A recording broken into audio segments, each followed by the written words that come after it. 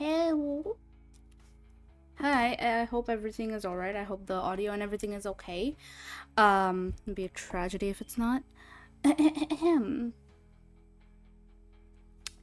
Hello, everyone. I'm sorry for yesterday's stream, by the way. I know, I know everyone enjoys their just chatting streams. I enjoy my just chatting streams, and I'm sorry it was so short. I wish I could have made it like a little bit longer, maybe 2 hours. However, I wasn't able to, my vision wasn't able to focus because I was so tired. Can you stop fucking pouting? Oh my fucking god. It would be great if this model could cooperate with me. I have plenty of lighting. You have no reason to be like this. Anyways. Oh. Oh, the winter. Thank you so much. What the fuck? But here we go. Let's do our dailies. Hello Prince, hello Donut, hello Anubis, hello Raven. Welcome Soul, welcome Soviet. Welcome puppies. Thank you for the pat.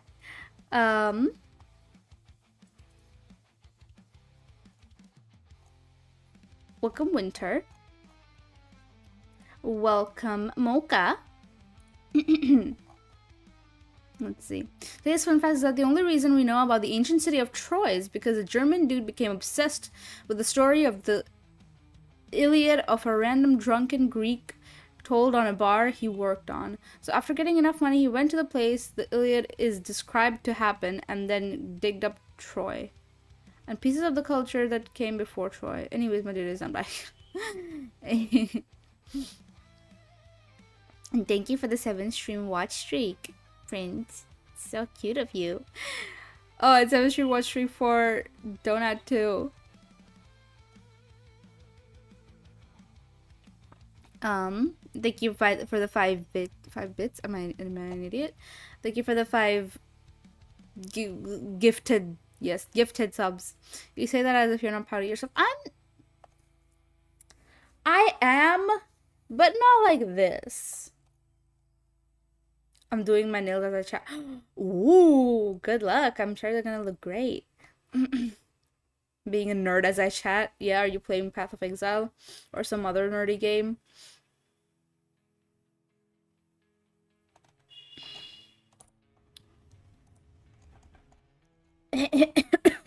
Oh.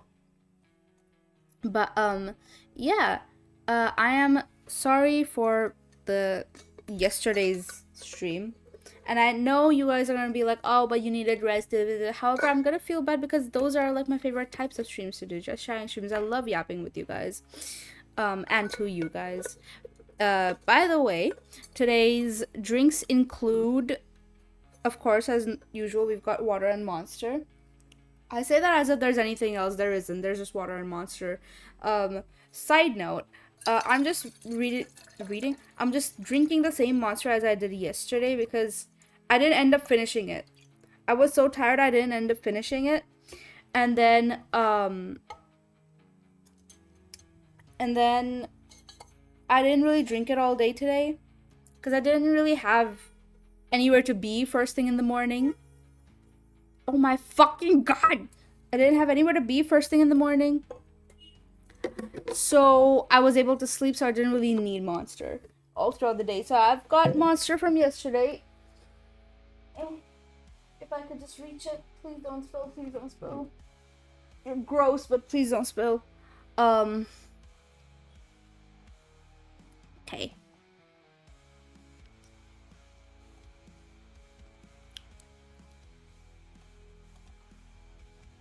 Don't apologize, also might be over on this side now. Thank you. Welcome over. Oh my god! Welcome over on this side. Senpai. Thank you for the Monster. What the fuck are you guys doing? Just gifted.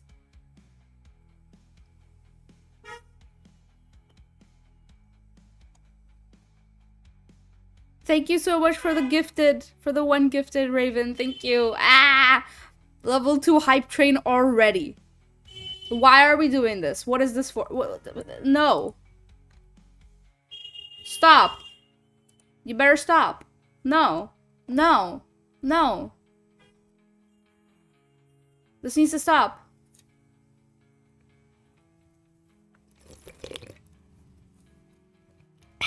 This needs to stop, as I was saying. Yes.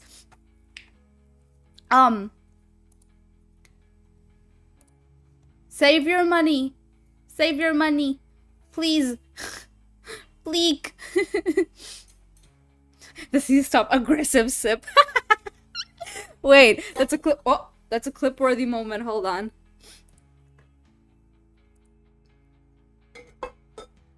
That is a clip-worthy moment. I've got my, I have got, can I please speak? I've got this, what am I saying? I've got my water in my Slytherin cup that I'm going to be sipping from throughout stream.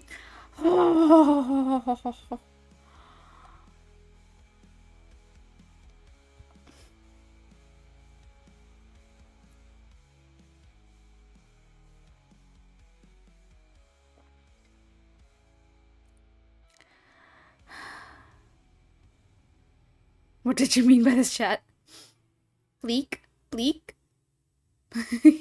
Got maybe less tired, but she ain't talking. I am actively terrible at talking. Voice actor, by the way. I am terrible at talking. I don't know how to speak. I don't fucking know how to speak. I stumble over my words so much, and there are times, there are points, there are phases in my life where I actively have a stutter, and it's so bad. I don't know why it happens. I don't know for what reason, but I start having an active stutter, and it's annoying, and I wish I didn't have it, but it's fucking there, and it's fucking annoying. It gets embarrassing on streams, dude. Like, I could be doing Just Chatting streams, and I'm just sitting here, I'm talking, and, like, randomly, I would not be able to speak. I own P. Does it crash because of the files corrupted due to crashing mid-download? Dang. I'm sorry. I wouldn't call myself a professional. I'm not a professional VA. I just do a little silly stuff on the side. Does it translate over into text as well? I think it does. It doesn't. I mean, I'm just terrible at texting in general. I don't have a stutter there. I'm just shit at it. And with some people, I literally don't care to fix it. With Mika, for example. With Mika, when I'm texting him, I literally don't give a fuck. If you money off a thing, you are a professional. Stop validating me. Dude, I hit myself with a stage. Shut up. Oh my god. Seems you don't give a fuck to me either because that message today was great. Wait, what message? What did I say? Oh, right, that. Leave me alone about it. But either way, since we're feeling a lot better today, hi Vanitas, welcome. Thank you so much for the stretch. I will stretch. Oh my. Oh. Senpai. Winter. Thank you for the 2 gifted. You don't have to do this. I hope you know that there is no obligation, and I love and accept you for the community member, for the amazing community member and friend that you are, but oh my god. How do people VA? I can't speak, nor type, nor read. Same. You just wanted to get the hype train to 3. Thank you. Thank you for the level 3 hype train.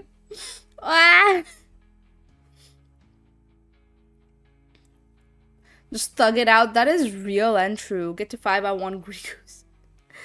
No, I mean, I don't,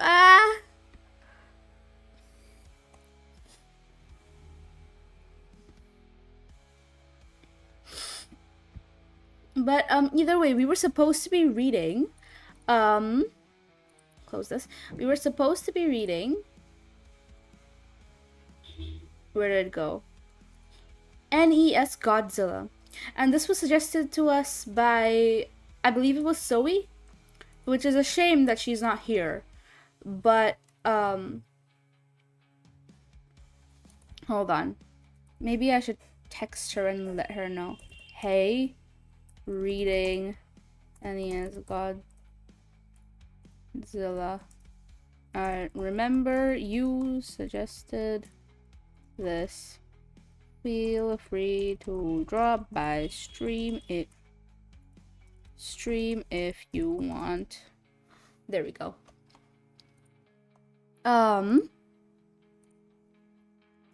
But yeah, let me pull it up so we can actually read it. I got to go. I got a busy day. Take care. Have a good day. Thank you so much for dropping by. Love this one. Oh. We shall see how good it is. I've read a little, like, I've read people, like, reacting to it over on Reddit. They're saying it's good. Like, really good. We'll see. We shall see.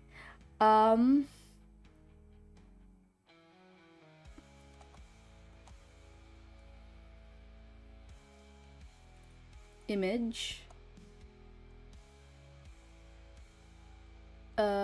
Window capture.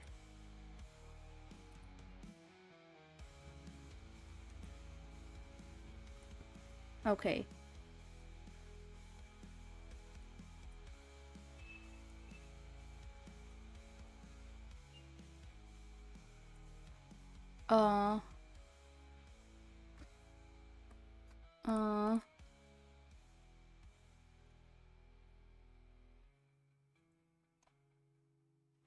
Okay. Let's see. Need to fix some things.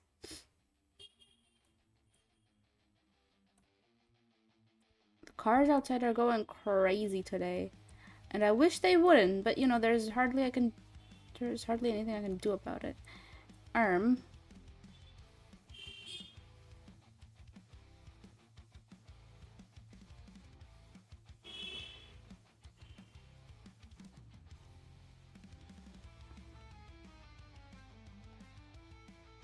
Can I make this big actually?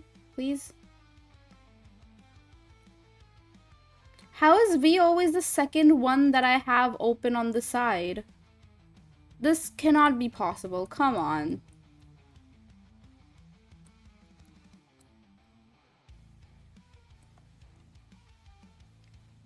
Like, I'm not gonna try and explain myself actually. I feel like the more I try to explain myself, the further I will embarrass myself. So I'm just simply not going to try.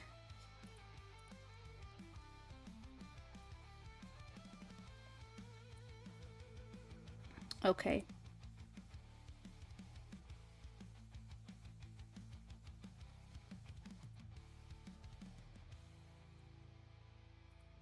Let us see.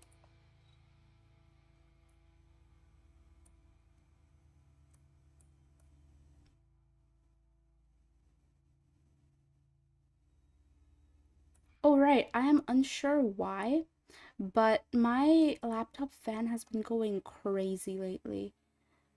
And I wish I knew why, but it's like, it's a little concerning. I'm a little scared.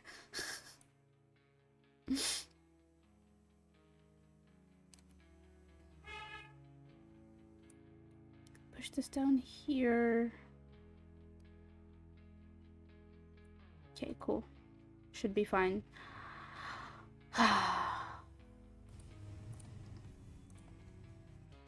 Hi, Angular Saxophone 5820. Welcome.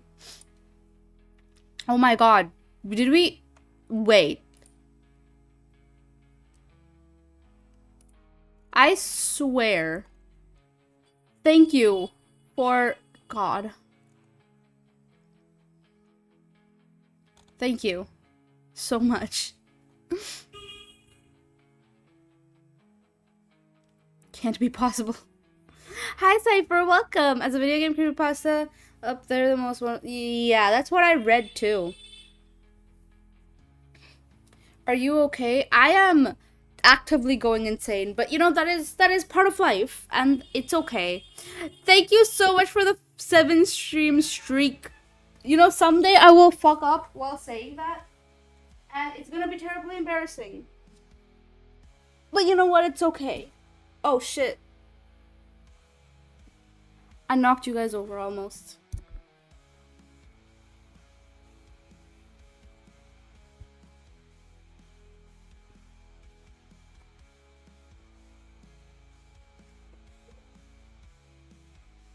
Um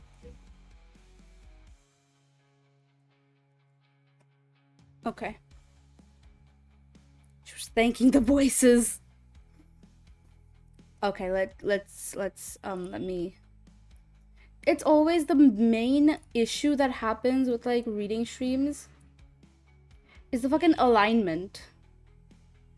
Cause the alignment of the shit fucks me up so bad.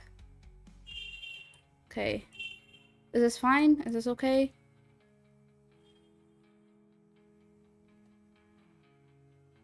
It should be. It'd be terrible if it's not. There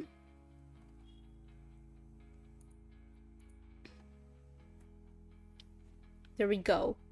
So, I'm gonna pause the music. Close this. So let's see what NES Godzilla is about. It's quite long. There's 8 chapters. So, it's also very image heavy. Okay. Table of Contents. Earth and Mars, Chapter 1. Are we ready? Is everyone ready to listen? Listen to our storytelling. Long, quite long. That's why I said it as a separate thing of its own.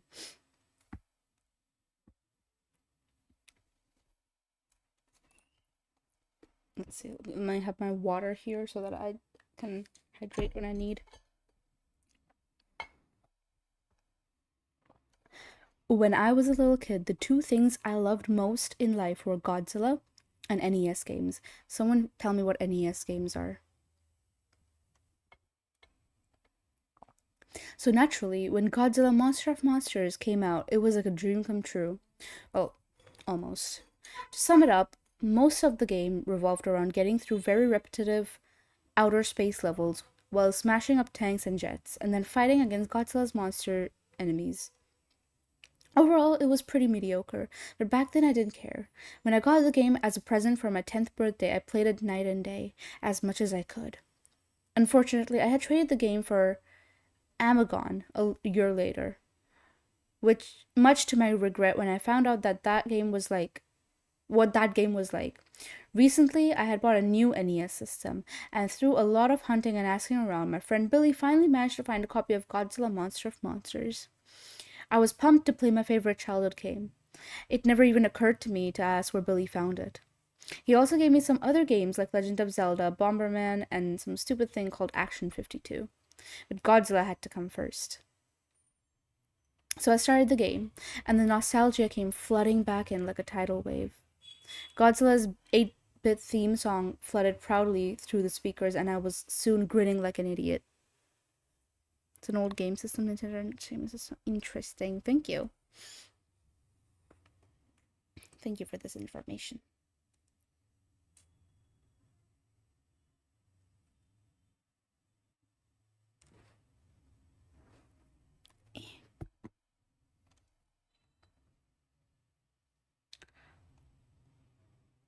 Some people laugh at me for playing such outdated games, but I've never had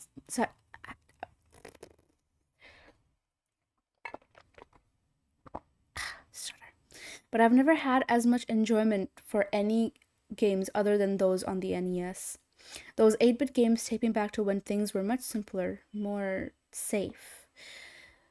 But after what's happened with this game, I don't have those feelings anymore.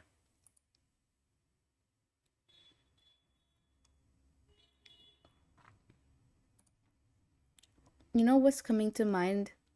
Ben Drowned is constantly coming to mind. I'd forgotten how quick the fun of smashing things as Godzilla wore off in the scrolling levels. The game bombards you with bullets and things crashing into you from every direction, and you're too big to avoid most of them. Although my excitement had worn down some, it wasn't long at all before I got to my first boss battle. My first opponent was Gazora, an obscure squid kaiju who had never been in a Godzilla movie. The most annoying thing about fighting Gazora is that he always backs you into a corner and starts smacking you with his tentacle, and you're unable to move until he gets off you. This move doesn't do any damage, but it can stall you until the timer runs out and you have to start the fight over, and he regains some health. It's as annoying as it sounds, and of course, he did when I fought him.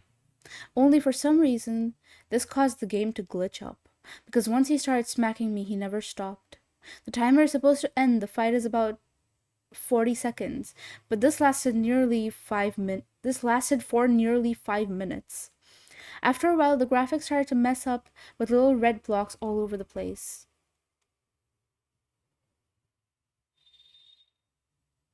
Oh shit.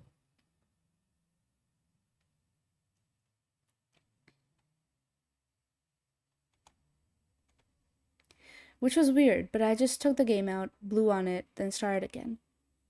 I wasn't about to let a little glitch stand in my way, so I started again and this time defeated Gazora and the level's other boss monster. Moguera? I don't fucking know how to say this. Without any problems. So then it was on to the next planet, Mars. I browsed around the board and found something unexpected. Where Varen's piece should have been, there was instead a piece representing Titanosaurus. There were only 10 kaiju in the game, and Titanosaurus was not one of them. Or so I thought. Perhaps Titanosaurus was originally intended to be in the game, but was swapped out with Varen for some reason. Is this Titanosaurus?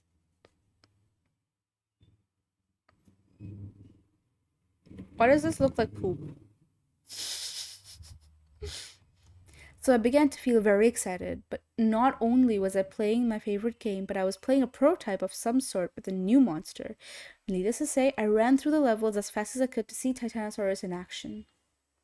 Fought Gazora again and beat him before he could do his tentacle smack, but this time the glitch started happening when he died. Gazora's sprite didn't sink to the bottom, but instead seemed to be devoured by the glitch, and his eyes started randomly spawning all over the screen. Oh god.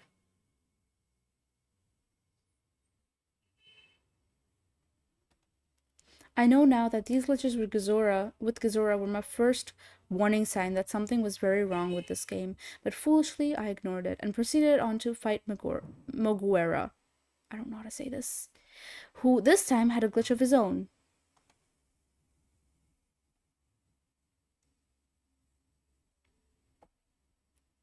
Moguera was twice the size he should have been, which startled me. He was also considerably harder to beat than usual, which is to say, not at all. But soon I had defeated him also, and when he died, yet another glitch happened. Oh my god.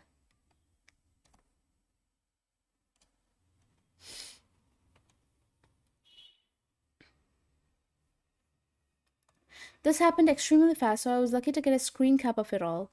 But what happened was that the giant Mogwara sprite started to shatter and melt. Also, if you look at the garbled text on the right corner of the screen, you will notice what appears to be a bird in a cage. On the right. I wish I could see it. Is it this? Probably, I don't know.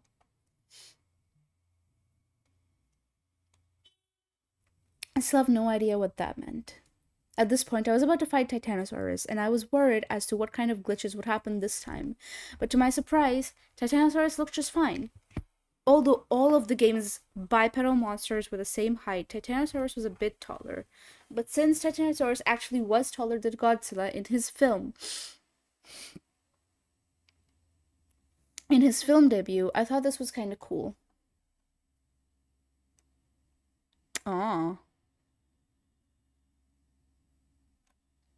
After a very fun fight with a monster that wasn't supposed to be in the game, I took over the enemy base and proceeded not to Jupiter like normal, but instead to Pathos.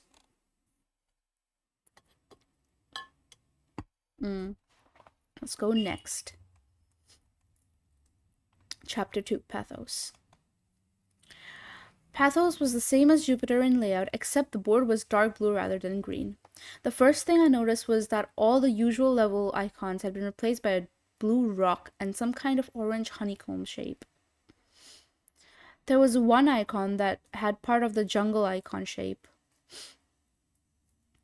but I didn't pay much thought to it. I checked the other side of the board to see the new monster. Instead of Hedora, it was. I do not know these names, bro. Biolant, I suppose.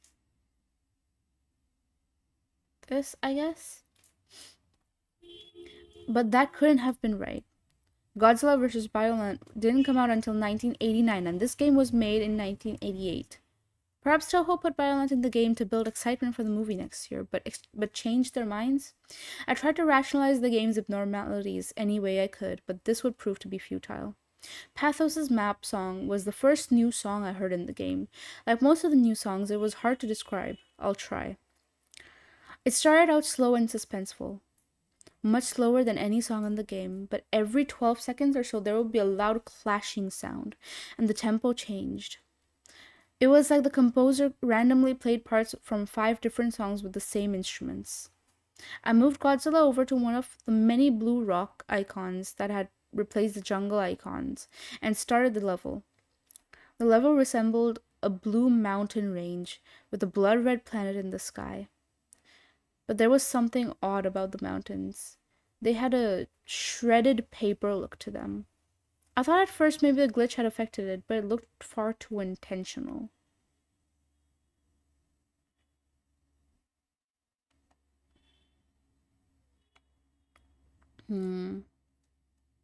I quickly noticed something else about this new level.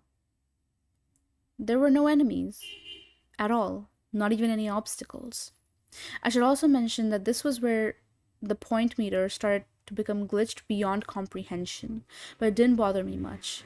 I never keep up with game points. Oh. So without having to focus on anything, I listened to the music while walking through the level unopposed. The music had a sorrowful feel to it. It would have been rather pleasant had I heard it in a normal game. The level went on for 3 screens, but with no obstacles around, I finished it very quickly. I tried other levels of the same type to see if any enemies appeared, but there were none. There was little else to be seen in the Blue Mountain, so I tried the other level type. I started one of the orange levels, and my eyes were assaulted with a grotesque background of tumorous orange eyes. The sky was the same as the ground, so I assumed the game was indicating that this level takes place in a cave. Right.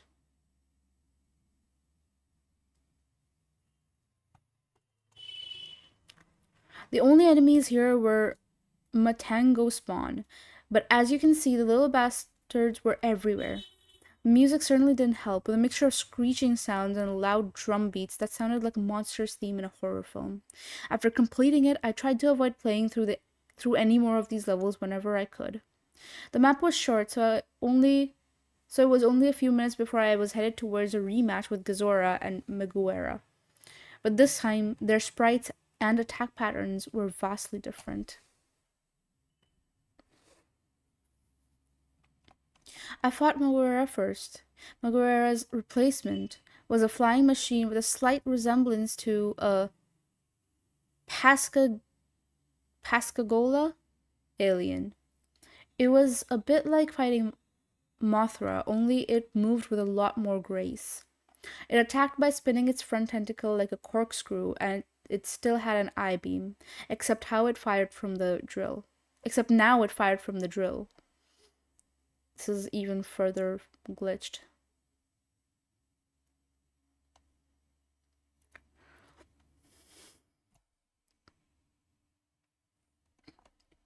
This lanky aberration had replaced Gazora, and the new beast was more of a challenge. It would run and jump at a fast pace, constantly swinging its arms around, making it hard to get close. And of course, it tried to pin me to the corner with as much annoying resolve as ever. I defeated it using a combination of tail whips and heat beam spamming. Oh, what the fuck? I defeated them and was going to fight Titanosaurus, but when I started the fight, Titanosaurus was nowhere to be seen, and the game simply went back to the map with the Titanosaurus piece now missing. There was no one left to fight now but Biolant, so I eagerly started the battle. I was quite surprised that Biolant started the fight in her rose form. She was immobile and used tentacles to keep me away from the main body, which took the most damage. Hmm.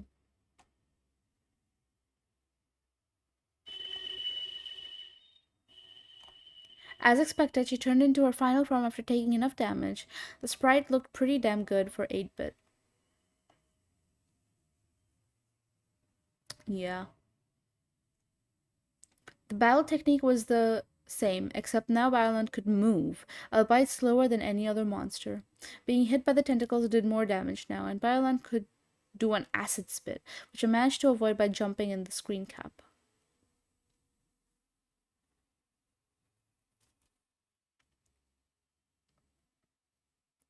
Not much more difficult to beat than Titanosaurus.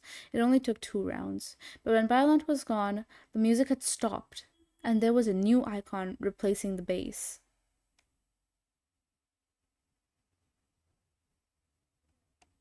This icon wasn't there before I beat Violent.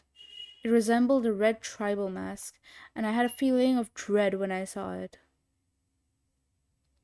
But since it replaced the base, it must be the only way to exit Pathos. I moved Godzilla to the square and started the level.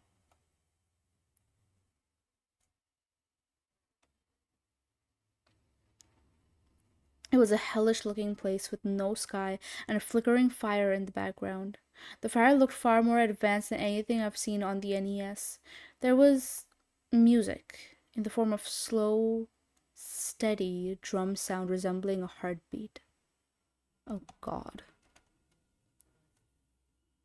Whenever in a horror situation, you put and this is something I've applied, by the way, in audios and horror audios that I've made. Slight tangent, but it's just like autism mode on. Putting heartbeats or some like rhythmic beating of some sort, if it's slow, I feel like it adds to a level of anxiety to the audio. Even if it's like very soft where you can barely hear it, it still adds like a level of anxiety or fear. Um, Maybe that's just me, but I have used it in audios before. Or the background noise, like the background music especially that I add, does have like, and this requires a lot of sound designing essentially because I don't just find those audios everywhere. I do take a bunch of them, put it together in a way that I think will sound good. But yeah, that is something that I do. I add like heartbeats in the background because it does, I feel like it does add a layer of a horrorness to it. I don't fucking know.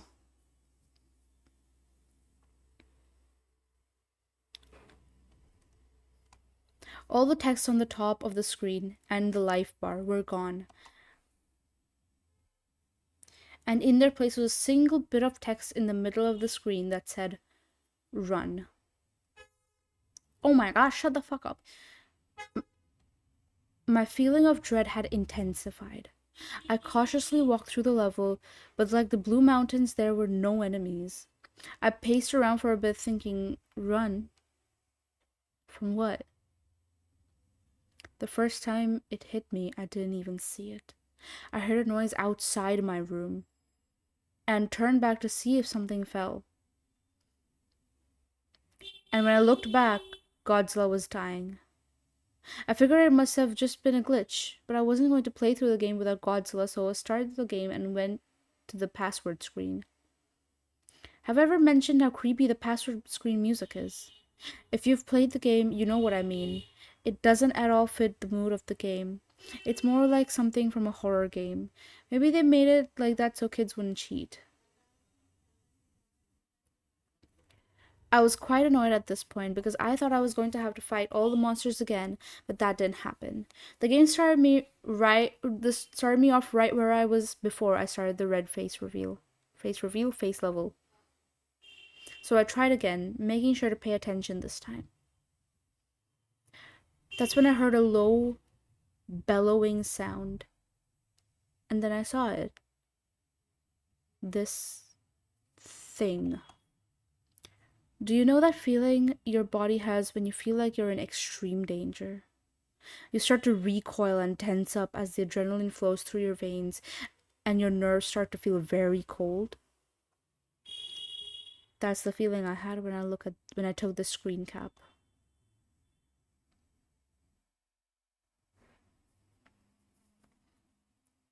I haven't seen all the Godzilla movies, but I'm pretty damn sure this was never in any of them. It had to be something the creators made up, but what kind of sick fuck would put this in a children's game? Oh my fucking god. My sh- by sheer dumb luck, or perhaps the adrenaline boost, I managed to run fast enough to get away from it. It ran very fast, so much so that if you saw it, you were almost certainly going to die. And when I say die, I mean your monster gets killed instantly if the creature touches them. Once I had gone back to the map, I was so afraid that I was extremely tempted to just shut the game off and try to pretend this never happened. I couldn't believe what I had just seen. It couldn't have been real. And even if I wanted to continue, I still had to get Mothra through this chase level. But as I stayed inactive on the map screen for a few minutes, my fear was replaced by burning curiosity. What the hell had just happened? What was the rest of the game like? I only had to beat this level with Mothra, and then it was on to the next world. But when I moved Mothra to the red face, the game registered it as me beating the level. I was quite relieved. I tried to prepare myself for the next world, trance. Thank you for the pat.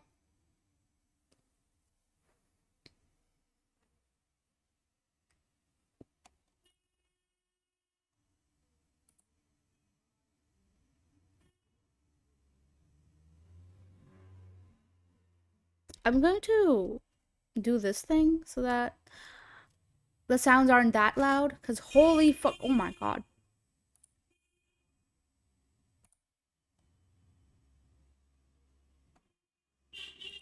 I'm gonna turn this on too. Uh, hmm.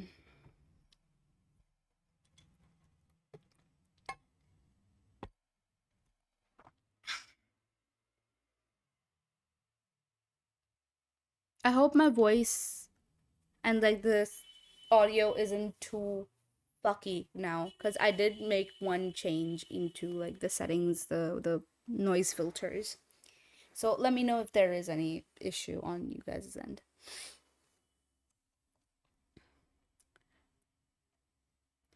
I was still pretty shook up from the last level when I started Trance. Trance's map music did nothing to ease the tension. As for how to describe it, have you ever heard the theme from Videodrome? That's the closest thing I can think of it to compare it to. I checked to see who the new monster was, and it was Orga. A monster who didn't make his film debut until 2000, appearing in a game made in 1988. So much for my theories about Titanosaurus and Biollante. There's no way this game was made in 1988.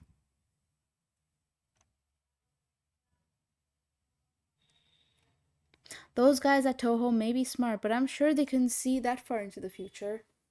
If they could, they never would have gave Roland Emmerich the rights to make a Godzilla movie. No, this had to be a hack of some kind, which just opened up even more questions. Who made this hack?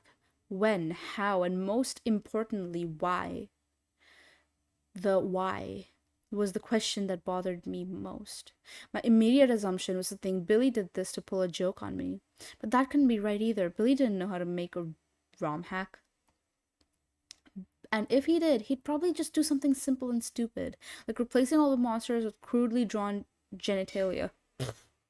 Unless Billy had amazing game editing skills and a serious dark streak to his imagination that he never told me about, he couldn't have made this.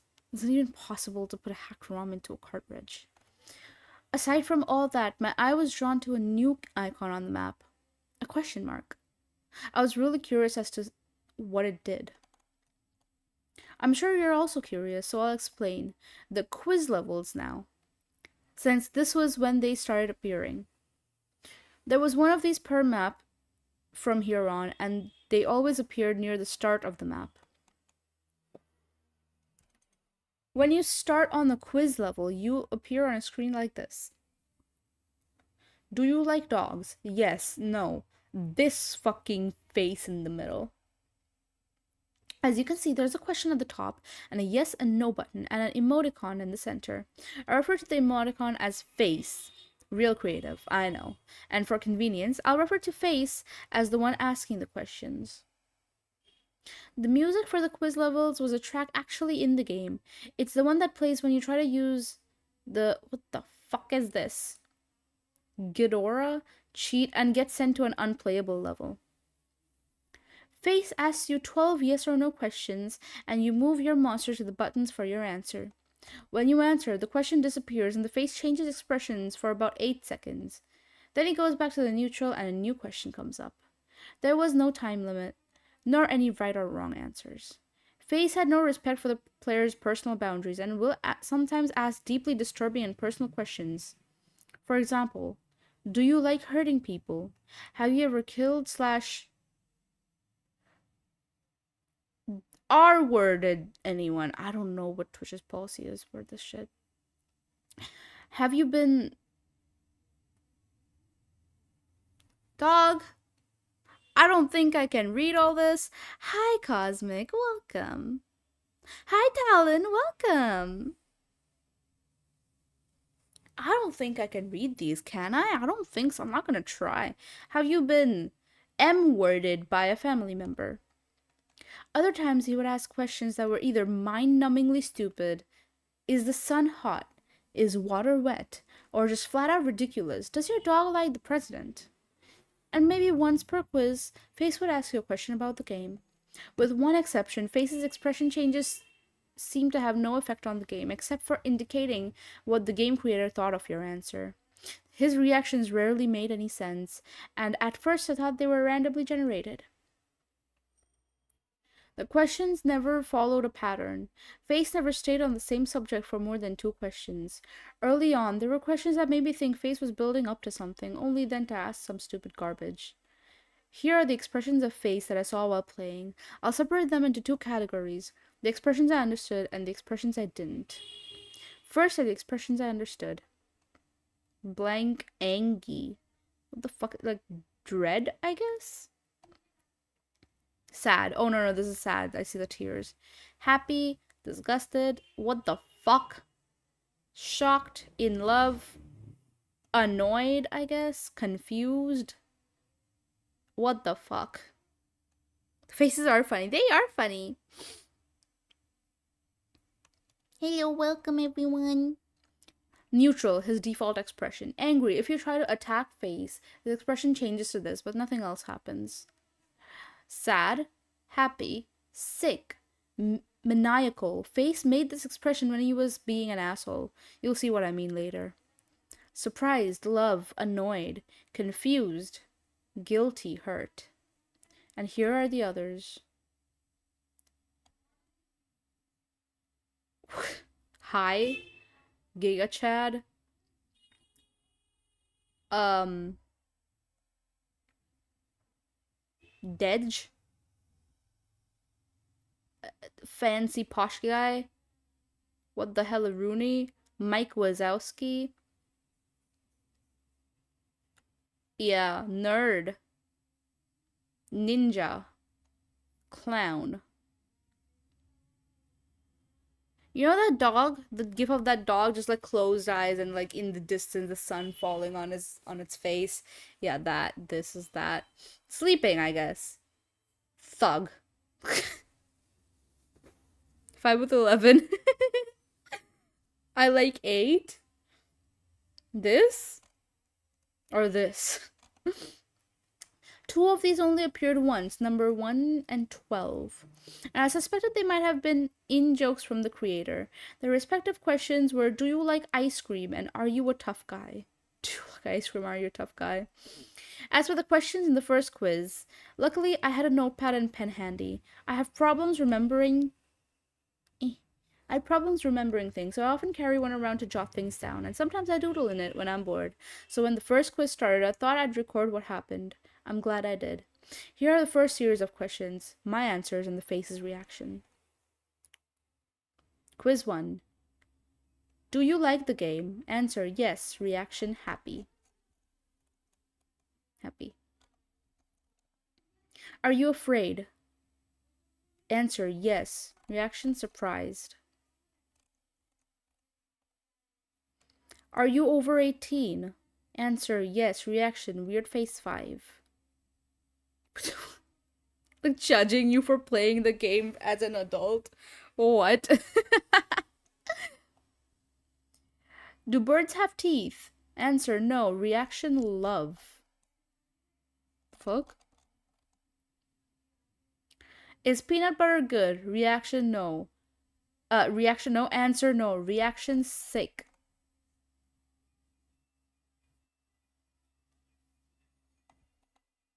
So you disagree? We're sick for not liking peanut butter? Does the moon rotate? Answer, yes. Reaction, weird face 11.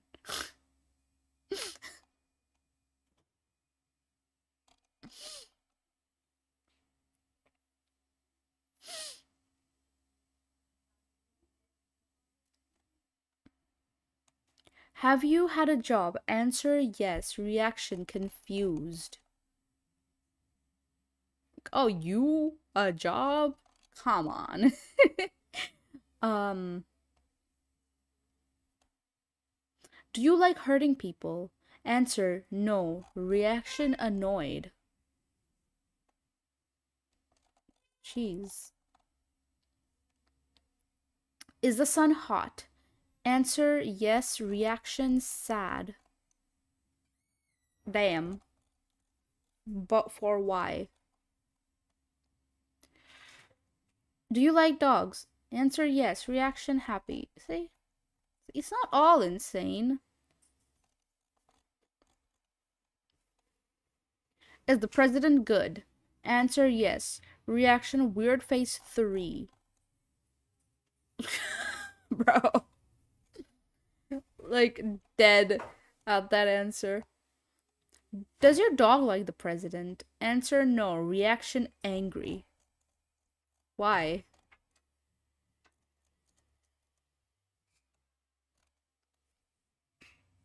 Oh? Hi, Joel. Welcome. Who do you think would win? 21 Pilots versus 5 Maroons? I mean, depends.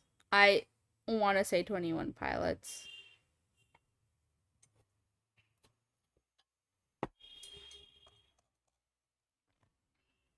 Now that I've explained all that, time for the gameplay. After the quiz level, I tried the new green temple icon first. Jesus fucking Christ. This is still glitched. Wow. Maybe this is why the game was so weird. One of the designers was clearly drugged out of his mind. Jokes aside, I was quite impressed by the graphics on this level, as disorienting as they were, but I hate those creepy blank staring statue faces. The music had a hypnotic Indian techno vibe to it. Ooh, oh, wait. I think I get it because of the temple. There were two new enemies in this level, a flying ghost type thing with a trunk, and a bat with a horse skull for a face. They appear at random, but I was lucky to get a screen cap of them both. A what? T- Ghost type thing with a trunk, horse skull with for a face. Then I proceeded to a Blue Mountain level, expecting another nice calm stroll. I took my time walking through and was completely taken by surprise when this happened. Oh. Oh shit. Not Mogwara came speeding towards me and took off quite a bit of health with his tentacle screws. It only took me 2 minutes to kill him without having to worry about a time limit, but the boss monsters never showed up in the scrolling levels in the normal game. I was worried as to what other rules the game would break. After another Blue Mountain stage, it was time to fight not Varen, whose replacement was one of the most bizarre things in the game. What the fuck, a Rooney? This strange creature attacks you by kicking and also opening up his chest and firing heat-seeking missiles. I still don't get it. What? The missiles were sometimes a pain to deal with, but I found how you could tail whip them out of the way. Not Varen was probably the easiest of the monster replacements. The same could not be said for Not Hedora. Oh god. Not gonna lie, I would have this as a decoration in my room. Apparently, the source of those horse bats, Not Hedora, was the most aggravatingly difficult monster to fight yet. Mostly because of his special ability, he could shriek and summon a small swarm of those horse bat things. I know there's only two in the screen cap, but every time he did this, about 10 would arrive. Oh god. The AI took advantage of the distraction and attacked twice as fast while the horse bats were flying around. Once that annoyance was over with, I went through a green temple level to kill some enemies to restore my health. Interestingly, none of the horse bats showed up after Not Hedora was killed. And that was when I got an idea. If killing all the monsters makes the red face show up, what would happen if I avoid fighting Orga and go straight to the base? So I gave that a try.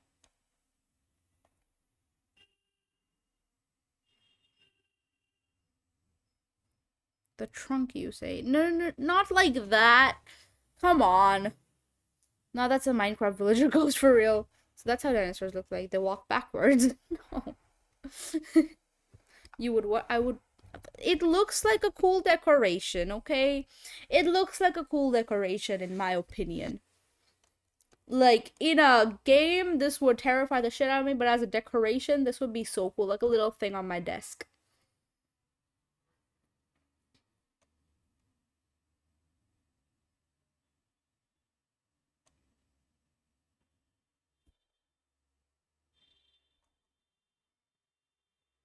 There is no monster here. What? The game told me there was no monster there when I tried to start the base level, and immediately afterward, the game took control of my Godzilla piece and moved it in front of Orga. My little trick didn't work, so I tried to prepare myself for another chase, but first I had to beat Orga. The fight with Orga confirmed another thing. Whoever created this game hack was clearly a Godzilla fan. Not only because they picked a monster like Orga, but because they actually implemented something that happened in Godzilla 2000 in a really neat way.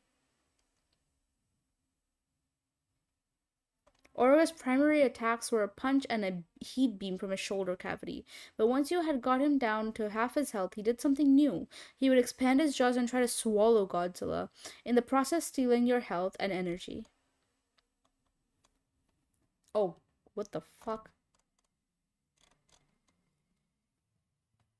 But in doing so, he gave himself a new weakness, firing a heat beam into his mouth.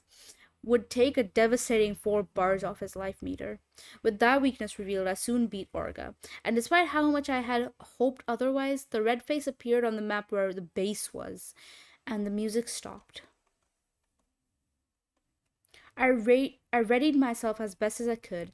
I started the level, and seeing that it was basically the same as the first, I didn't waste a millisecond before I started hauling ass. I soon encountered obstacles in the form of the ground tile suspended in air. Most of them you could jump over or destroy, others you had to crouch under. About 40 seconds into it, I heard the horrible bellowing roar and saw a spider beast following close behind me. Stacks of obstacles barely slowed it down. It would back up and then charge its way through them, smashing them into bits. And when the smaller obstacles got in its way, it would expand his jaws and swallow them whole. Oh my god. I was afraid, but with the fast thinking and faster button pressing, I escaped him yet again. I felt really excited, and so I laughed and said, "Not this time, asshole." I decided to take a screen cap to celebrate it, but when I said that sentence, just before the level ended, the monster did something that made my blood run cold. It looked at me.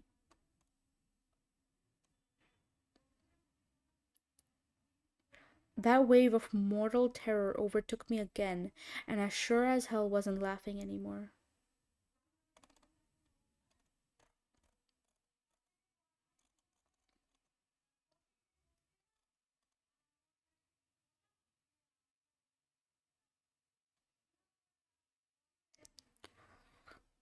I took another screen cap of the next level title, right before I rushed to the bathroom to splash some water on my face, and to take a piss that I nearly failed to contain when that fucking thing looked at me.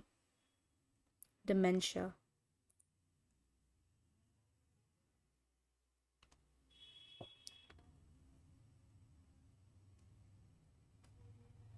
No monster. The not Hedora design does slap. Bone white and toxic green goes well together. You say that, Cypher.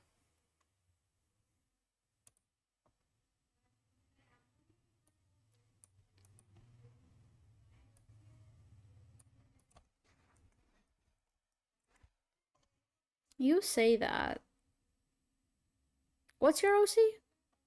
Hi, Giosuke. Welcome. Hi, hi. Can we get a shout out for Gio, please?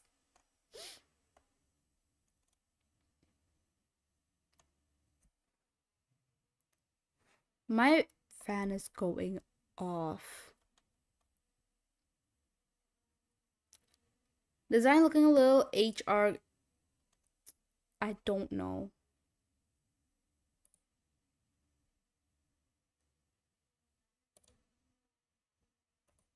Huh? Nothing. Nothing. Don't think about it. Don't think about it too much.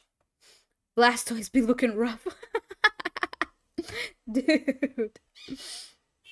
Oh my god. Think about it. No, it's okay. Worry about it actively. Oh my god. Hello, Wolfie Brown. Welcome to Anyone's in Strength in Numbers. Yeah, I was gonna say 21 because like strength in numbers type shit, right? Um, moving on. Chapter 4, Dementia. When I got back to the game, I was getting very upset and confused. I thought about the way the monster looked at me. The game couldn't have heard what I said. That's impossible. It had to be a random occurrence, but why did it happen precisely at the moment I insulted the monster? Nothing about this game made any sense. The new Godzilla monsters, weird replacement monsters, out of place imagery like the green temples, quiz levels, and the red monster chases. It didn't seem to add up in any kind of meaningful way. If it was a prank, it wasn't funny in any way I could understand. And they clearly put far too much effort into it. If they were trying to make a genuine sequel with new Godzilla monsters, then why did they add everything else?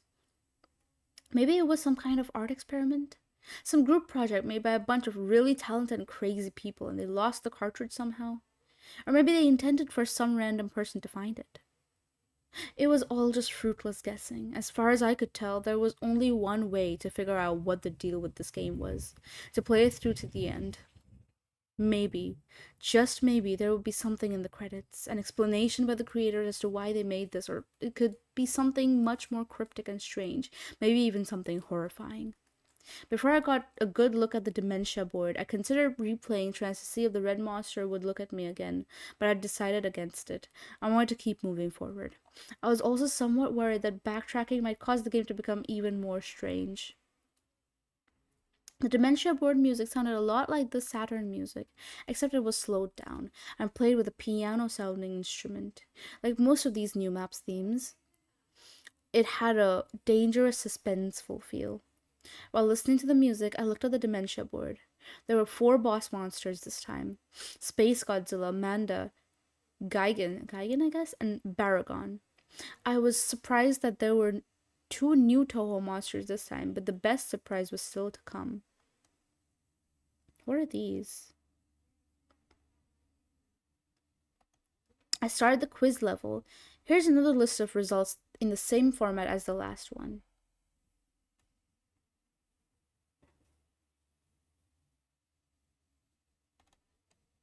Oh god, do I have to go back to the faces? What the hell? Hold on. Hold on.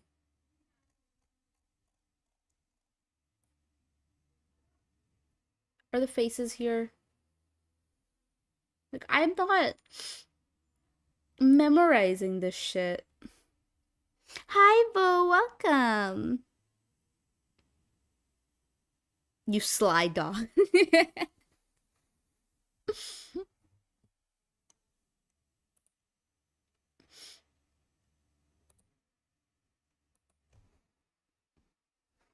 But, yeah, I'm gonna have to actually pull this up on the side. This is terribly annoying. What the hell, Rooney? Shut up. Sorry. Let's see. I mean, this we fairly understand everything, right? Maniacal, sick, happy, whatever, whatever. How can I do this? Right. I think I know.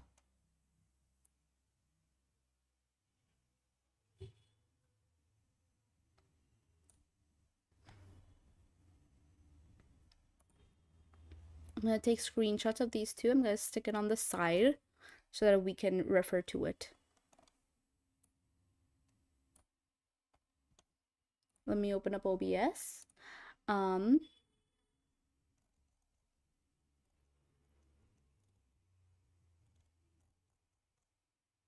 Image 1. Browse. We shall have these as references on the side for the faces. Okay.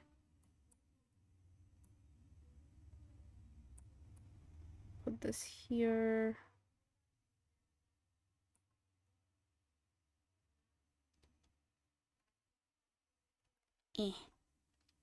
Another image 2.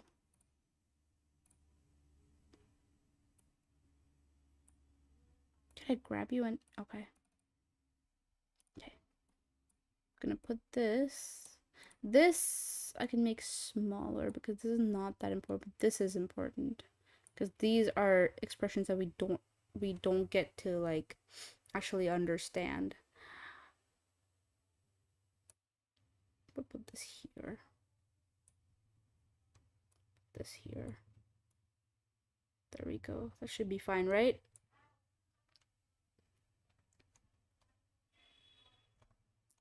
We do be surviving out here. It's good that you're surviving.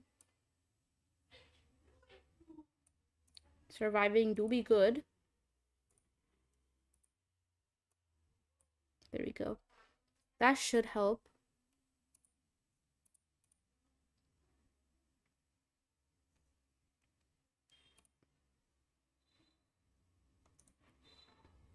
Or maybe...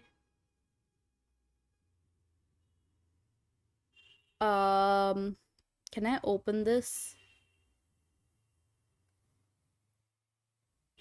Open image in new tab. Maybe I'm an idiot, you know? Maybe I am an idiot.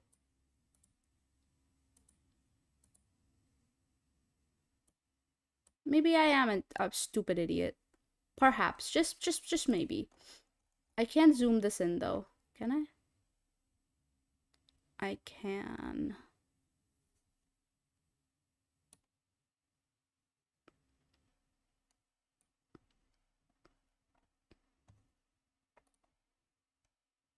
Let me zoom this in for you guys then.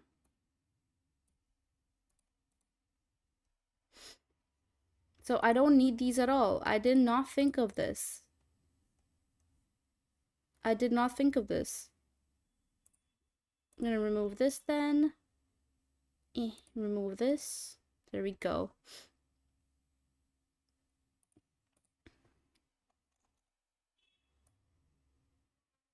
So go back down here next to the quiz.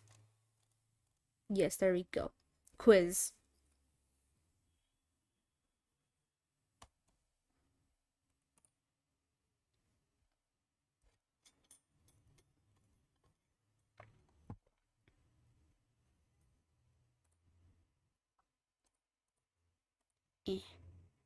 There we go. Can you swim? Answer, yes. Reaction, happy. Do you like fish? Answer, yes. Reaction, sick. Can penguins fly? Answer, no. Reaction, sad. Aw. Can it spin in all directions? There was no clarification of what face meant by it, so I just guessed. Imagine you go on a date and after the date you go back to her place and she's like, can it spin in all directions? Dude. Bro. Bro. I'm not... Oh my god. Can it spin in all directions? You go back home with the goth baddie, and the first thing she does when you take off your clothes, can it spin in all directions?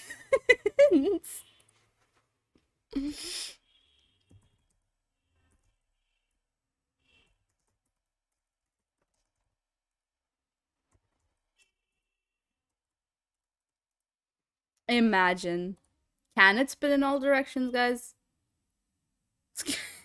Define all directions for me real quick. Well, all directions as in like if you like grab it and you like spin it like, you know, like a rope. Like a rope, if you spin it and it just spins. Can it kick flip? Let me do the helicopter real quick. Bro. No. Oh my god. What the fuck are we talking about? How did we get here? The question, bro. The question. It asked me, can it spin in all directions? It's really asking reviewers if it's spin. Can it do the helicopter? Guys, I don't know. I don't have one. I wouldn't know. Dude.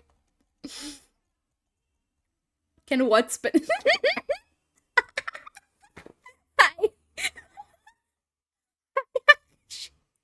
So we are reading this story called NES Godzilla, and it's like about this fucked up game. So this is the map. There are options, like there's sometimes a quiz level, and the quiz asks really weird questions sometimes. It's quiz too. Can you swim? Do you like fish? Can penguins fly? all sorts of weird questions. And there is a yes or no answer, and then it gives a reaction. Like there's a face in the middle and gives a reaction. One of the questions, can it spin in all directions? So I'm just saying, imagine you get home from a date and it went so well. It's going great. And you go back to her place and you guys are like getting into it. You take off your clothes. First thing she asks, can it spin in, can it do the helicopter? Can it spin in all directions?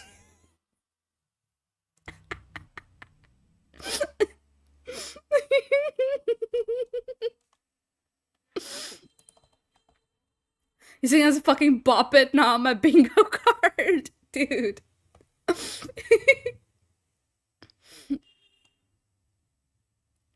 Does it spin, bro? Yeah, bro, does it spin?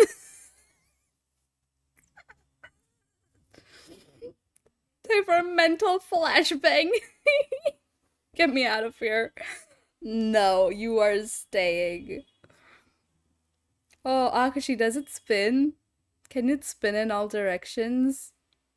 Like in a like okay, if someone were to grab it and like you know does can it do a 360 and like just like you know you know how they like spin like I don't know rope maybe like if someone grabs it and does that can I can it can all right I'm gonna go back on. No, I'm sorry.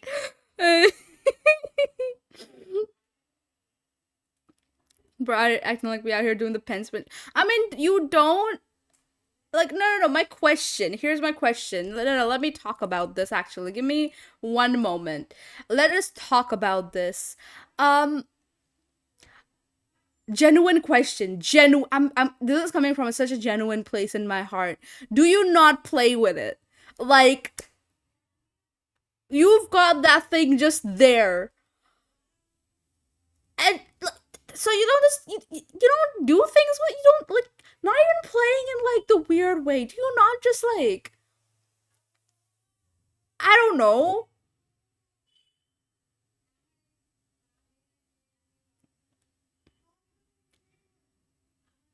Like, is there?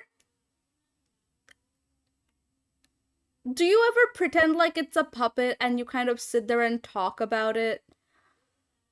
Talk to it, not about it. Talk to it. Like, when you're lonely at home and it's kind of just like there,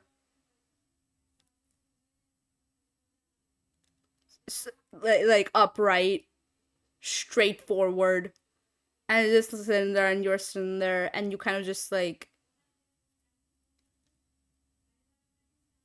pretend like it's a little like guy. It is a little guy, but like like a little like interactable thing,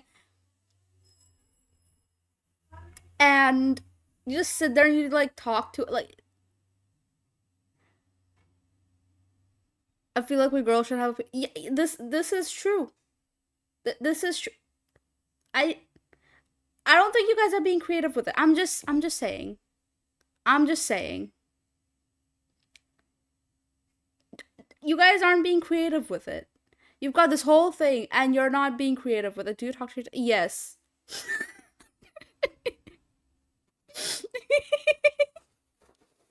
If I say yes, will you start doing that? Like I just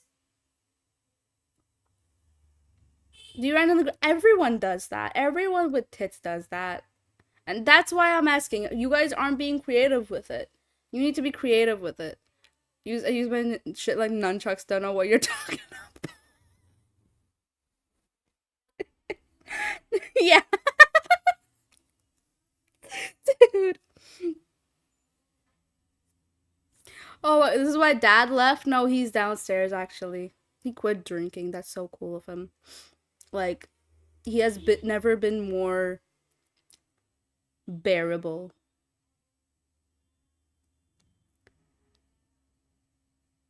But yeah, I'm just saying you're not being creative with it. I think you should be more creative. I don't know, play dress up with it. Base that moment. Oh my god. Yeah, he's doing better. I'm glad that like he has figured his shit out, at least to an extent. I'm not playing dress up with. Why? Like you could like make little arms, like craft little arms, and like I don't know, I don't know, I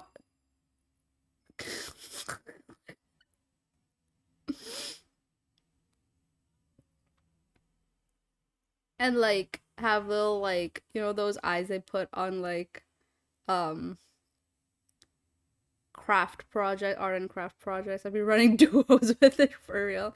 Put a little tutu on it and put the shoes on the ball type. Yeah, yeah. Like I think people should start doing this shit. Like there's a whole like this whole thing of women online getting random dick pics. Maybe, maybe if you were creative with it, you'd pull more bitches. I'm just saying. Maybe if you were more creative with it. Maybe if it had a little tutu on, maybe.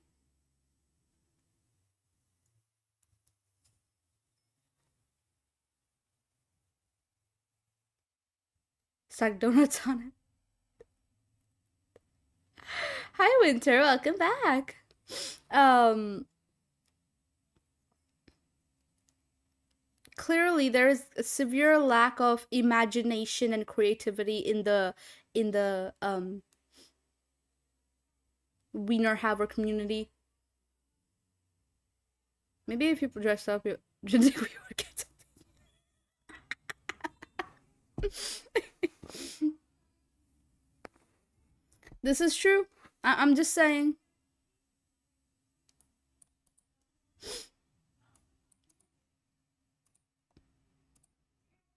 I'm just saying.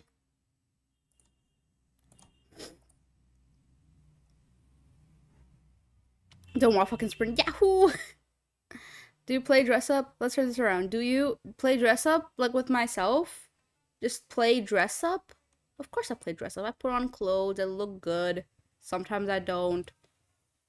Sometimes I cry about how much I don't like myself. All of that. However, no. Here's the difference though.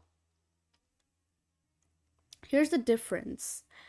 We don't have anything to play dress up with except for just like our clothes and shit. Like we don't have one of your assets.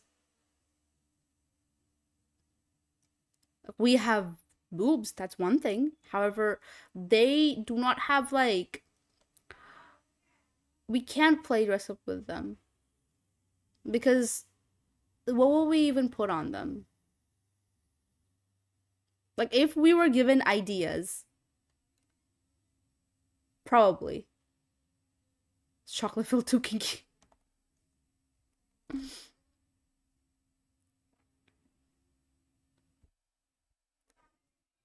Am I dreaming around? This is like a nightmare. The difference is a little like no. Google is well.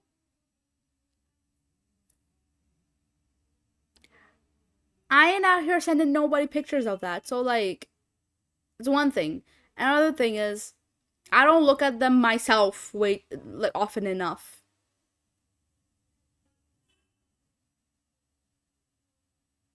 So I have no opportunity to do it.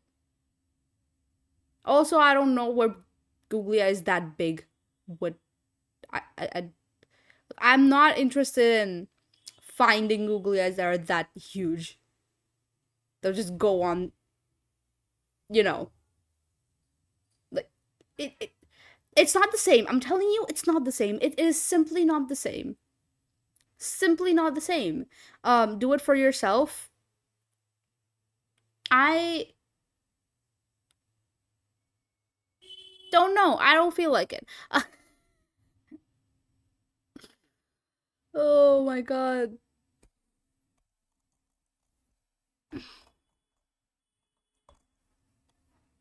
That's your compliment of the E day.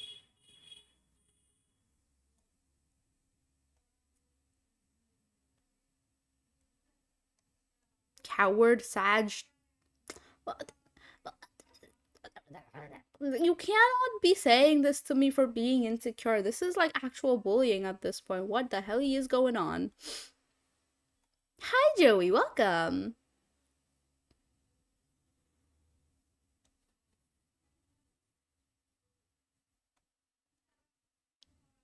How man should I get a box of six? Yeah, you should get a box of six.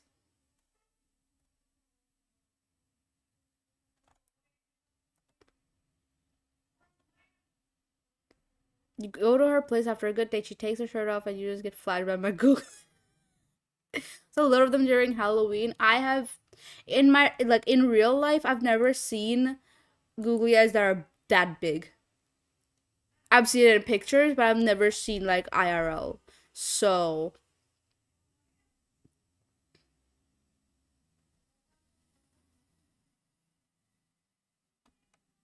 I'm still gonna say you're trying even if you refuse to say it. Bro hasn't even seen me and saying this shit. Men only want one thing. Boobs with googly. Box of 12 should do. Okay, now we're just using donuts as a way to flex. Let's move on.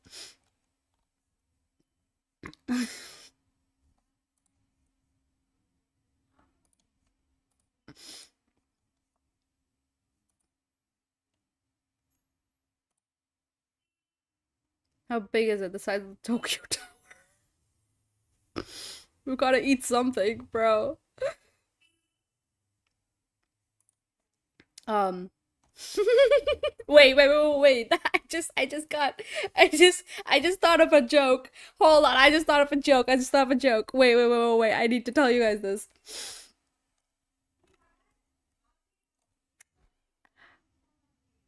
Imagine if it's like big and you're also very tall, right? Right. So you're tall, right? And it's also big, right? You're on a date. You go home with this girl and she's like really into you, you're really into her. And you guys take your clothes off, you're getting really into it. And she calls you the North Tower and it the South Tower.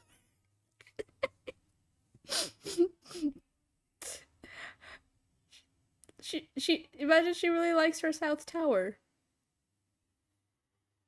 You don't want her to like your South Tower?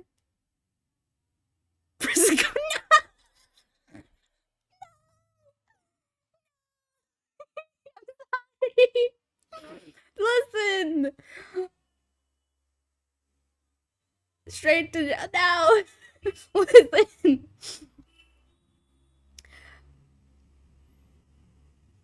Do you not want her to tell you she really likes your South Tower? Like, what is this? Where is the passion in today's like in this um in love these days, right? Like, where is it? Like, you don't want her to tell you she likes your South Tower. Like, it's almost like you guys don't want to be complimented anymore. Holy shit.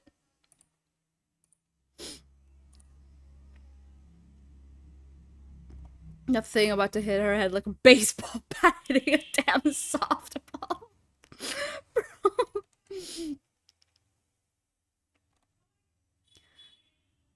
635, my apologies. I hate that I would find that funny. I underestimated your game. Like, listen, it's funny. I know it's funny. I know you think it's funny. Because it is.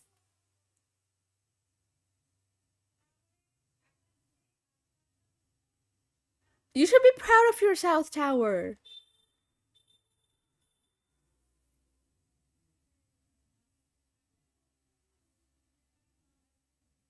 Everyone should be proud of their South Tower.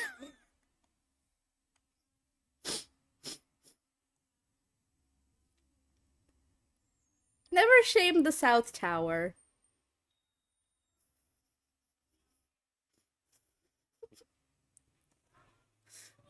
The only issue is I don't know if Ground Zero is a good nickname for.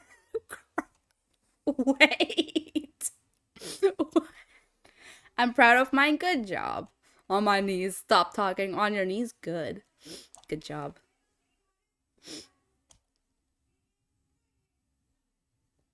Wait, what's the plane here?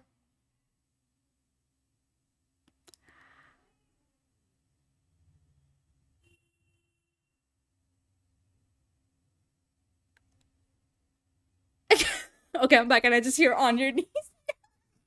Actually, we're talking about the South Tower. Wait, Akashi, you're tall, right?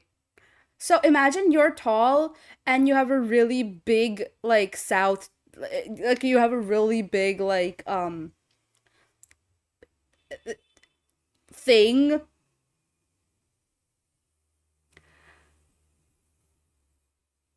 like you're packing basically down there. And you're on a date with a girl and she's you go home with her and everything's going great. And she tells you she looks at it and she tells you you don't have to okay. Okay. Okay, I guess.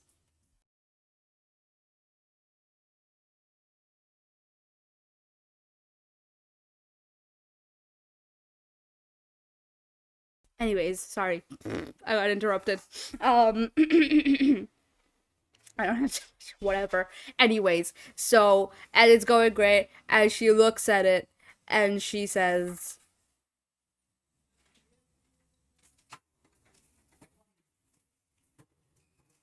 I'm standing at the door while I'm trying to make my penis joke.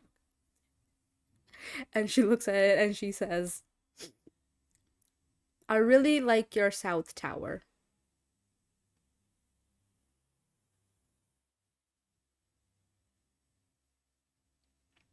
Would you still hit?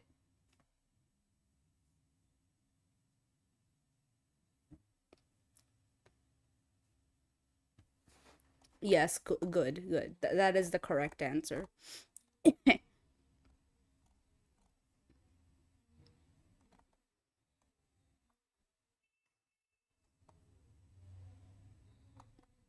I imagine something else would start with, yeah. Yo, Akushi, you have mod Drake over for me this stream. I gotta go, like, not be here. What are you saying? You sit down. Like, you got a baby broken, spin it. Actually, does spin it in all directions for real. Dude.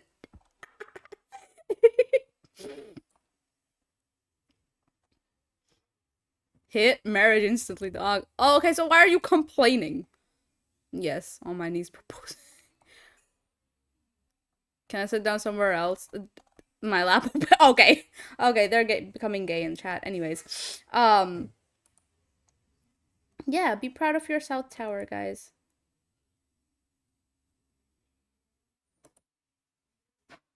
Love and appreciate your South Tower. Anyways, can it spin in all directions? There was no clarification of what face meant by it, so I just guessed. Answer no. Reaction surprised.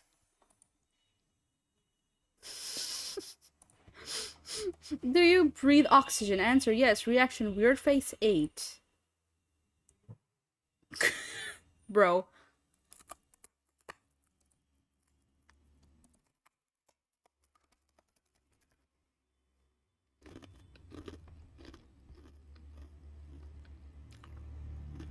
My mom handed me a crunchy snack. Do you breathe? Oh, I read this. Does it taste good when you bite a woman?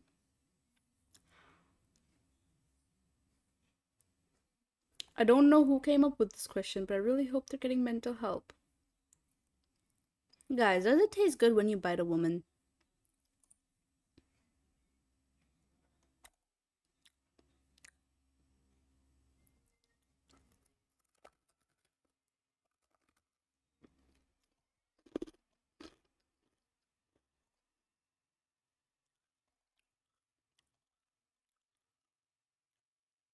What is the North Tower? The person. The person itself. This tall person. It's supposed to be the North Tower. The North Tower is just the person. I'm gonna check on you, Van. Dang, he stole my bed. A taste test real quick. Oh my god. Answer no. Reaction annoyed. Why haven't you bitten a woman yet, dude? You fucking. Oh man. Is it night where you are? Answer yes. Reaction weird face 6. Oh god. Bro, if someone asked me if is it nighttime and then I said yes and they send me this reaction, I would lose my shit. Do you like cats? Answer yes. Reaction confused. Why are you confused? Cats are great. Oh, this person is not a cat person then? What the fuck?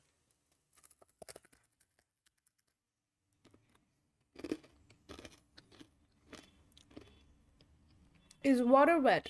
Reaction answer yes, reaction angry. Wasn't this like a whole debate at some point that water makes other things wet but water itself isn't wet or something?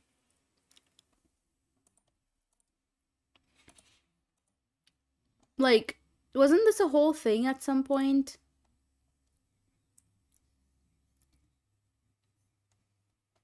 Someone has to do it. Spin weird face. Weird face 6. What is weird face 6? Okay. Hello.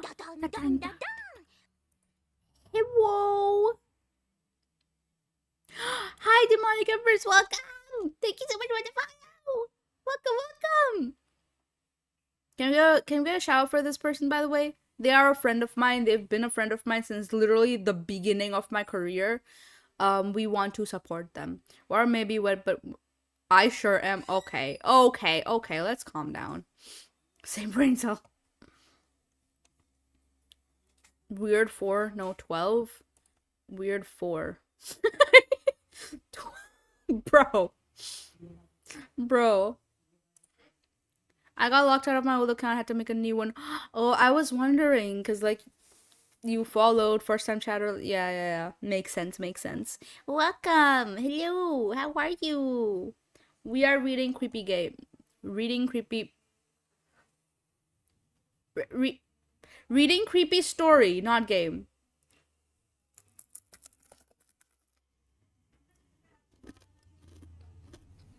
You need a towel. You read this tower. I also read it as tower. Gonna make them spin on it, bro. Imagine you guys are into like role playing, right? While doing the whole thing. Imagine you're into role playing, and you role play, and she wants to role play as a Beyblade.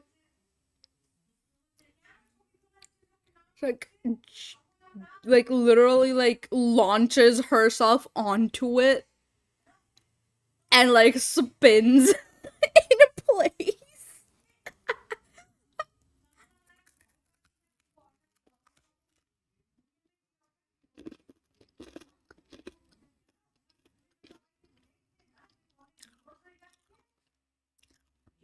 Can you believe this is a reading stream? Yeah, I can. Spinner. Pretty sure I saw a comedy scene where they did you know? What the fuck are you thinking about in your free time? I'm not. I literally just thought about this. This literally just popped up in my head.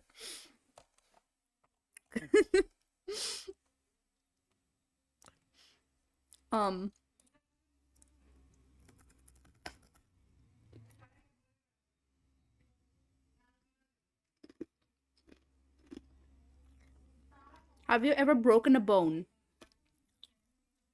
Robert, yes, angry. Have you ever broken a bone? Answer, no. Reaction, happy. Oh, it's happy for us. Do you like your job? Answer, yes. Reaction, hurt. Why? Would you like a new monster? I would like a new monster. Yes, I do have the original one, but I would really like the sunrise, whatever it's called.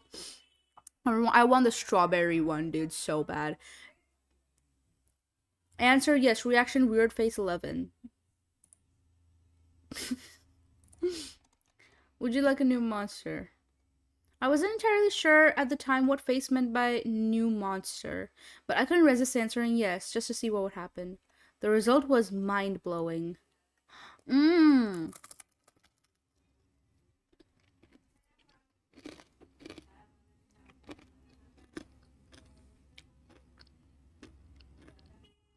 Thank you for the water. And thank you for the pet. Ah, I am forced to agree. Uh huh.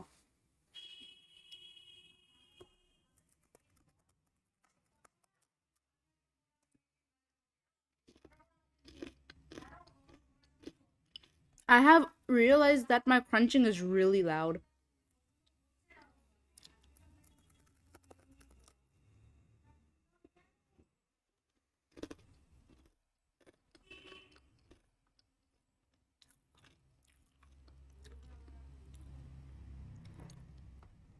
Don't you dare turn on the crunch. Okay, okay, okay. It can stay. Jeez.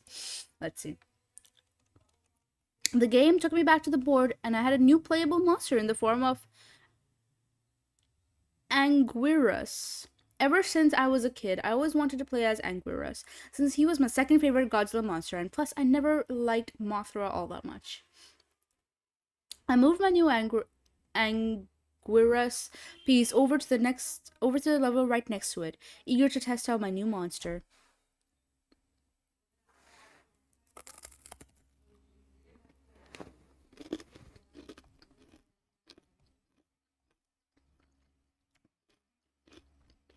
Before I get into the level description, I'll talk about if I could read this, Anguirus a bit. Using the up and down buttons, you could choose whether Anguirus stood in a bipedal stand or crawled around on all fours. It wasn't a huge difference, but being able to stand was helpful in boss fights, and crawling sometimes helped dodge obstacles and attacks. He could punch and kick like Godzilla, but no tail whip. Instead, he had something far more interesting: the ability to curl up into a spiked ball of death and roll around.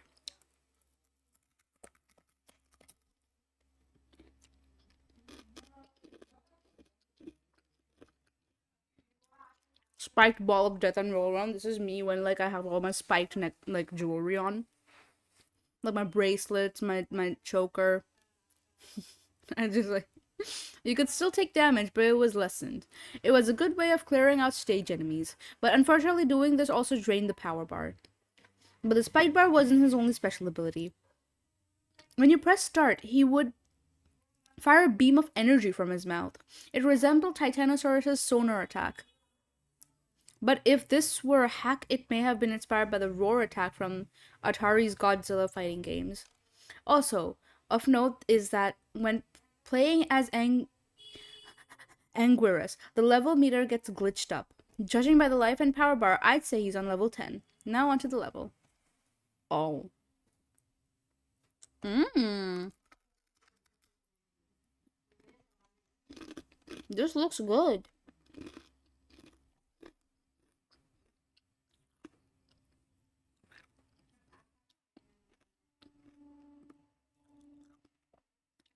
Crunchy ASMR live stream straight up at this point. Then give me crunchy snack, please. I am holding it to the mic. If you bite, if you if you lean into your screen and bite, you'll be able to taste it. It's sweet. The crunchies give me such great joy. Give me leg to snake on what? Thighs that have more than the arms. This is true. Women yummy. That is also true. Choker, I barely know her. Left side of Texas cut off. Uh-oh. Let me see what I can do about that.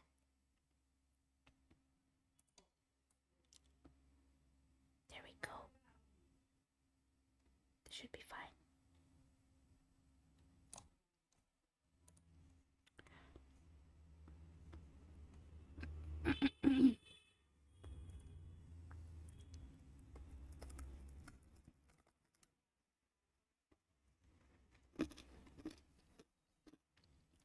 As you might have guessed from the level icon, these levels are green palette swaps of the ground and background tiles from the Blue Mountains. What immediately caught my attention was the water, which has a transparency effect. Ooh. Was that even possible for an NES game? I know that Super Nintendo could do it, but I had never seen a transparency effect in a game on an NES. The Green Mountains music was playing with the same instrument as the Blue Mountains, but the melody was totally different. It was a very simple song with a lot of abrupt pauses, followed by a loud note every few seconds. I think I can imagine this. Anyway, I went through the usual strolling through the level, and again, there were no monsters or anything, but pretty soon I reached a cliff above the water. There was nowhere to go but into the water, so I went down. So down I went. The water transparency made things a bit harder to see, but it's tolerable. After going underwater, I encountered two new enemies, a giant piranha and some kind of spiky bottom feeder thing.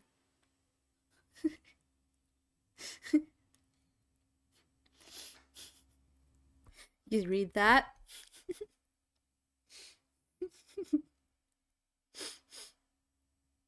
Spiky bottom feeder thing.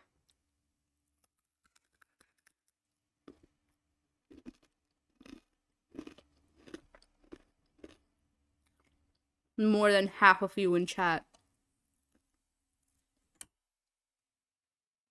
are bottoms.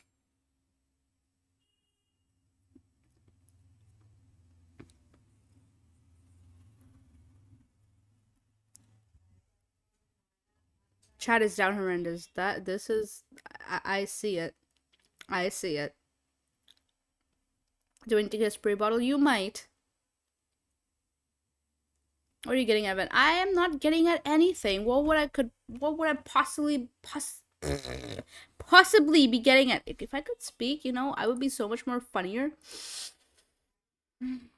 Why do you need a spray bottle when I had...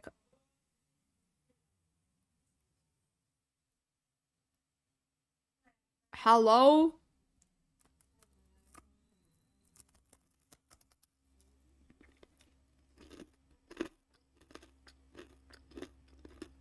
Down in the trenches. Down in the pits of hell.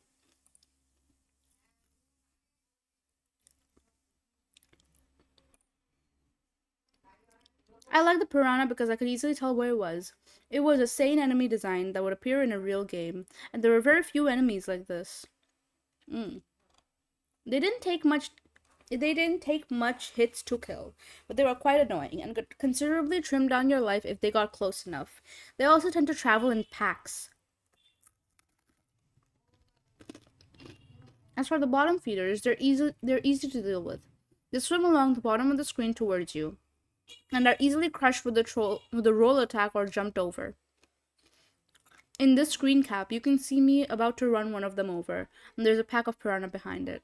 This is so cute. After I beat that level, I moved Godzilla into the blue castle icon. I started the level and got a little title screen with the text Unforgiving Cold.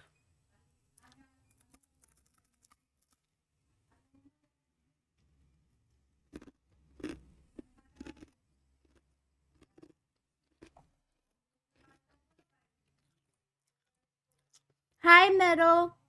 That fucking cat is back again.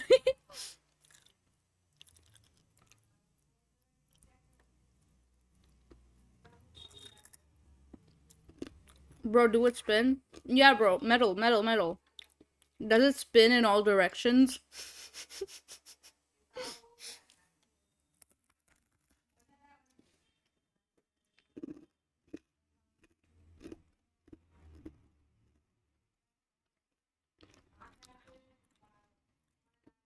You can't ask everyone who comes in if it fucking spins.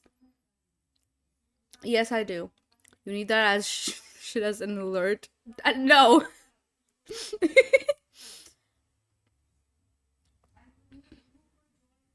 Oh, I can make this shit spin and oscillate. Bang. Oscillate?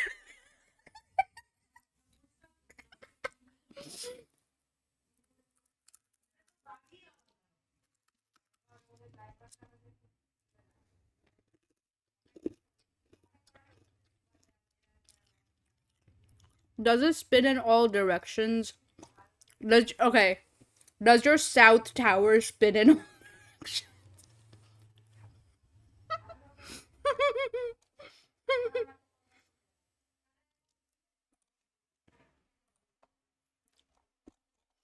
Mel shows like Slinky for real. He like put like swings it over his shoulder.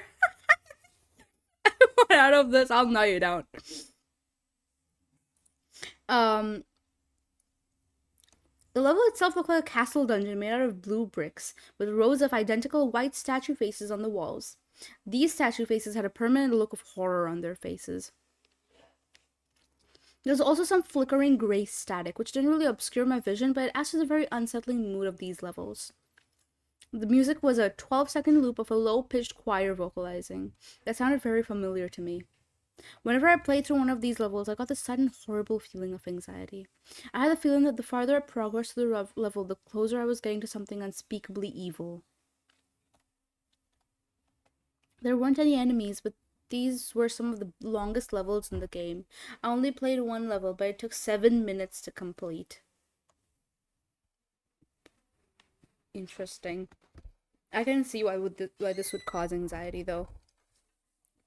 She looks horrifying. I didn't want to admit it to myself at the time, but I realized something playing the blue castle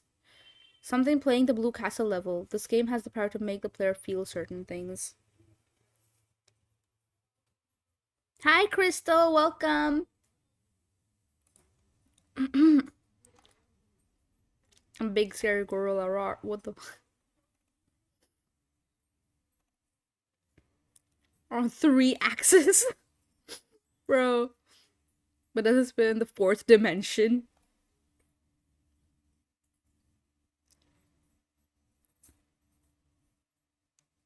It'll take you to the 4th dimension. Godzilla. You really wrote gorilla instead of Godzilla.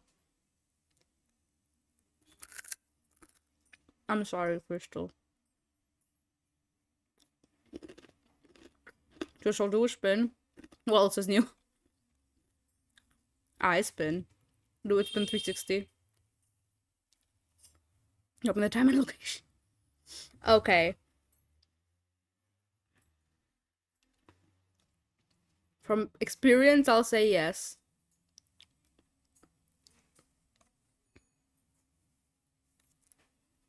What am I agreeing with? You're agreeing to us assuming that it spins 360. Just don't think about it. No, no, no. Please think about it. Think about it real long and hard. Please.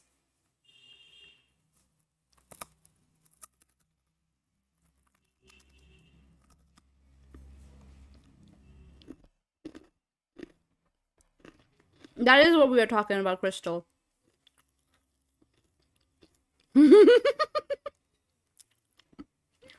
Real long. Yeah, okay, okay. Long and hard is not the way I do. Leave me alone. See, it added to the thing, though. We are having like a whole. We're following a specific like format here.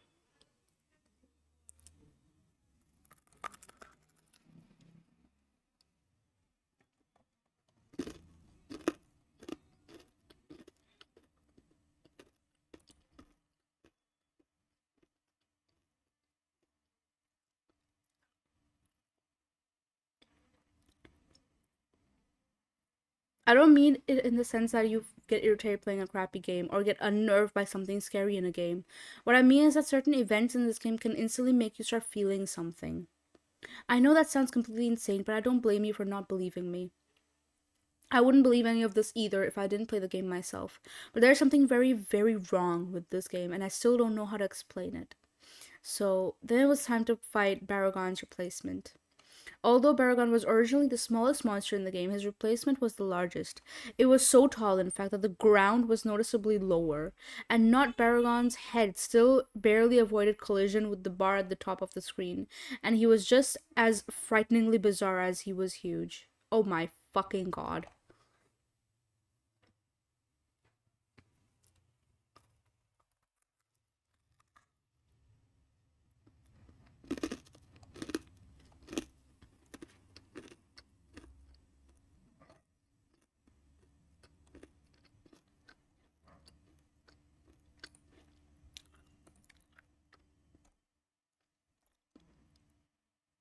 Thank you for the pets.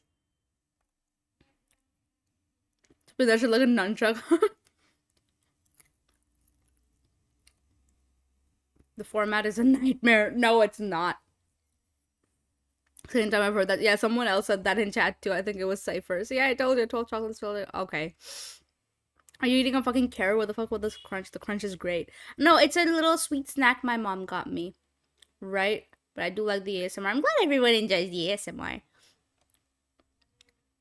Crystal, I gotta ask googly eyes, yes or no. Make sure you arrive hard. I ain't got patience.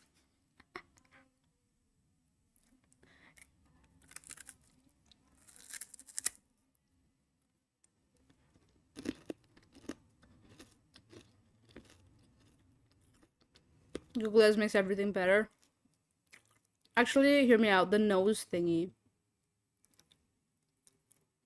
What nose thingy? A septum piercing?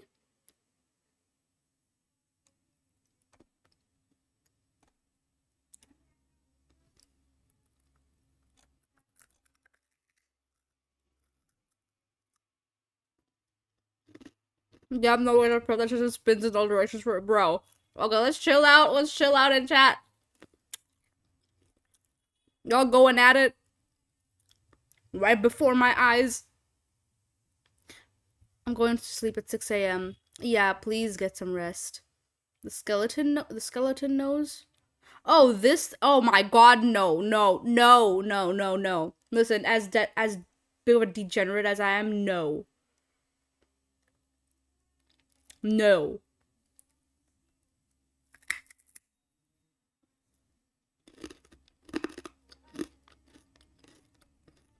no. That's just pointy, bro. It's gonna injure you.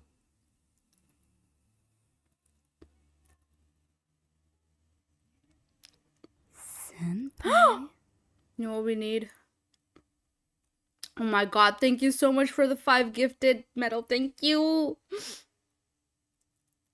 Oh, thank God. Yeah, Crystal, get some rest. I think it is a tusk. Well, why no? It's gonna injure you. You have to know some people like pain. Yeah, that doesn't mean you have to injure your organs. Fuck, that's sub goal.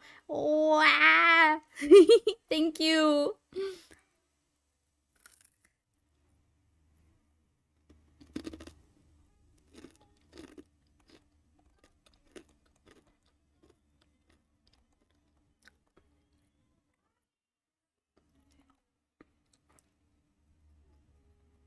Bye bye.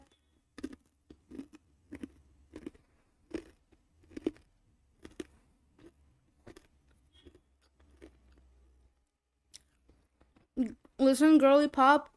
It would not rearrange your organs. It would straight up impale them.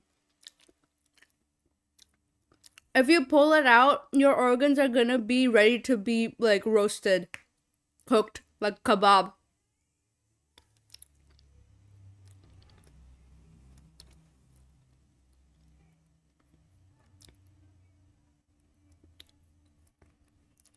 Don't blame me, I'm ovulating.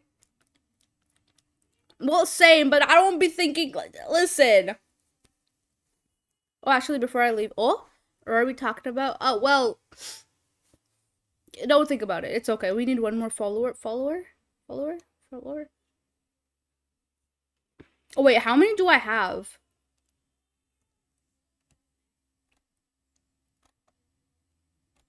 Let me check. Venom, have you seen season 2 of Has Been? I haven't seen season 1 of Has Been.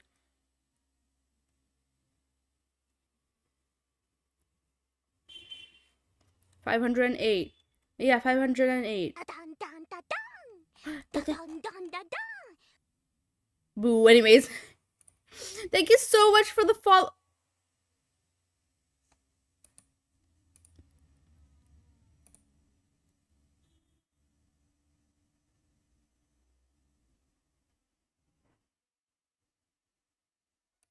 Metalhead.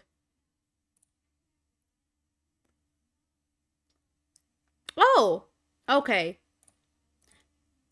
Thank you so much for the follow. First time chatter around Metalhead. This is gonna be used as a woman pleasure. No. No.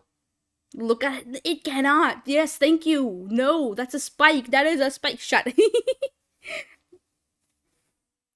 This one, officer. Dude. You will actually impale yourself.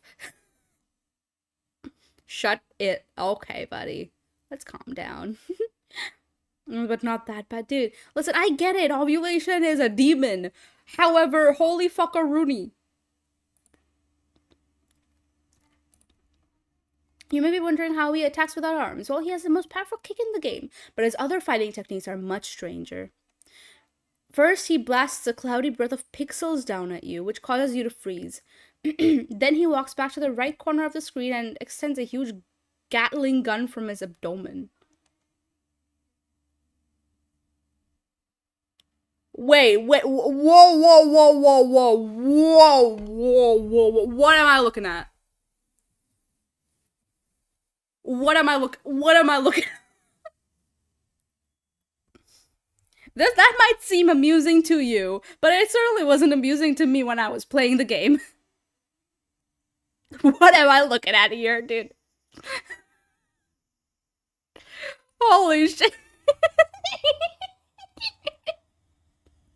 Ovulation is a demon.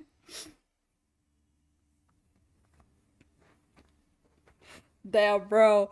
Hear me out. Actually, hear me out. Dude, he's back and he can spin it. Dude. It can be. No, it do spin. It do spin. That shit does spin in all directions for real. Listen, puppies, I don't think I've seen this since I wasn't atrociously thirsty. Gatling gun spin. Look, it can put it in its spits. No. I mean, okay, listen, it's a gun.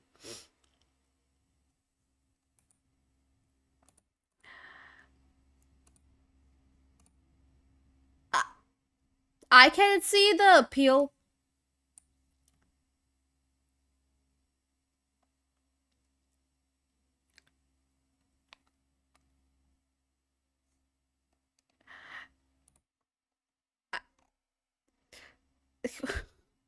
But not because of the placement or because of anything else, but because. I love to spin like it's looking for suspects in downtown LA.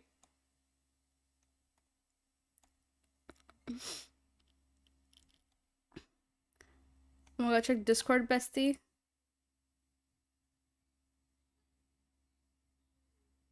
Ooh.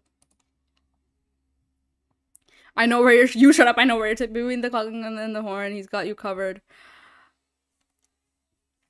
Not me. Don't talk to me about this.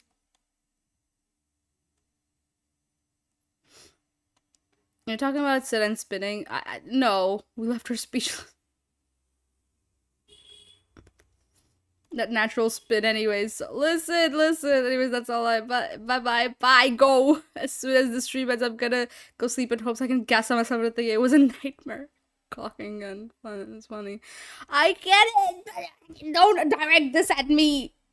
I am not the one down horrendous for this thing. I have a monster fucker in me, but not this bad.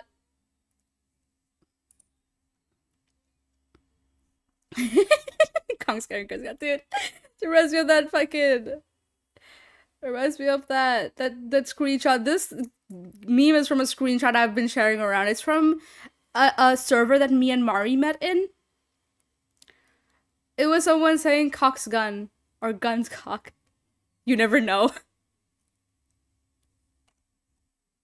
It would feel warm inside. Okay, let's calm. I'm gonna chill and see. You should. I hope people join. People should join VC afterwards when stream ends. Hopefully I'll be unconscious. You should get rest. A few days ago, great bit. It's so funny. But yeah, it will feel warm inside you. Not the whole thing. I'm sure there's like a machine gun type size. Bigger even. That shit ain't gonna fit nowhere.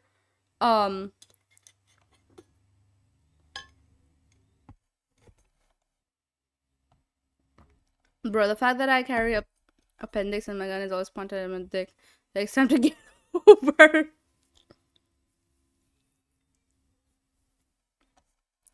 Oh man. Bro is always scared of losing his future generations. This attack is almost as annoying as Gaian's Saw, and Not Baragon could have been unbeatable if he consistently used it.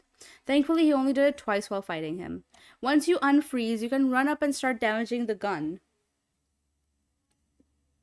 which does extra damage to him. Of course, it does extra damage to him, buddy. You start damaging his gun, it does damage to him and his future generations. This helped me destroy him, and then it was time to play the third level type. I decided that I was going to use Anguirus to fight Manda and Gigan, and then fight Space Godzilla as Godzilla. It was only fitting. Before getting into the battles, I'll describe the third level type, the Arctic. The Arctic is exactly what you'd guess from the name, an icy tundra with a few watery segments. The music reminded me a bit of the Northern Hemispheres from Donkey Kong Country in 8-bit form. A very dangerous sounding song. It made me think about being trapped in a tundra and freezing to death. There were two new enemies in this stage. The first one was a creature frozen in a block of ice. They block your way and you have to use the heat beam to thaw them out of the ice. They look a bit like a smaller version of Not Gazora, only without the eye. When freed, they do a strange crawling movement and push you backwards. It doesn't cause any damage, but it's a bit annoying. After dealing with the Iceman, I kept walking for a minute or two and came upon a water segment. I jumped in, and this time I managed to get a screen cap showing how the water splashes when you jump in. Don't know how they programmed that, but it's pretty impressive. Another interesting thing is how the screen changes focus when you go underwater. Ooh, that is very detailed. Screen, yeah. What the fuck? Here you can see the other new enemy, a little thing I call Spike Walker. They walk towards you and explode randomly or instantly if you attack them, sending spikes in every direction. The spikes don't do much damage, but they did get me dangerously close to falling into a pit a few times. Oh, speaking of the pits, down into the water, the game has a platformer element, bottomless pits. There weren't any of these in the original games. It was strictly an action game, but the pits were a neat addition.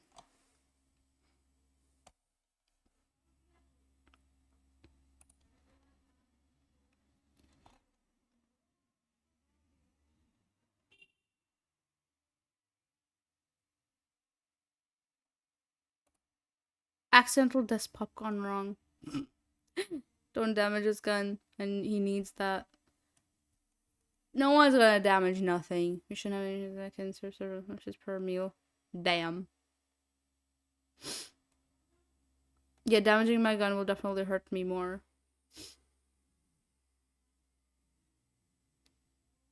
Hell, the message for review. That looks like a giant. Okay, bud bees. My mods don't allow that text. I still had to read. We still had to read that amidst the NES. I've heard this is very good if you're willing to stick around and watch. Well, listen. But it looks like it, right? I see it.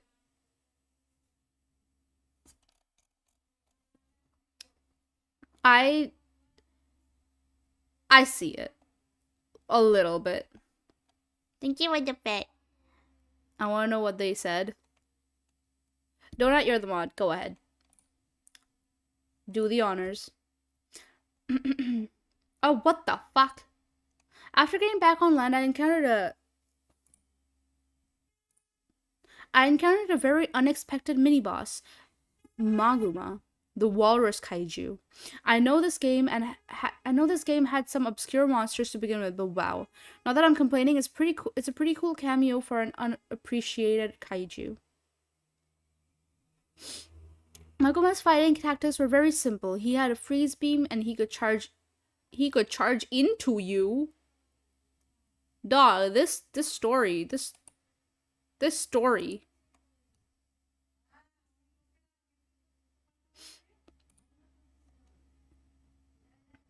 Big juicy Thank you.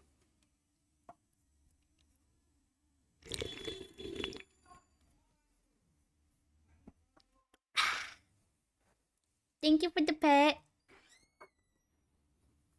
Did you have to say it like that? Yes. This is the first time you see me this freaky.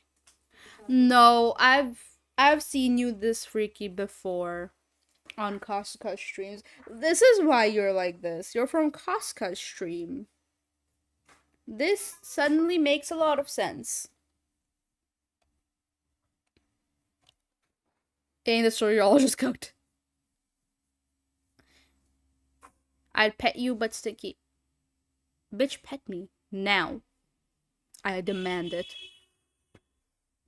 We don't talk about him? Of course we talk about him. That is my friend. Cooking with gasoline and a flame. Oh, don't do that. You can't talk shit when you came back different. What do you mean I came back different? Thank you for the stretch. Thank you for the pet. Hello, welcome. How did you find me? I don't know how to say your name. What do I call you? I'm gonna call you Yerasil. That is easier for me to pronounce. Thank you for the pet. Oh.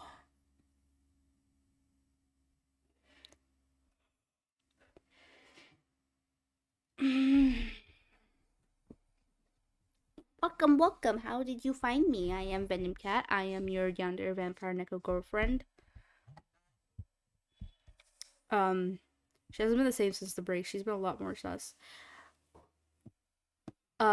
No. That is false and untrue.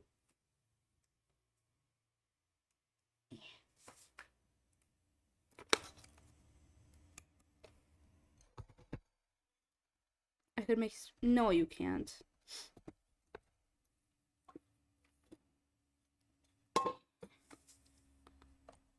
I'd say it's a welcome change. Okay. Let me open the Twitch chat. I did have it open on one phone, but then the phone died.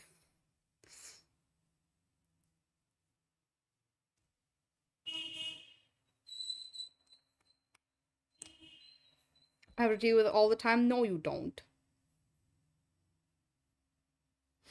No, you don't. If you had to deal with it all the time, I don't think you'd survive. Often enough, and you do that to yourself. Who texts me first? Literally acting like I am destroying your life. SMH. Not very challenging, but certainly more entertaining than the Tango mini boss in the original game. One really interesting thing about Maguma is that he doesn't die when you defeat him. He turns tail and retreats. This was the first time I had ever seen an enemy monster change direction, let alone retreat. I tried to chase after him, but he disappeared after I got in the water. Poor bastard. But that does it for the Arctic. I'll talk about the Manda next time. I'll talk about the Manda fight next. I forgot to mention before, but the music that played during the new monster fight is reused from the themes actually in the games. So far, the themes have been Titanosaurus, Gazora's music, Biolant, Hedora's music, Orga, Baragon / Maguera's music, Manda Varen's music, Space Godzilla, Mech Godzilla's music. What the fuck? Yo, it's that dude from Spirited Away. As for the fight, Manda was a fairly crafty opponent. When it realized one tactic was ineffective, it would immediately change to a different one. Ooh. Manda used quite a few tricks, like spitting fire, biting, and the most irritating of all, constricting. Oh god. It doesn't mercilessly drain your life down like Gigan's Cutter, but it was by far Manda's strongest attack. One last thing to note that I found pretty cool was that the Atragon showed up during the fight to help me out. Manda crushed it with ease, but it was still cool. After I slayed Manda, I played through an Arctic level for health power-ups, and then it was on to the Gigan's replacement. When the fight started, I was very confused because there was nothing else. There was nothing there. I thought this was going to be like the Titanosaurus fight in Pathos. But just about the time it would have been going back to the map, a piranha appeared on screen. What? Okay. But it wasn't there for long. As soon as it appeared, the sneakers emitted an ear splitting screech, and Not Gigan flew in and ripped the poor fish into pieces. Oh my god.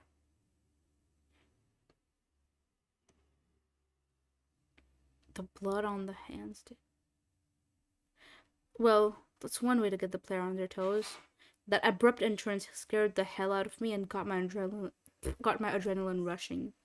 Which, in retrospect, was a good thing, because Not Gigan was one of the fastest, most unrelenting opponents in the game. Not Gigan was tough, but my new skills with Anguirus helped to even the score. This was still an incredibly intense fight. Not Gigan's attacks consisted of some kind of blood laser he spews from his mouth and a downward slash. I was expecting some hellish variant of the buzzsaw attack, but thankfully there didn't seem to be one. What the fuck? The howl attack was invaluable in defeating him. I would have taken more screen caps of the fight, but I really had to concentrate. After that, there was just one monster left to take down, Space Godzilla. As mentioned earlier, I used Godzilla for this fight. Space Godzilla's fighting technique was rather frustrating, but admittedly a very clever idea. Space Godzilla would use his energy to create two flying crystals, which would reach the ground and become crystal spires. These spires not only block you from reaching Space Godzilla, but it also allowed him to constantly recharge to full energy and blast you with a deadly, fully charged Corona beam until you broke the spires.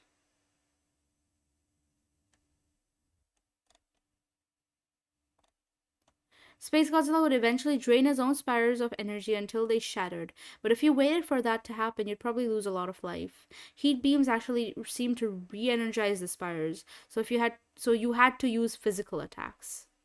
When you finally got close enough to hit Space Godzilla, there was no pushover. When I punched him, he hit me back just as hard. Space Godzilla does everything in his power to knock you back to the left corner of the screen so he can create more spires. By the time this was over, I had only 5 life bars left, but it didn't matter because I didn't need to fight anymore. I needed to run. Oh, shit.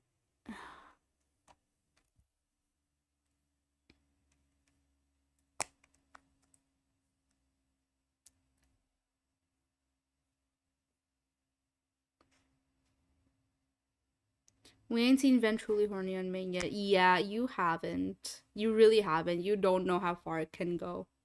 It gets ugly. What do you mean it gets ugly? What? You're so mean.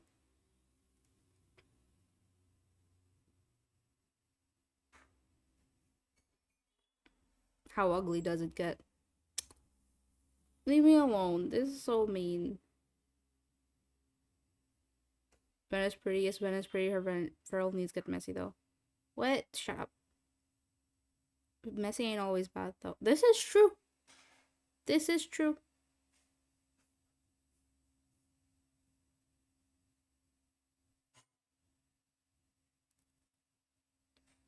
Everyone here gives good vibes for real. This is true. Everyone does.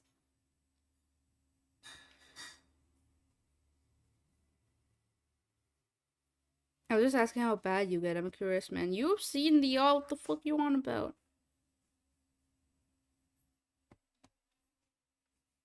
You gotta show proof now for real. Oh my god, you put me on the spot for no reason. What the hell? Ah.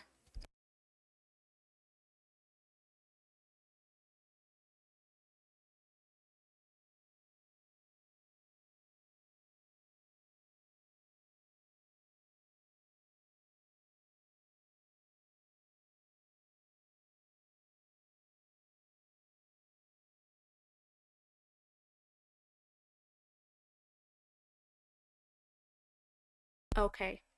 Sorry. Proof, please. What proof do you want?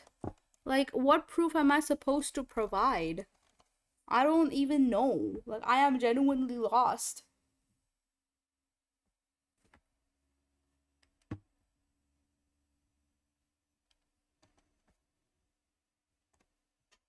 proof of these. Okay.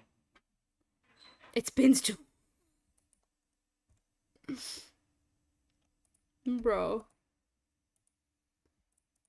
I really like that this is the sound. This seems like it's gonna be like a long term thing now. Meme.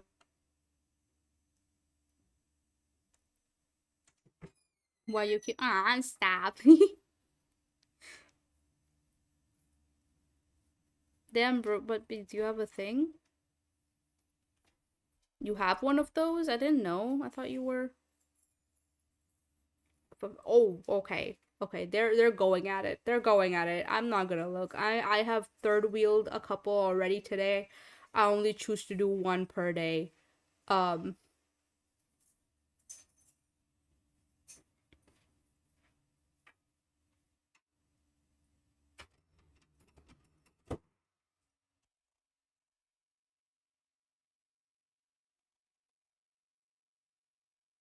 but yeah, Bubbies, I didn't know you had one of those. I thought you were a girl. It's gonna get me canceled on Twitter somehow. Moving on. Here we go again. I decided right then that I really wanted to see the end of this game. As terrifying as these levels could sometimes be, I had to beat them to get through. I decided that no matter what happened, no matter what the game showed me, I was going to get to the end, and I also made sure not to say a damned word while playing a chase level from here on. For this chase, I tried out Anguirus, since his roll attack allowed me to move faster than Godzilla or Mothra. The chase started off like the first two, except there was a river of blood below the ground. I was beginning to get the hang of it, and the extra speed from the roll helped me get an edge on the red monster. Especially since I didn't have to worry about a power limit, I could keep rolling endlessly. Oh. Like the previous levels with water, the ground inevitably reaches a stop, so I rolled off into the blood. To my surprise, the hell beast didn't follow me after. It just stopped at the edge of the ground and grimaced. I guess it can't swim, I thought to myself. So, like, So I went under blood and continued moving. There wasn't anything around, but I knew something was up. The chase wasn't going to end that easily, could it? Surely something else had to show up. And sure enough, I heard the bellowing roar sounding slightly different. Fucking fuck. The monster was following after me in a new aquatic body. I had no idea it was a shapeshifter. After it reappeared, the chase started to get into the difficulty I had expected. Being submerged slowed me down, putting me and the beast at about the same speed. The only thing that would keep me alive was fast thinking and reflexes. I encountered some bottomless pits in which mines floated up from. I assumed that if you hit one, it would damage you and knock you back. Considering how fast the red monster swims, hitting the mines would be instant death, so I went through great effort to avoid them. Oh, what the fuck? But that wasn't all I had to be wary of. Halfway through the chase, the hell beast revealed yet another surprise. A tentacle formed of intestine and tipped with a clawed set of jaws burst from its mouth, trying to pull me in and devour me. I only barely avoided both the tentacles and the mines, so I could tell the beast was getting desperate because the chase was nearly over. And about a minute later, I had spotted a bit of ground that served as the exit. I leaped with all the might I could muster without breaking my controller.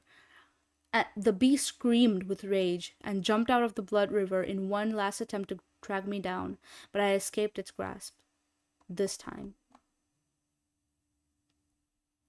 I fell back on my bed and took a deep breath, satisfied with yet another successful escape.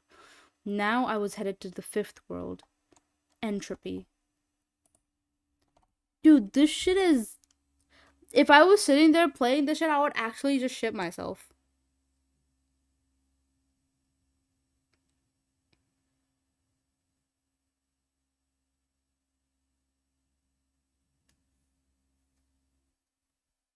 Getting angry now. Don't be. Take your pants off. No. Monster's face is funny. It's terrifying, is what it is. Thank you for the pets.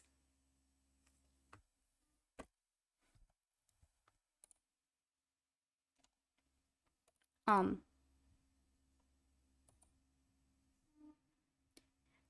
Hi, Eric. Welcome, welcome. We are reading Scary Story.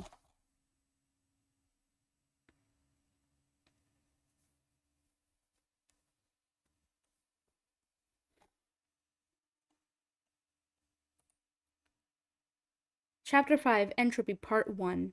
In the original game, the sixth world was Pluto. Ironically, despite being the smallest planet, Pluto was the largest and most diverse world in the game. Entropy had a different layout but was similarly huge and diverse. Mm. The board music was played by a violin instrument, a melody that started out sounding mournful and then it gets rather, I guess I would call it distorted. I would listen to that. It made me feel depressed and unnerved, not something I would want to hear while trying to sleep. Strangely, none of the levels from the previous worlds were present here. Instead, there were 8 brand new icons. The bosses this time were Megalon, Batra, and Godzilla. As usual, the first thing I did was to go to the quiz level for another interrogation from Face. But when I got there, I noticed something different.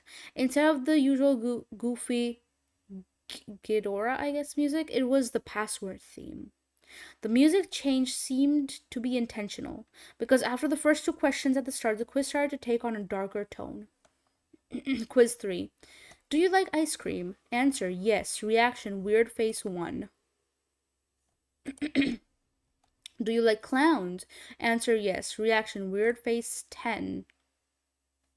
Fitting. Do you have any regrets?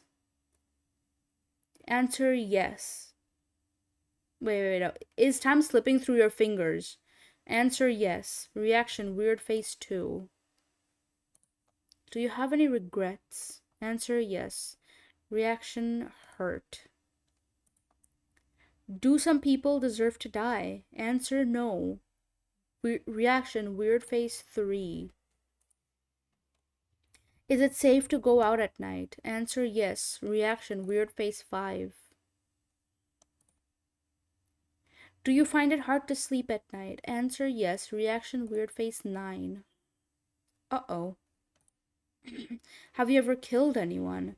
Answer no. Reaction weird face 7.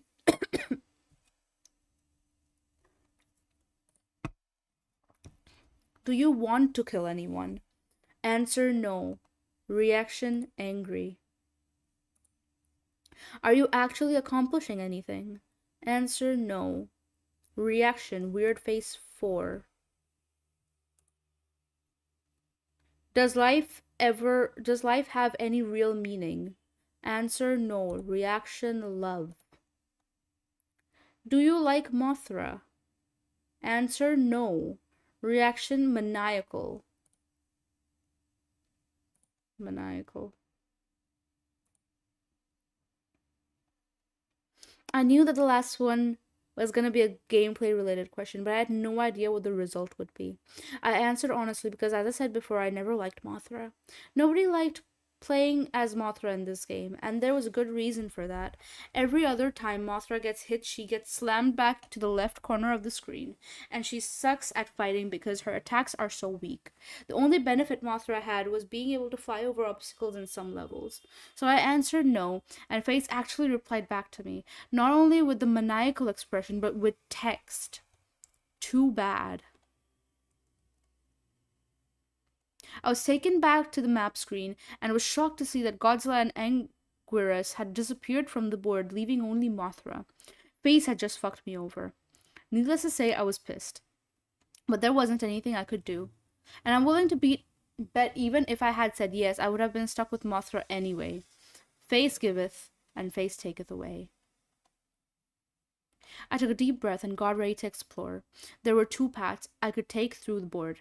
I decided to take the lower one. This turned out to be a good choice for reasons I'll get to momentarily. The first world ahead of me was a forest, so I started there. Almost immediately, I got an eerie feeling.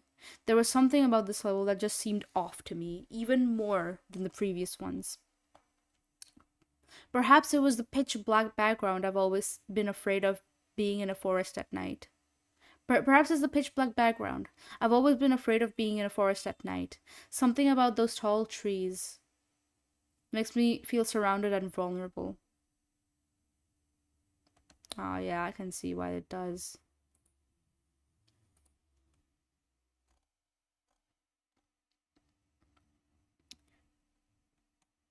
Polyart does hit pretty hard, honestly. It does.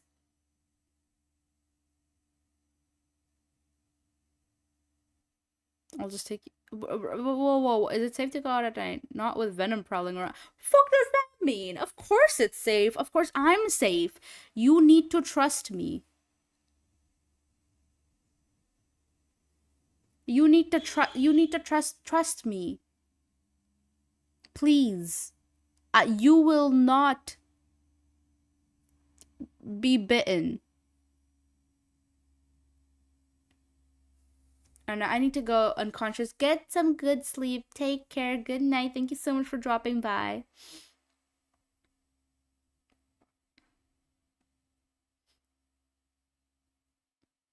I trust Venom out in the middle of the night. Hell yeah. You have no one else you can trust except me. I've seen the new art on Twitter. Oh, that.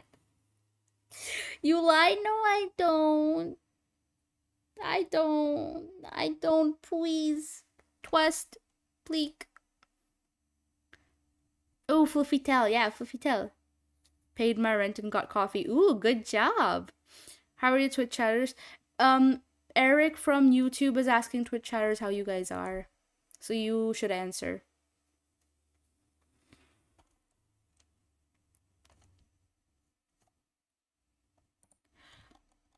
And the fact that I was stuck as Mothra didn't help. Playing the game's previous worlds as Godzilla gave me a feeling of bravery, being in control of the king of the monsters. I'd be able to handle just about anything in my way. But it's not like that with Mothra. No feeling of strength or security.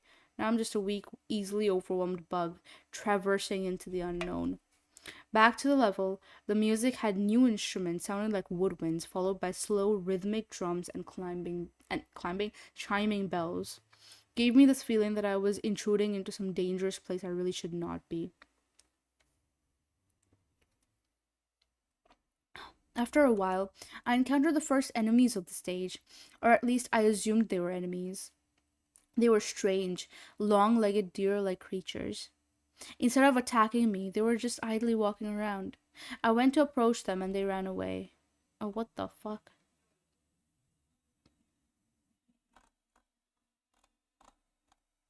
I thought about shooting one with an eye beam to see what would happen, but it seemed wrong. These creatures were harmless, so I passed over them and continued through the level. About halfway through, I encountered groups of the deer-like animals, and also two new creatures. A sloth-like creature with a bee climbing on a tree, a hairy raptor-esque beasts, that were preying on the deer. It was very surreal watching these creatures interact. I didn't feel like I was playing a video game, but rather that I was traveling through a forest in some other dimension. The creatures ignored me for the most part, although the raptors did attack me when I got too close, or if I attacked them first. I know I shot one of them to help one of the deer creatures escape. I got clawed at, but confrontation was easily avoided by flying up to the top of the screen. Oh, these look gross. This is so me. After that, I had to choose whether I wanted to play the levels with the hourglass or the TV screen. I picked the latter. What I got was not at all what I expected. What the fuck? When I pressed the button to start the level on the TV screen like I normally would, the screen with an animation popped up. There's also music in the background, which was the goofy Ghidorah music that used to be playing in the quiz levels. I was somewhat unsettled by this because it was just so strange. I also found it a bit spooky because I had a shirt that looked just like that when I was a kid. After starting the animation, you could go back to the board by pressing any button. After that, I had no I had know what to expect the rest of these icons. I went to try an hourglass icon next. I was somewhat relieved when an actual level came up. Oh. It was certainly an unorthodox looking level, all brown with time measuring instruments floating in the air and gigantic grandfather clocks in the background. The music was the same as the board screen, and very early in the level I encountered something else I didn't expect to see. Original enemies from the game. Oh. And not just that, it seemed to be a whole fleet of them, and the yellow tanks, which were normally immobile, could now move. I took some damage, but it was nothing I couldn't handle.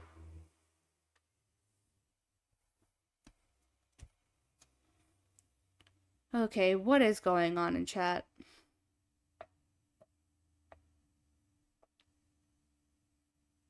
Not bad, just unsafe, but that's not bad. Good.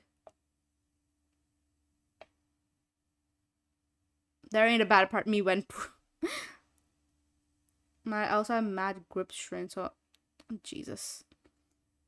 I'm for real trying to not be too freaky. I'm sorry. It's okay. This is just wild to witness in my chat. That is all. I'm so used to straight men flirting with each other. I am not used to seeing a man and a woman flirt.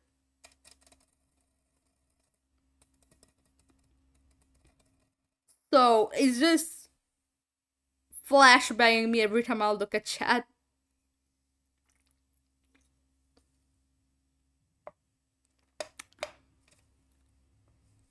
It's good for women. Okay.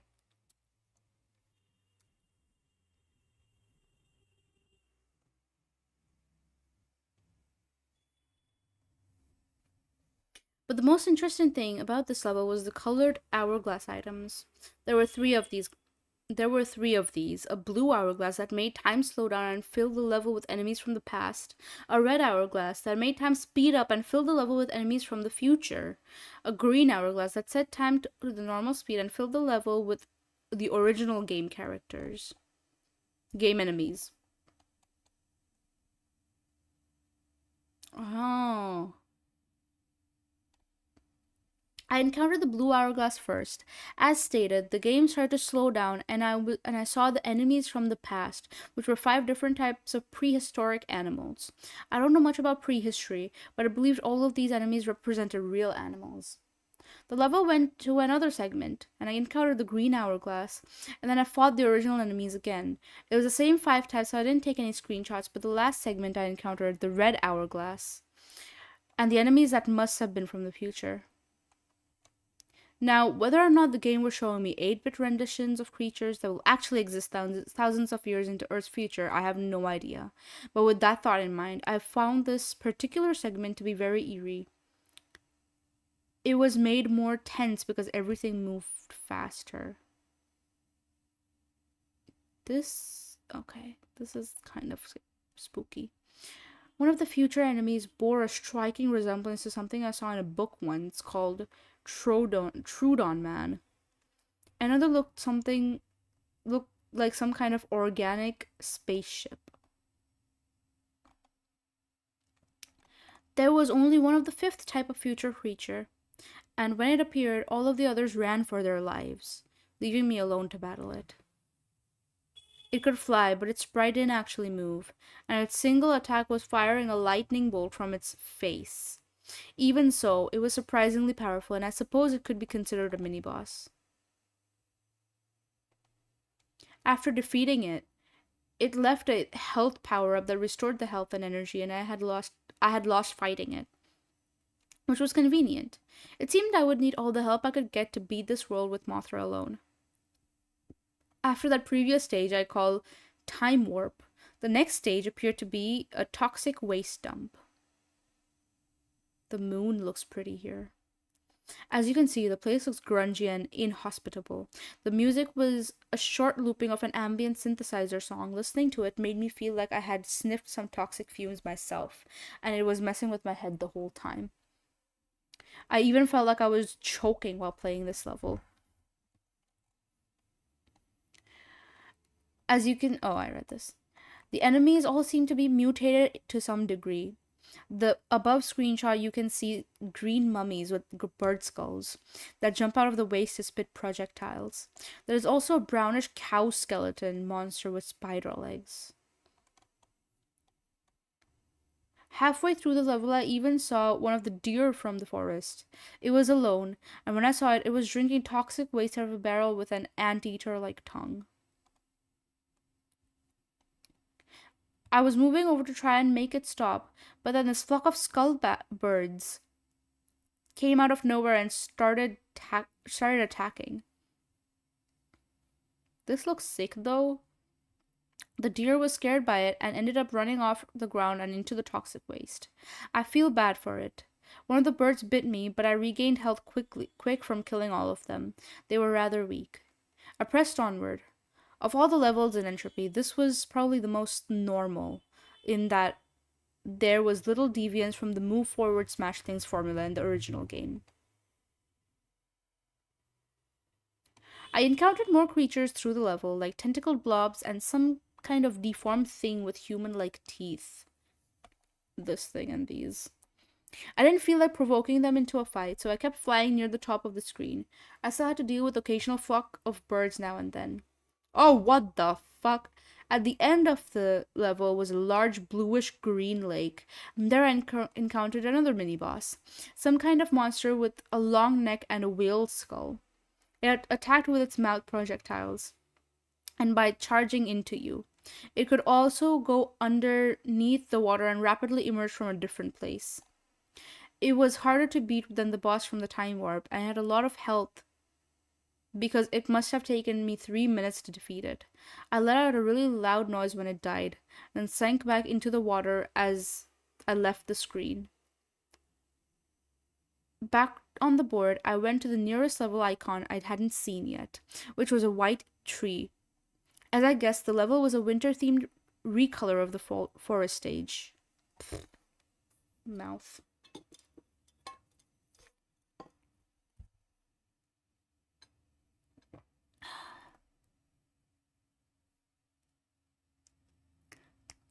Cypher's hand about to look like this after, bro. Wish I got flirted with by a woman. You did! I know what you are!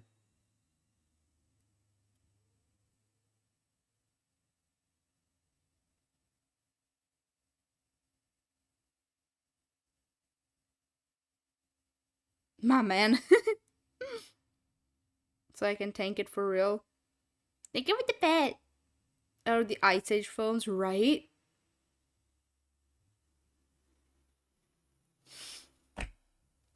But unlike the regular forest, I didn't feel unnerved starting this one. I think the music had a lot to do with it. It was a gentle, calm song. It almost sounded romantic. It was quite it was quite stress relieving, and the forest itself looked much less ominous covered in snow. I mean, yeah, like it's like a brighter color, so it doesn't have that feel of dark and unknown and scary. I traveled through the first segment enjoying the atmosphere for 4 minutes when suddenly I realized something. I haven't seen a single creature since I started the level. Where are all the animals? Soon after, I left the screen and the next segment started. In the second segment, I was still in the winter forest, but now the music was gone. I was starting to feel suspicious, and then I reminded myself that there were other empty levels in the game, and this was likely another one of those. But then I heard something familiar. It was the 12-second looping music from Unforgiving Cold starting up. I could feel my heart sink as I came across this horrible sight. Oh my god. And my phone died.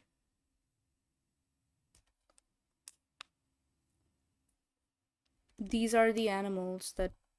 These are the little deer like creatures.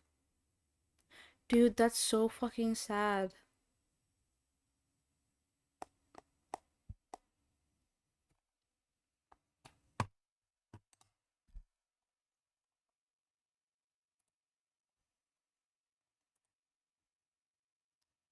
Cuddle buddies help me sleep better. I wouldn't know what that feels like. I've never really had one of those before. Like, this is, I don't know. Also, hi, Viper. Welcome.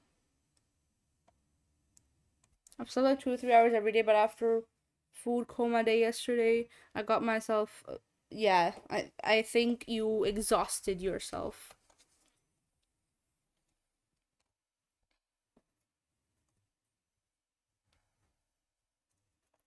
I may have only gotten 2 hours of sleep. That's not good. You should get more sleep. Sleep is good and important. Very important.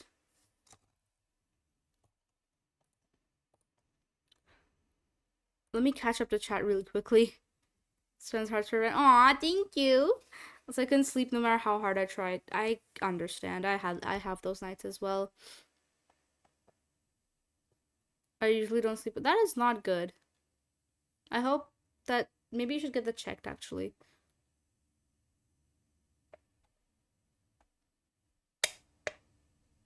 Record is 4 days before I crash for 48 hours. Yeah, the check's out.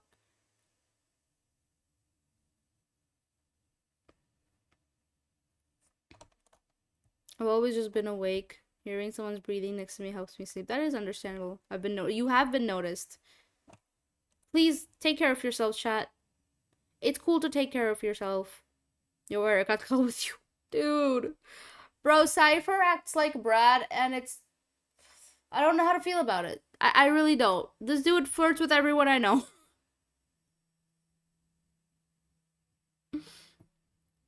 With a flamethrower? What do you mean? I don't think I recognize half the time I get flirted. Yeah, I don't think you do.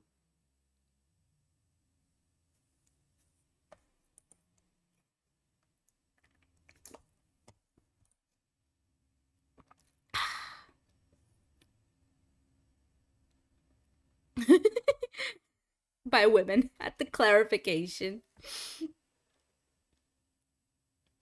Cuddles are important. It's not flirting. Uh-huh. Cuddles are important. This is true. Cuddles are very good.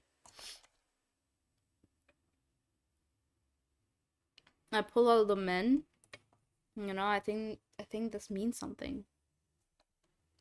It was a whole group of dead deer creatures covered in snow. Judging from the blackish blue tone of their skin, they must have all frozen to death. On closer inspection, some were missing body parts. Now I was frightened. I had to keep going. Before exiting the level, I was really hoping to see something resembling the previous forest animals in a living state, and sure enough, I did. It was a creature much like the beaked sloth, except this thing had white fur and was more of a beaked gorilla. It was walking very slowly when I saw it, but I was happy to see at least something alive. However, it didn't stay that way for very long. Oh my god. A pack of raptors, who must have sensed that something else was still alive, came rushing in from the right side of the screen. The beaked gorilla didn't stand a chance, as one of the raptors immediately lunged at it and ripped open its back legs. These winter raptors acted far different from their temperate relatives. While the other raptors only attacked while hunting prey or when provoked, the winter raptors seemed to have all gone insane. They attacked everything in sight. One was running back and forth, clawing at nothing. Even the noises they made sounded different, more high pitched and enraged. As I left the second segment, I even saw two raptors fighting to death. To the death. They were both covered in injuries, and one of the raptors had been blinded in one eye. I took a screenshot, but I didn't stay to see who won the fight. I only had to get through one more segment before I could go back to the board screen. But this segment, I was no longer in the winter forest, but instead a very empty grassy plain. With a bright gray moon, gray moon in the sky, the pleasant music of winter forest part 1 had returned. And immediately I started to feel dread. This is going to sound crazy, but it's the absolute truth. The game made this level from one of my memories. After a long stretch of nothing, I reached a lake, and then the moon moved down from the sky and began to hatch like an egg when it did. Hatch like an egg. When it did, a curled up humanoid figure fell into the lake as the moon halves quickly disintegrated.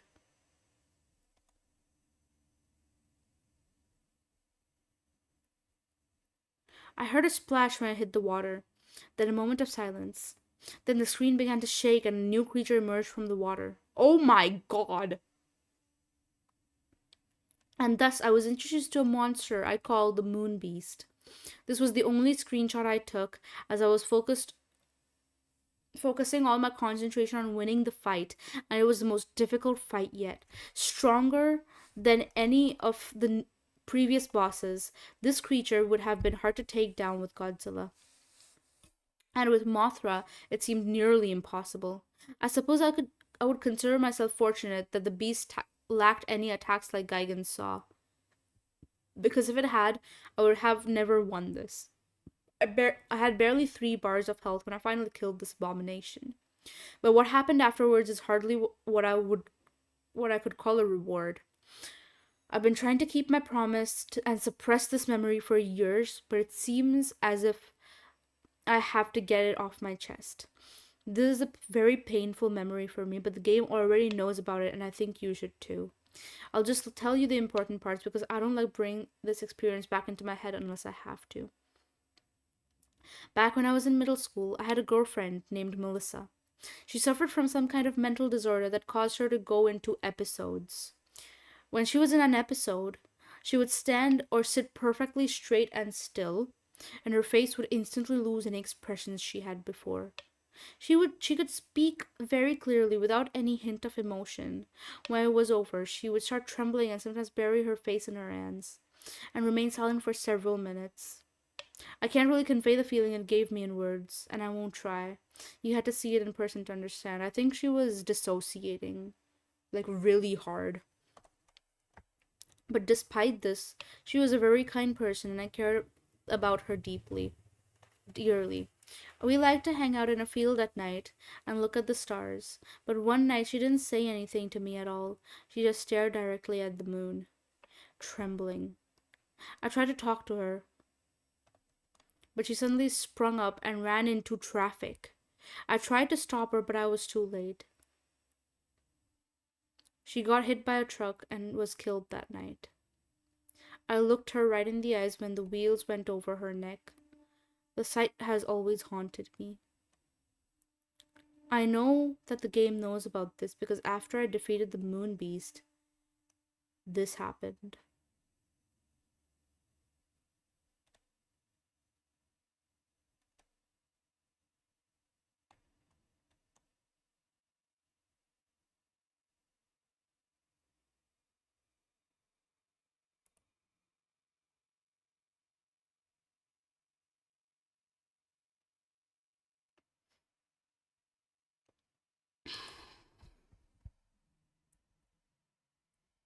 Where is that toggle?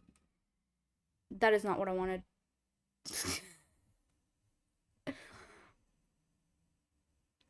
I know this is this. I can't find that toggle. Hold on, I need to bring up that toggle. Because holy fuckaroony.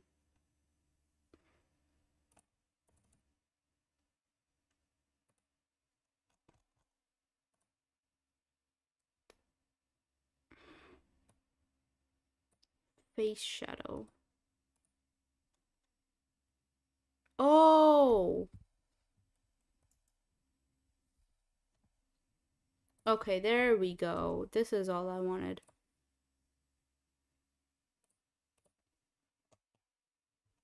I forget all the toggles. That is terrifying.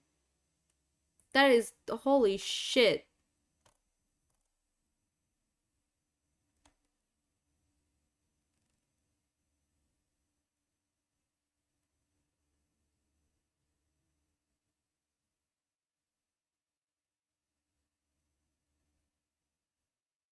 Don't call me out, man. Women don't hate you. I don't hate you.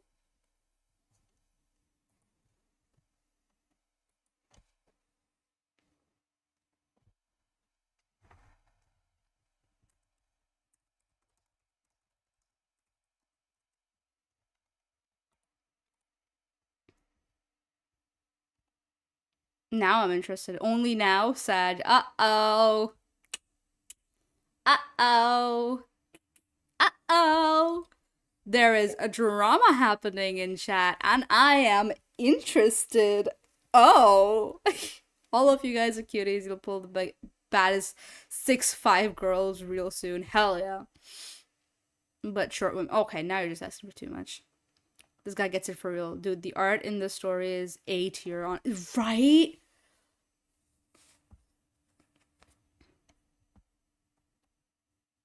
Listen, uppies are great and all. 10 on 10. But short women tickle the brain just right. And they have easy access. Okay, you're just about it. My intentions are pure. I'm a short woman because I'm short as well, but when I dated a tall woman, it was over. Uppies are like top 5 tall girl buff. I see. When can I have cuddles? Sure. And a tall woman can cuddle you just as well. Give into the Amazonian wood. That hot. Is that asking for too much? What? Cuddles? I don't think so. The tea has been overflowing. Love your tail. It's so floofy. Thank you. I'm glad you like it. Oh.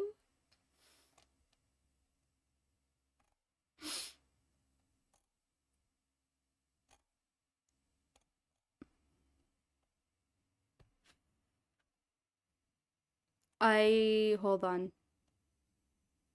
I can't. I'm too tall. Well, shit. I'm 5'5". I'm a foot and some change taller than you. You'll have to crouch. I played this game to remember it being creepy. No, this is like a creepypasta of the game. Ven is like a Trex. If you stay still, you're probably fine. She notices movement. Hi! Oh my god, V is here, guys. Guys, V is here. Guys, V is here. Hi, V. I don't know if she's still here. I wasn't looking at YouTube chat. Hi, V. Wow.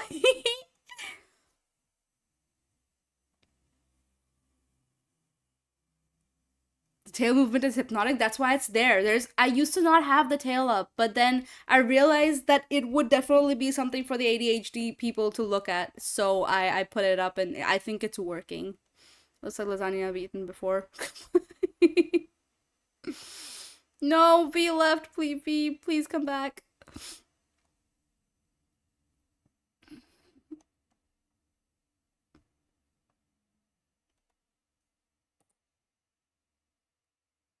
Is this the V Venom Sensor? No. This is V, my friend. She's my friend. V is a very good, very close friend of mine, and we love her very, very much.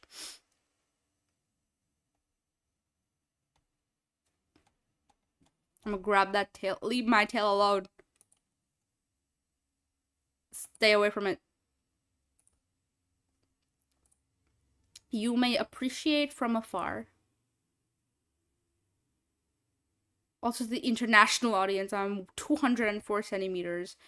Go fuck yourself. Go fuck yourself. How tall is that? Like 6'7"? Go fuck yourself. Like, get out.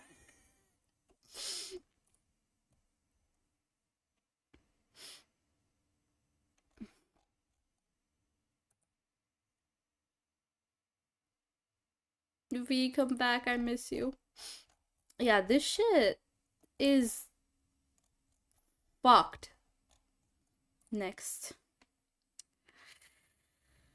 Chapter 5, Entropy Part 2. After that, the game went back to the board screen. It was all I could do not to burst out screaming, and my hands were shaking so bad I could barely hold the controller. I knew that the game was going to test me if I keep playing, but I had no idea it would go so far, or that it was even capable of doing what it just did. I could feel my brain going haywire as I asked myself, did the game just read my mind? That didn't seem possible, but what other explanation was there? It was then that I could no longer deny what now seemed obvious. This game is alive, and not only that, it also can establish some kind of mental connection with the player.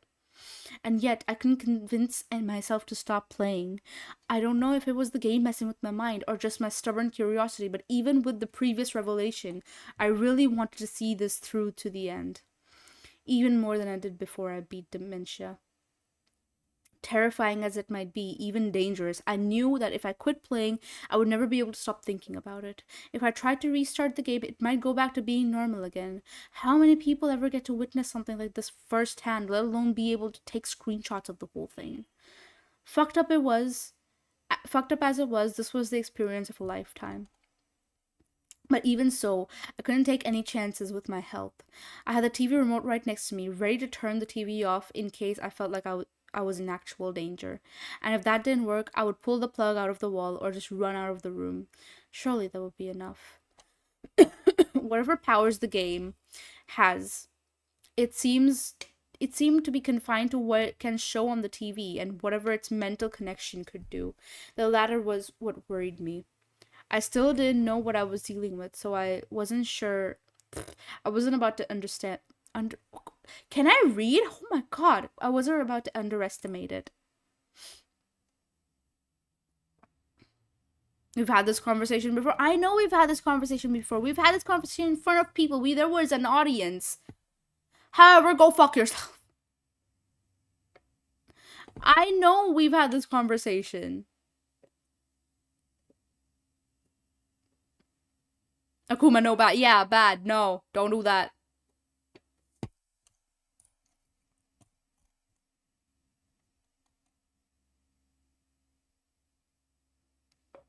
How can someone be 204 seconds? I don't know. Ask this dude. You were there on voice call, weren't you? Cypher?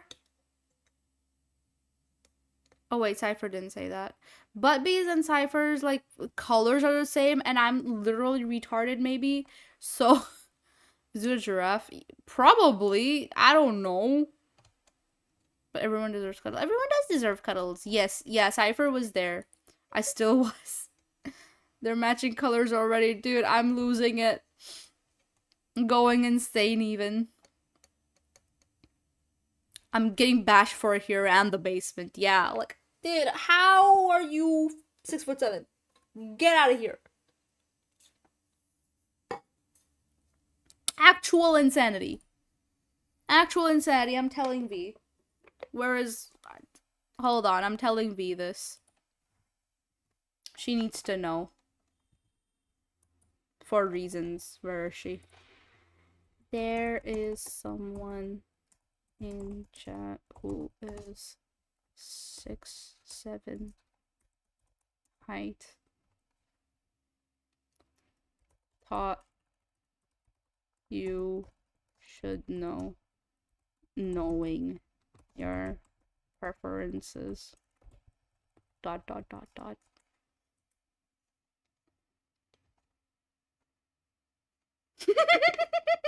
Her first response, just all caps, bro. Did you just tell her about tall people? I do. I find a tall person. I need to tell this to V. I need to show V this.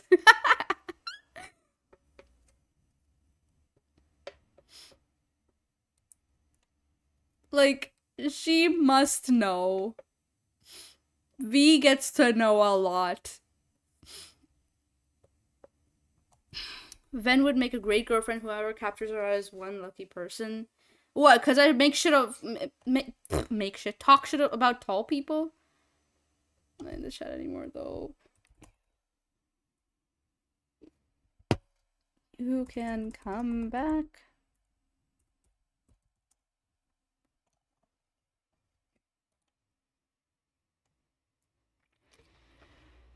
I am actually not that great of a girlfriend.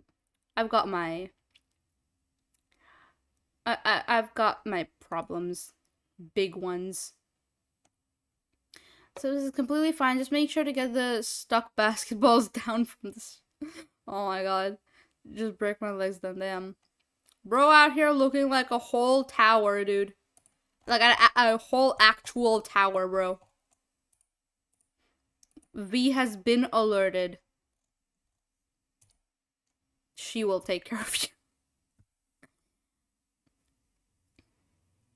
Ven would make a good partner. I imagine Ven would be a good partner. I don't know. I'm very weird, to say the least.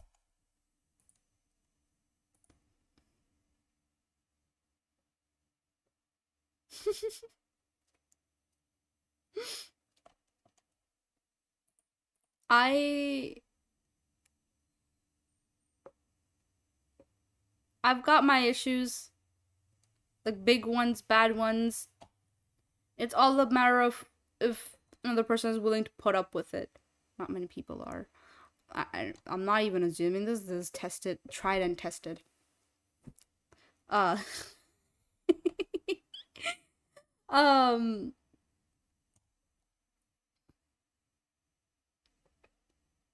this made me feel so alone and lonely. You know what you should? Oh,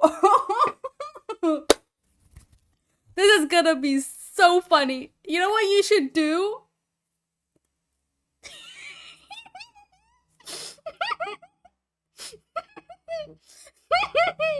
You know what you should do? I was talking about this earlier in stream.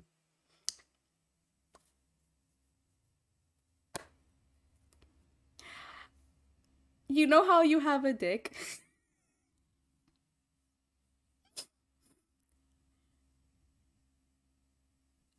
You should put googly eyes on it.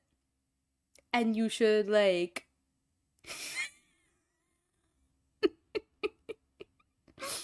Does it spin? What? I think everybody has issues. Everybody does have issues, but listen. You know how you have a dick? You should put googly eyes on it, and whenever you feel lonely, you should, like, pull it out. You know. This is why you can't have nice things. You should pull it out. You should talk to your little friend. You should. You should. You should. You should. There you go. You have a little friend. You should talk to it.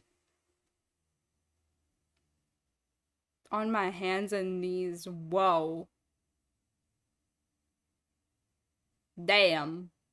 Bro is down bad. Then no.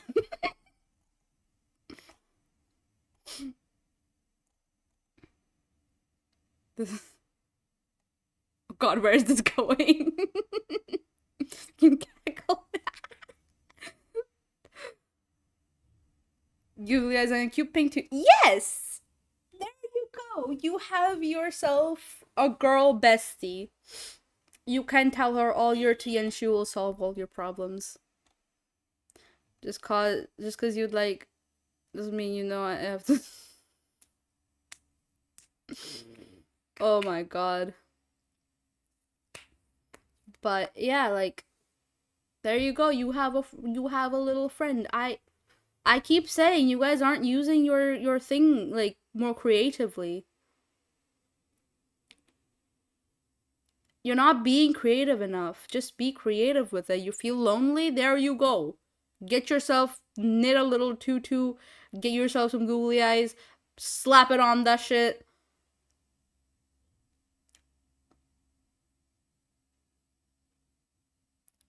I'm gonna do that cipher. They met this stream, by the way, not even 2 hours ago they met. Give me more ideas. Bro. Dude.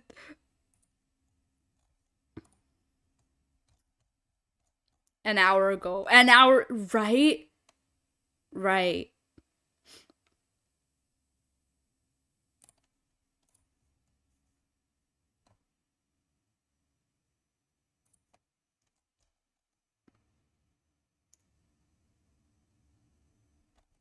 Anyways, whomst am I to say anything?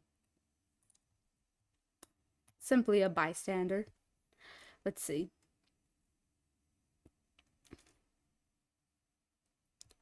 I took a break for a few minutes to calm my nerves and then was back to the game.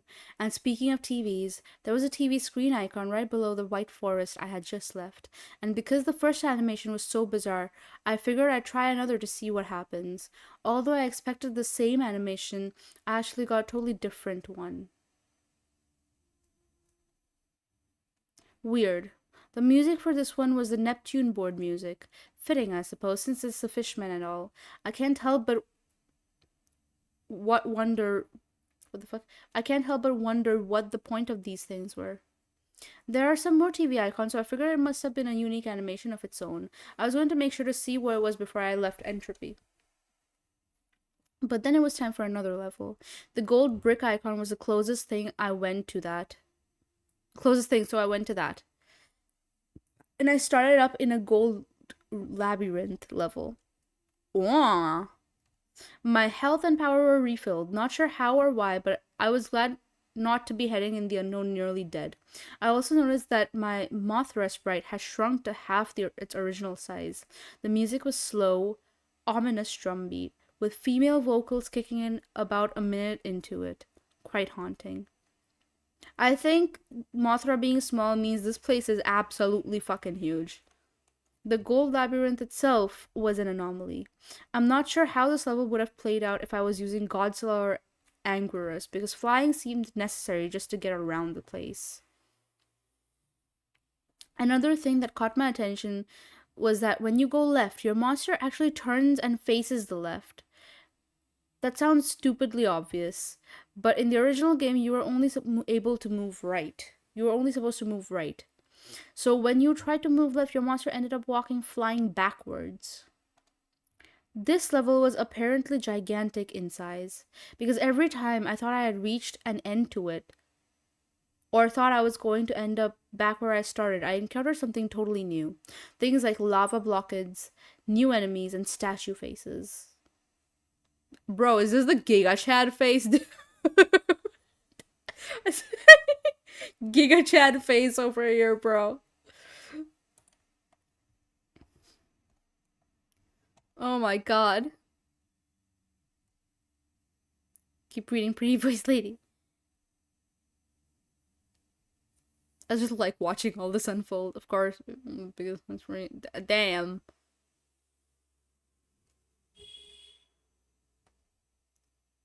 Just mentioning it, don't worry about it. Literally met not even an hour ago, dude.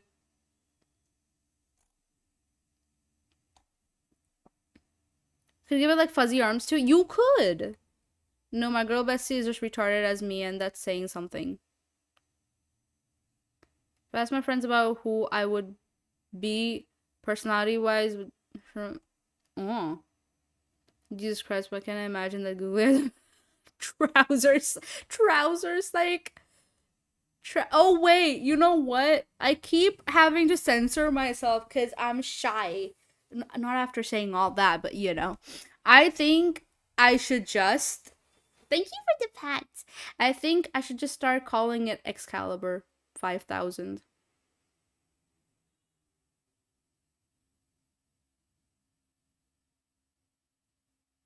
Nah, the museum doing it with Giga Chad face, bruh.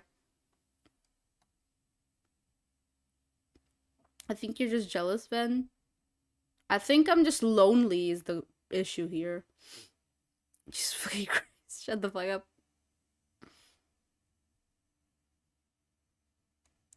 I'm gonna go doom scroll and rest. Just met, by the way. Literally just distraction. Donut, I'm so proud of you and you're doing so great and you're such a helpful mod. And thank you for being here and just being so helpful, being such a good mod, putting up with me, putting up with all this bullshit, being such a loyal member of the community. And I hope you know that you are appreciated, you are loved, you are cared for. Like, and also I hope you know no matter how many times a day you may feel lonely or you may feel sad, you may feel like no one cares about you, I hope you remember that the basement cares about you. And we love you and we appreciate you very much.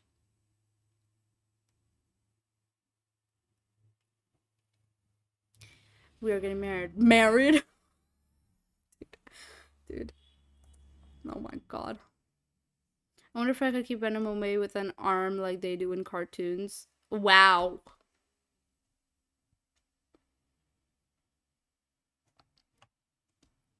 Wow. Simply wow.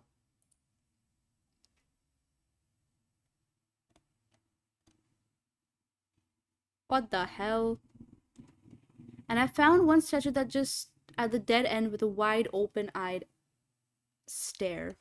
The night Melissa died, she had an expression on her face that looked exactly like this the whole time. Even when she got hit by the truck, she still had the same expression. Oh my god, I can't help but feel like something is really staring at me from behind the screen when I look at this. Oh my god.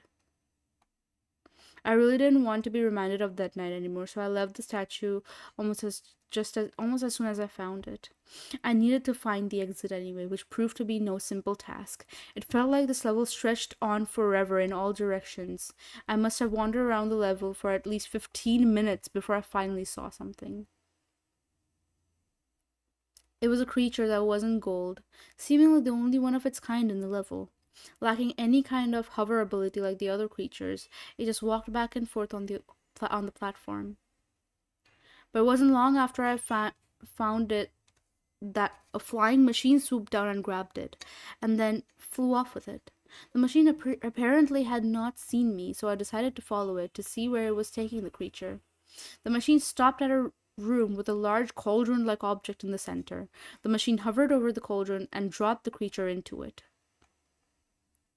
The creature came emerged from a hole in the cauldron's side, now adorned with the same gold color as everything else. The machine flew off. I'm not really sure what to make of this, but I'm glad I came upon it because I found the exit soon after. When I got back to the board, I realized that the bosses hadn't moved at all. A bit odd, but it didn't bother me. It made planning my route through Entropy easier. There were still two new icons to explore, the Indigo Cliffs and a black version of the labyrinth. Since there were only three black labyrinth icons, which were surrounded by bosses, I played the Indigo Cliffs first. It was a lot like the blue-green mountains. The level graphics had the same shredded look to it. There's also a recolor of the clouds and the moon from the toxic waste dump. The music, if you can call it that, was merely a deep rumbling noise. One of the first things I encountered were these multicolored creatures with big heads emerging from a small cave in the ground. What the fuck, Rooney? They all made a synchronized shaking sound, and they walked to the right in a group after emerging from the cave, ignoring me. Having no other way to go, I followed them on their route. More and more emerged from the cave until the group had about 100 creatures. Eventually, the pathway ended in a cliff. I was shocked to see that upon reaching the cliff, all the creatures began jumping off into the abyss. I've seen enemies walk off cliffs before, but I've never seen NPCs commit mass suicide like this. Very unsettling way to start off a level.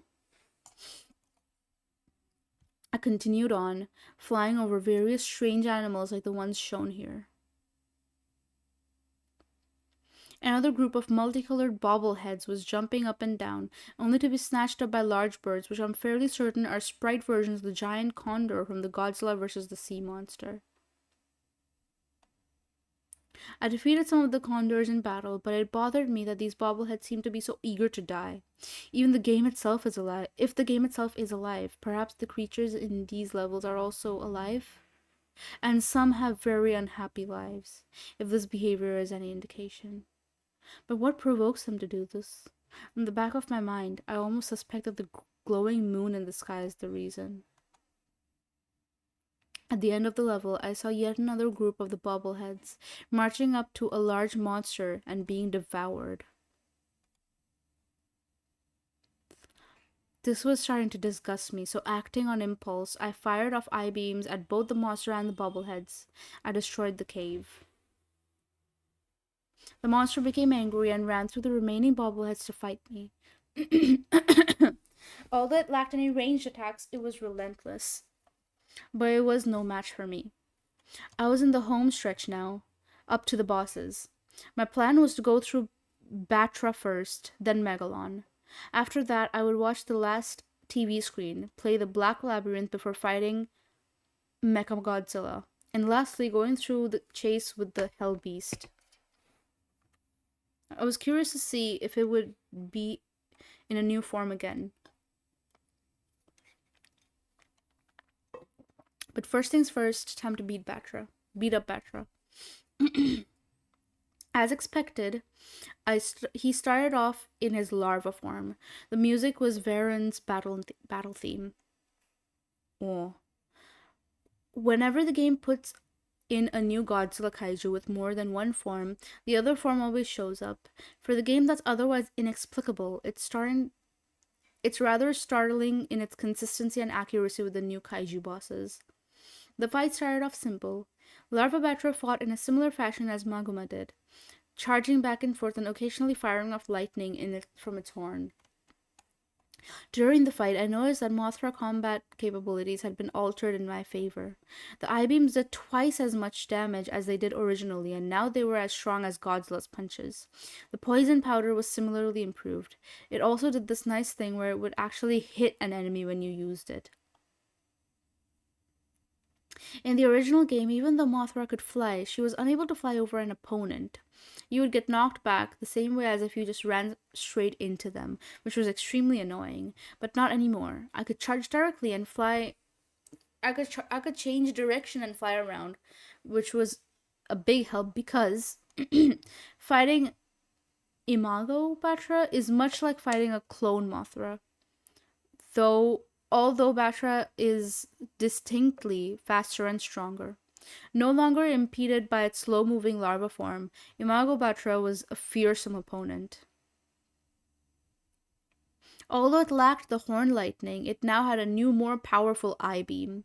Batra could am I dumb? Change directions just like I could. So this battle involved a lot of flipping and flying around. It was pretty damn fun, to be honest. So after defeating Batra, I was excited to see what Megalon would be like. But first I went through an Indigo Cliffs level, and shot through a lot of the creatures for the health power-ups. So about Megalon. His music was Gigan's theme. Makes sense since Gigan was his battle partner in Megalon's one, and so far only film appearance. He was a lot like Mugiwara, but faster and with more weapons. He'd start out charging off with his drills. Nice. I'm getting so sick of the fact that I can't fucking read.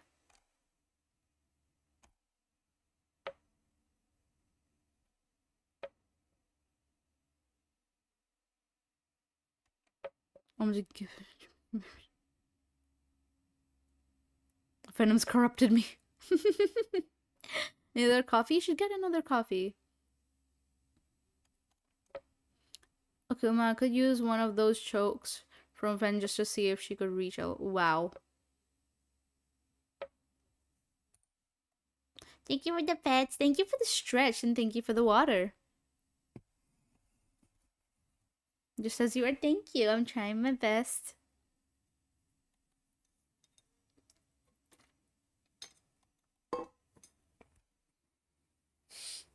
Thank you for the stretch, and I did have a sip of water. Oh, my back is killing me. Ah. Oh. Also, for those of you lurking and just listening, be sure to refresh semi-frequently, because Twitch is poopy and doesn't like to count lurkers. Or if you want to interact with chat in any way you can, you can go back to lurking, because that also helps Twitch realize that you are actually a person and not a bot. Also, for those lurking, keep the stream itself, like the Twitch player, at 1 or 2 volume, or just mute the tab itself, because Twitch, again, is a poopy fart.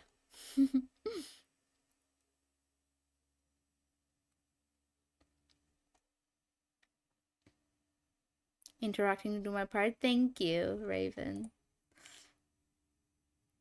Also, you'll be able to bully me and I won't be able to do shit to let me have it. I see. All right. Um, Back to the thing. I like to fly back and forth around him, which seemed to really annoy him. After a few seconds, he'd step back, turn around, and start spitting out grenades. Those were his pain because they bounce when they hit the ground. Lastly, he started spamming his lightning beam. It only went straight forward, so it was easy to duck under it and then shoot him with eye beams. Overall, I describe him as a strong, persistent, but dumb. I was now nearing the end of entropy. I just had taken down Megalon, and I started up the last TV screen to see what I'd get this time. The result wasn't pleasant. Oh,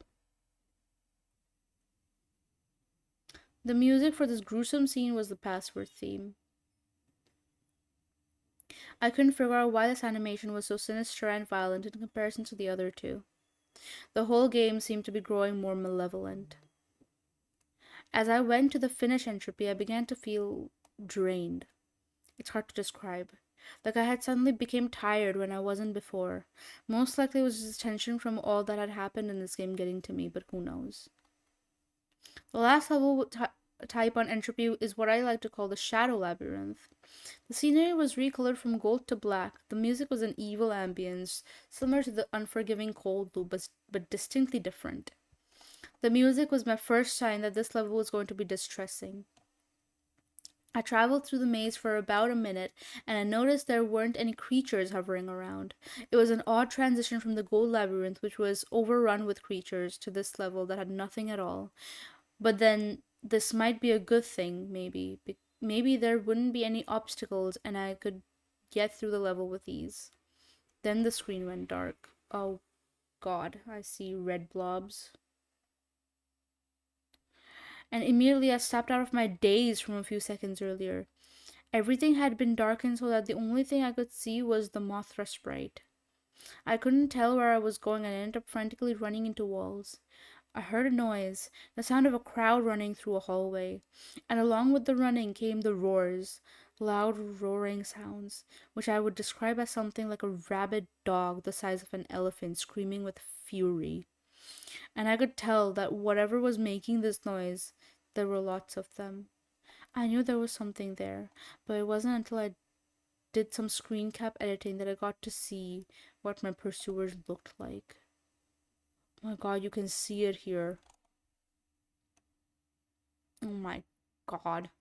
But at the time, I couldn't see where they were or where I was going. I was literally running blind, and this mob of beasts eventually caught up to me. All I could think was no as I saw my life were rapidly declining. The monsters had taken me down by half of my total health, and when I was saved, the light came back on, and the attackers had disappeared. And so the challenge of this level was revealed.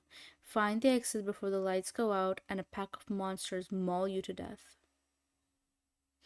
I was in panic mode now, moving as fast as I could while trying every path I could find for a way out. As I played through the level, the lights went out a total of 3 times. The second time I would have been dead meat, and had it not been for one of the wide-eyed statues. As I stayed close to it, the monsters seemed to avoid me until the light came back. The statue warded them away somehow. I was safe as long as I stayed near the statue, but at the same time I had to leave and to find the exit. The Shadow Labyrinth turned to be much smaller than the Gold Labyrinth, as it only took about 6 minutes to navigate to the end. But before the exit, there was a row of halls leading straight down, with no way out once entered. You either got to the exit before the monsters reached you or you died. Thankfully, I made it out. Only one more boss, Mecha Godzilla. I started the battle and got something unexpected. Not only did my life shoot back to 100% again, it seems to do that randomly, but instead of a replacement boss, I was fighting Godzilla. But any Godzilla fan worth their salt can figure this out. Mecha Godzilla started off like fighting a clone Godzilla.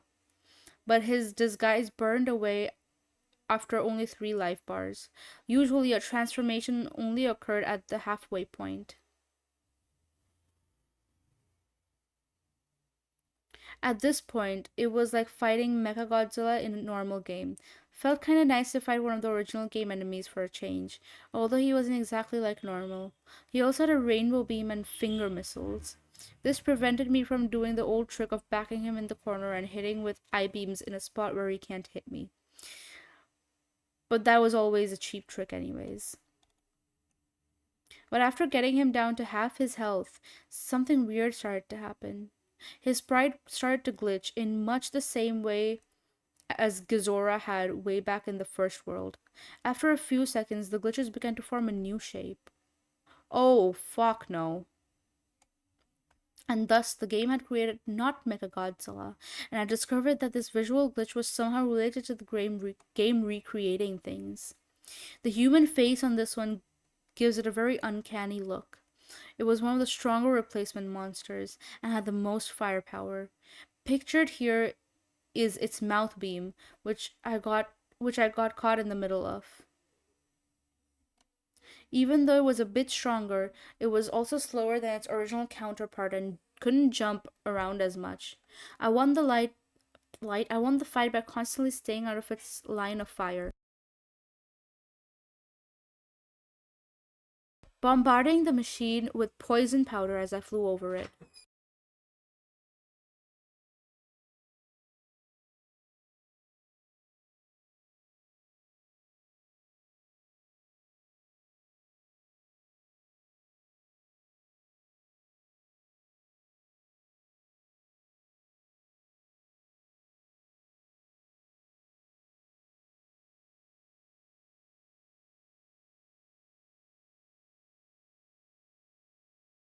Sorry, I had to talk to my mom.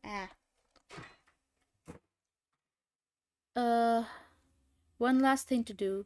The Hell Beast chase. Oh boy. Might as well just get this over with, I thought. Oh fuck no.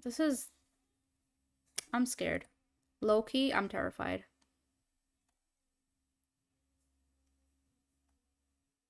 The relentless energy drink is trash compared to Monster. Don't you agree, Venom? Real. I need to eat, however, Ven's stream. Take care, Viper. Eat well. I'm not going anywhere.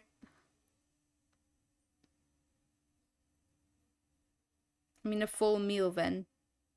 Why are you saying Ven like that? Like, as if, what?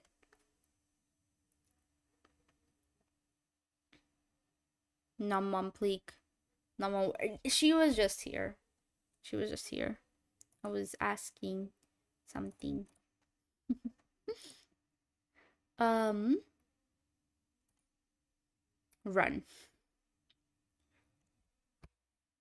The entropy end chase ended up being exactly what I was afraid it would be, a labyrinth level. All the other chases, although difficult, were extremely straightforward. You just had to run to the right and not get touched. But this took all the simplicity out of it. There was no telling how big this labyrinth would be or where the exit was. And now, not only did I have to constantly backtrack and find my way out, I also had to avoid getting one hit killed by the red monster. And for those first 30 seconds, it didn't show up, but I knew it would, and as I started picking up the pace, I heard a loud flapping sound. Oh, fuck no. And there it was, in flying form. It flew with bat-like wings and was as fast and relentless as ever. For reasons already stated, this was probably the most nerve-wracking of all the end chases, and as such I had to keep my focus on the game and not take screen caps. However, I did take one of the red monster doing something I found very interesting. I had managed to lose it by going through a very different path than it apparently expected. I was blocked from attacking me by one of the organic walls of the red labyrinth. Or so I thought. It tried clawing through the wall for a second before opening up its mouth and tearing the wall apart with the intestine jaw. But those brief milliseconds that the monster was held back might have been the key to me finding the exit. The path to exit was long and complex, but from what I remember, I went up. then backward towards the left. I'm still not sure why I chose that particular way, just a lucky hunch, I suppose.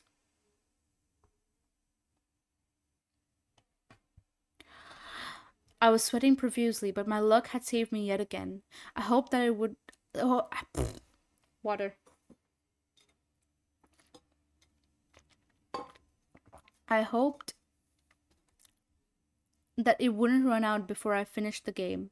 There was only 2 more worlds to go. Next was the penultimate world called Extus. Chapter 6, Extus. There's in total 8 chapters of this. At some point, I probably should take a break.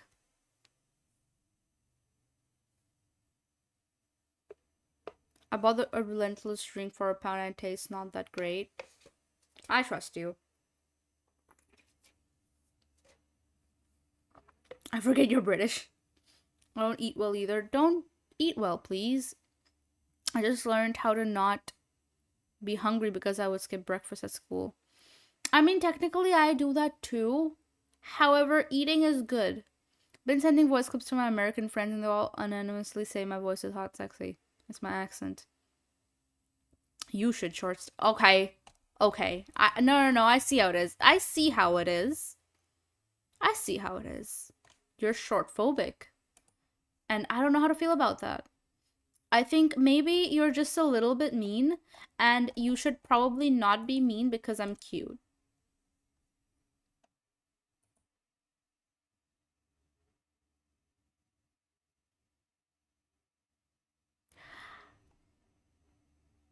Anyways, in the brief instance before the transition between entropy and ecstasy, that I was hoping that I would get Godzilla and Angrius back. Angurius. As the board appeared, I saw that my wish was half granted. I had Godzilla back, but no Angurius. I would have preferred both, but despite Angurius' neat abilities, I would have chosen Godzilla if I had to pick between the two. This is interesting. Extus had 2 different colored temples. Oh. White and pink. A pyramid, what looked like some modern buildings, pyramid, and 2 other icons I couldn't figure out at the time.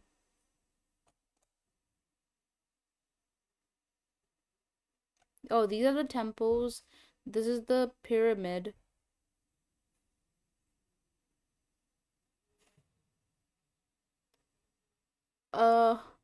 There's the modern building. Oh, and these 2. I see.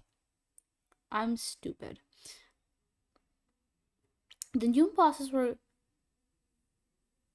Kumonga, Gorosaurus, and not Ghidorah, whom I was dreading to see, let alone fight. With Godzilla back, I was excited again and eager to explore, yet still cautious. I went to the quiz level first, just as before. This time, Phase's questions were more random than ever.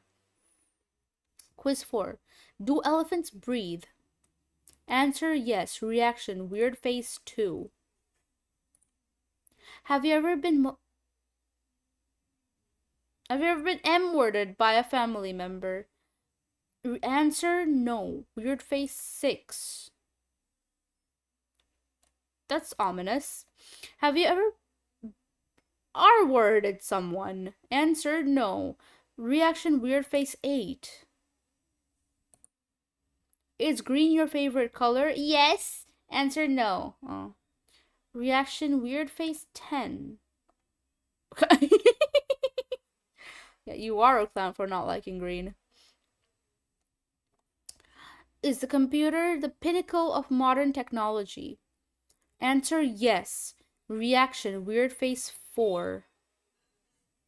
Accurate. Are you a tough guy? Answer yes. Reaction weird face 12. Hell yeah. Can you fly? Answer no. Reaction weird face 9. Suspicious. Can you stand on your head? Answer yes. Reaction weird face 7. I'm going to, you know what I'm going to do? I'm going to wear my glasses because my eyes are actually starting to kill me. I don't usually wear glasses for streams because it fucks up the tracking, but my eyes are hurting. My eyes have gotten. My eyes are really weird these days, in the sense that, like, if I wear my glasses for too long, they hurt. If I don't wear my glasses for too long, if I do either for too long, they hurt.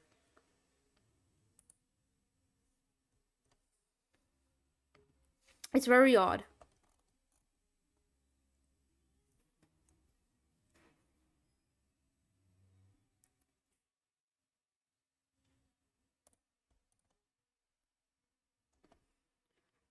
Rare self confidence moment.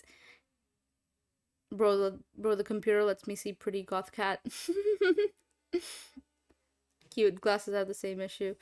Right, like it's really annoying, and I don't know why my eyes do that. I have been putting off seeing the doctor about my eyes for a while now. I have to get that done at some point. I was thinking this weekend, but I'm not sure. But yeah, it's annoying.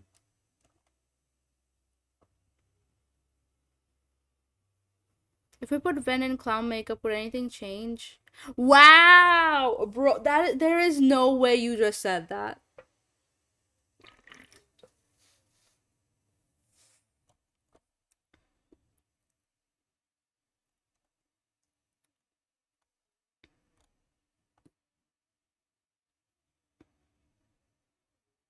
Venom in glasses hot. Oh no, as for me, I'm sure we women with glasses are just hot. Sexy secretary. Stop. I recently we had to wear like what should we call it? Formals at university. I put on this maroon button-up shirt that was like sleeves were like halfway down my arms. Uh Black trousers, like formal trousers. I think you call it dress pants. I don't know. Um, and a corset.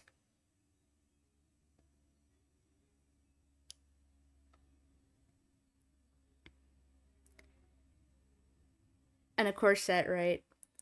And like, obviously, just like I didn't go too hard with the eyeliner. I did like the basic double-sided wings, meaning like just one wing on the outer part of the eye, and then like one pointy thing on the inside. I do that all the time, like the pointy thing on the inside. So that, like, very clean makeup. Um Glasses obviously. And since it was like, oh yeah, and I also wore like a cross necklace around the collar. And it looked so good. It was like black. It had like this, it was like a rosary almost. I wore that. And simple bracelets. Nothing too heavy. Simple bracelets. And it looked so good, dude. I was like, I looked at myself, I was like, whoa, who are you? Oh my god, I cooked. I cooked so hard with this outfit. I love, like, making great outfits out of everything. I cooked so hard with that shit, dude. I was like, whoa, this is the hottest I've felt in a while.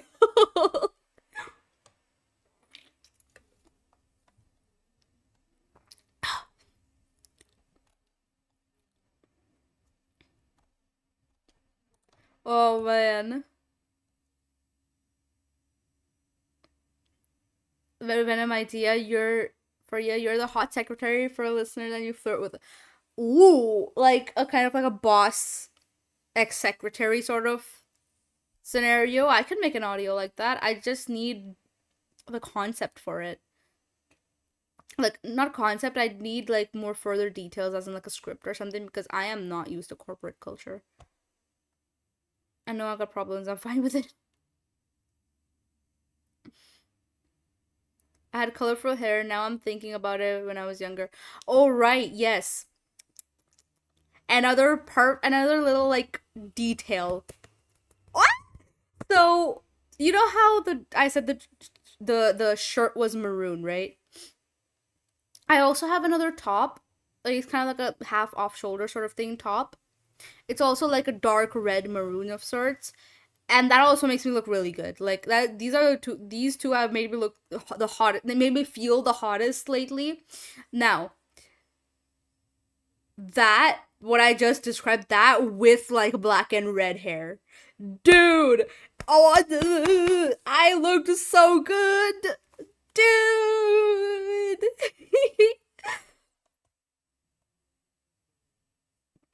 Like the red top with the red hair. Ugh. Listen, as an outfit on its own, it looks so good.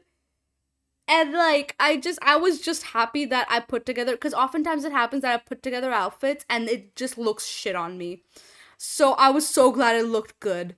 The corset was a last minute addition. I was like, maybe a corset would look good. I just put it on. I was like, whoa, yeah, I'm wearing this, dude. Ah.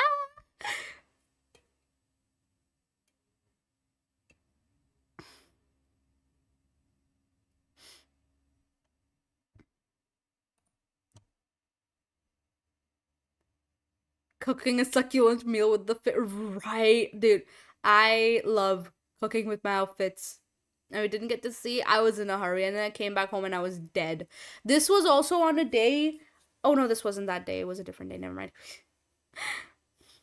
Boss calls you into our office to to discuss your plans for project and sits on your lap. Oh,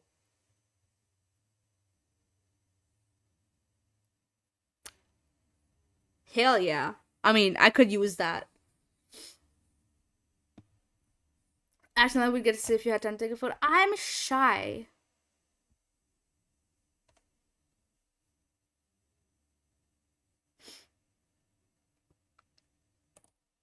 And also, I'm very paranoid and very private about just my physical existence. When I say private, I mean there is no picture on this side of the internet that you will find of me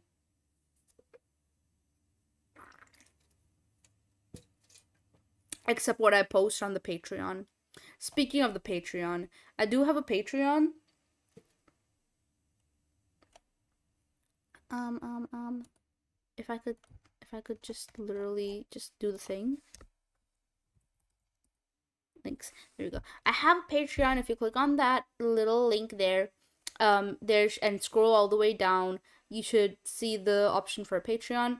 I often post like not often, but like I do post like IRL pics. Sometimes it's very occasional, but sometimes it like I have if I want to show you guys something that involves me taking a picture of it and sending, I do that there.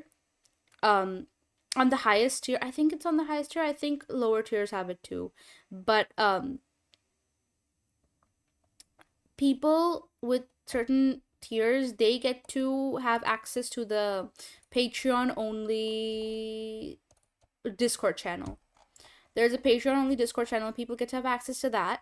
So if you have access to that, um, I do post IRL pics sometimes of like some things. Last time I posted a picture of the food I made. It was ramen and it was so good. And like I often post like monster pictures. Monstert. I call it only cans.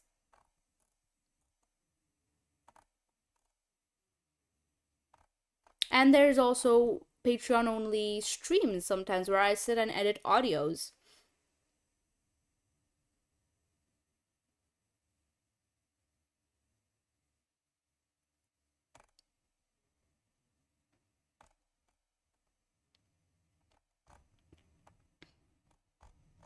There's also a hand reveal on the Patreon if anyone's interested. I'm just saying. Um, hinted nudges. We don't do shit in that chat. You don't, but sometimes I post things, and sometimes you guys react. And here, yeah. On the Patreon, there is I have a hand reveal, I guess, and I did once. Sorry, I don't believe that outfit made you look hot. You'll have to send me proof for real. Yeah, I also have like when I dyed my hair, like I freshly dyed my hair again. I had dyed it green. So when I freshly dyed it green, I did post a picture on the Patreon. And by Patreon I mean the Patreon, not like the Patreon chat, the YouTube chat. YouTube? The Discord chat.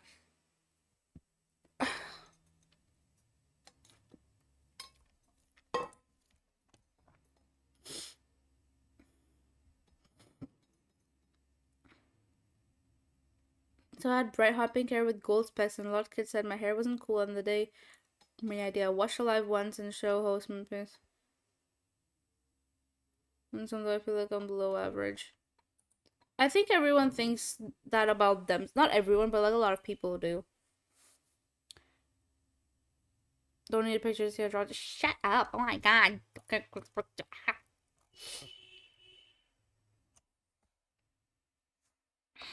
Um, moving on. Can you stand on your head? Answer yes. Reaction weird face 7. Oh. Do you hate raccoons? Answer no. Reaction confused. Just confused one? Oh. Why? Do you want us to hate raccoons? Do you feel blame?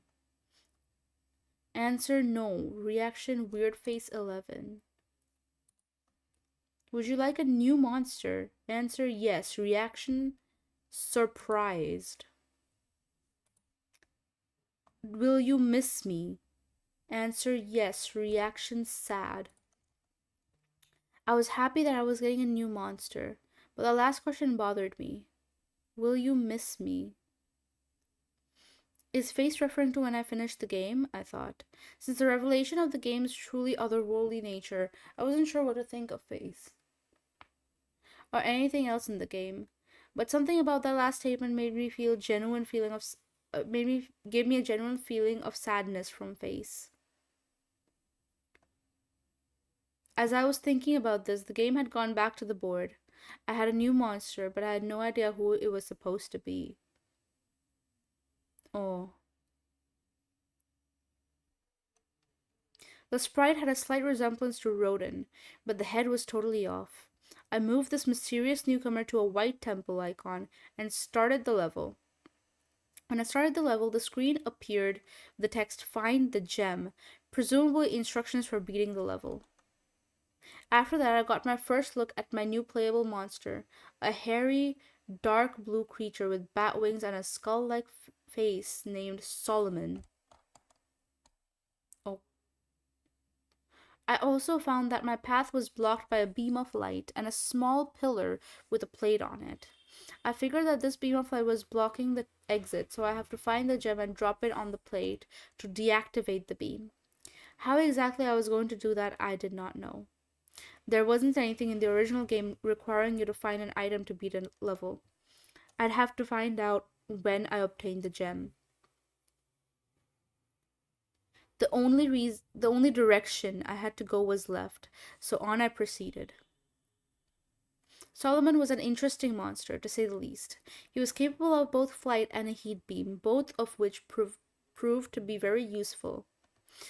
He could also kick and slash with his wings, but he couldn't duck.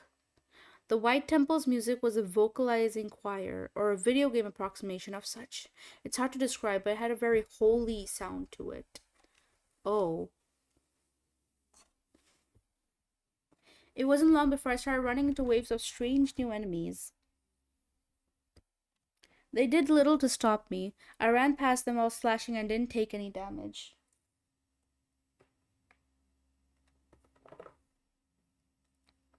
Oh, this thing is... Let me just open something. Just so I can see chat while also reading.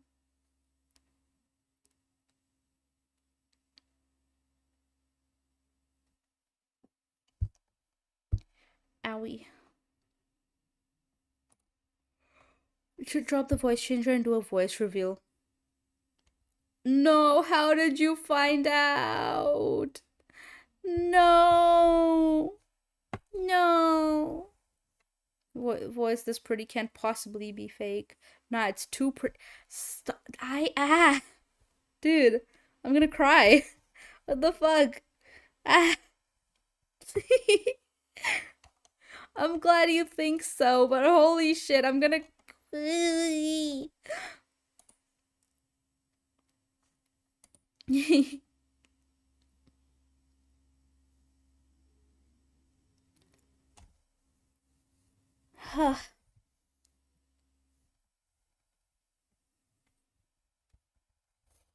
Thank you. This makes me immensely happy.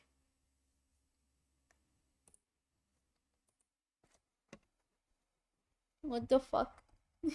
I'm so at you.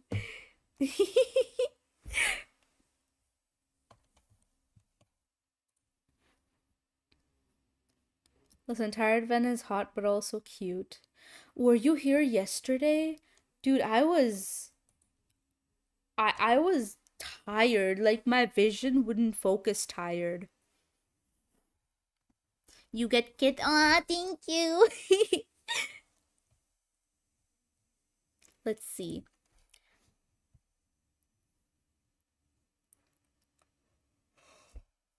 There was a pause between each wave of enemies. After you had killed about 10, there wouldn't be any for about a minute. Then the next wave would appear.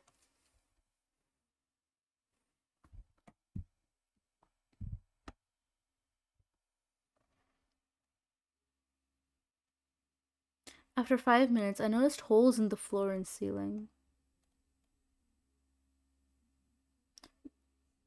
Guillotine mouthed creatures were rapidly flying up and down these crevices, so I had to time my jumps carefully because I didn't know if I'd get another shot at this.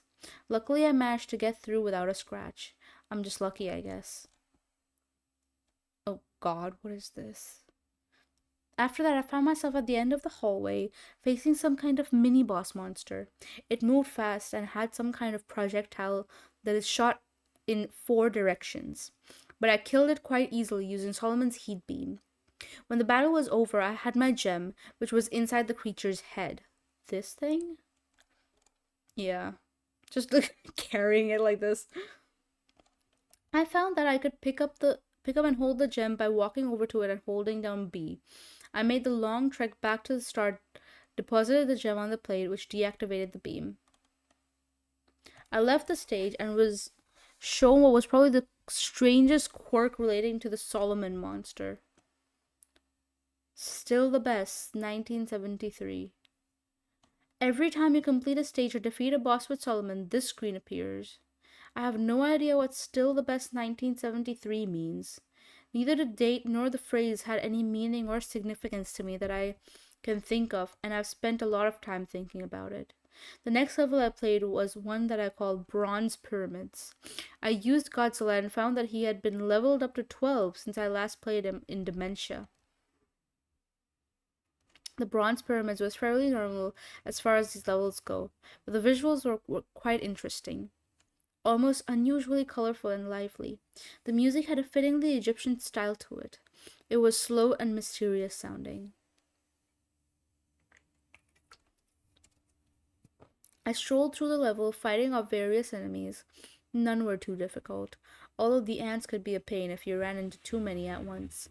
My favorite enemy was this giant reptile I encountered halfway through. At the end of the level, I came to a giant pyramid, and I engaged in yet another mini boss fight, although this one was a bit different because I had to fight 2 of these monsters at the same time.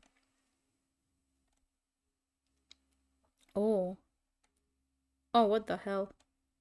Individually, I could have dealt with them easily, but fighting both of them at once was challenging. But I sped things up by tricking one of the twin beasts into barbecuing his brother by jumping when he uses his flame breath. Oh, pfft. After defeating the twin monsters, I noticed something strange after returning to the board. I was now able to move my monster piece anywhere on the board without limits. Normally, Godzilla could only move 3 spaces each turn, and Mothra could move 5. I wanted to try out Solomon some more, so I moved his piece over to one of the brown pillar-looking icons with colored dots and started the level. When I got to the level, I then realized what the level icon represented: totem poles. I was greeted by two of them right at the beginning. The music had a Native American sound to it.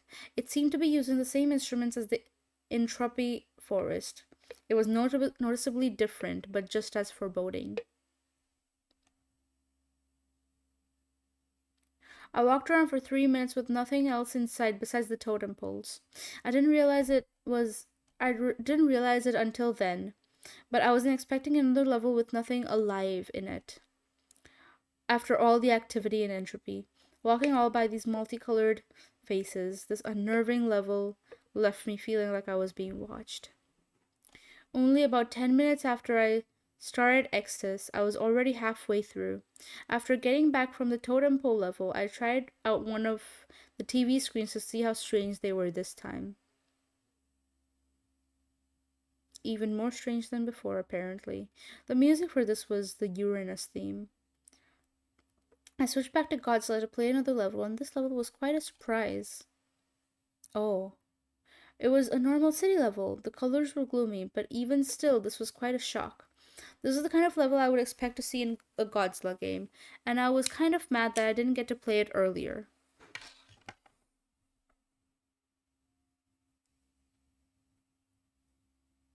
You were cute though, maybe I'm biased. Bro, I'm gonna stop. Dude, I'm gonna I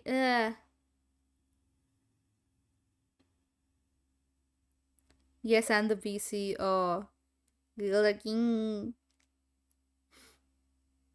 nosebleed a few nights ago. Uh-oh. Red test of rear wouldn't stop. That is bad. I hope you got that checked. Rubbed my face into my pillow and ruptured a vessel. Uh-oh. Was paler than normal after. That's not good. That is not good. Yes, thank you, Viper. You should get that checked, please. That's not okay. No way. It was. I was kind of mad that I didn't get to play it. The music was the Earth theme. I found it strange that the level fitting a Godzilla game would show up this late. But there's no point crying over spilt milk, I suppose. I moved Solomon over to a grayish green icon, which turned out to be a giant high tech laboratory of some sort. Lots of mechanical drones in this level, but Solomon cleared through them just like the White Temple enemies. The music was gritty, industrial beat. There was also a strange flying cyborg enemy, which was annoying because it would fly away when you jumped to attack it. Also of interest were these large stasis tanks holding some kind of monster inside. As you would guess, sometimes the monsters awaken and shatter through the glass. I tried to get past the stasis tanks as fast as possible because the monsters inside proved to be vicious little bastards upon release.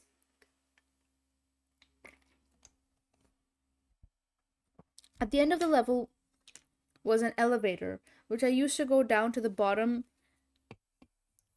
the level where the exit was. Hold on, let me clean my glasses. It's hurting my eyes.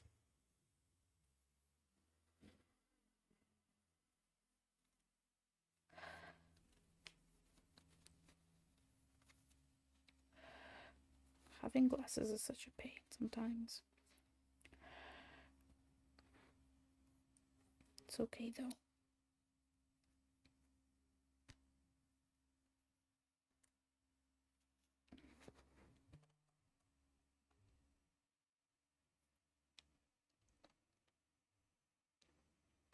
Along the way, I was shot by security drones.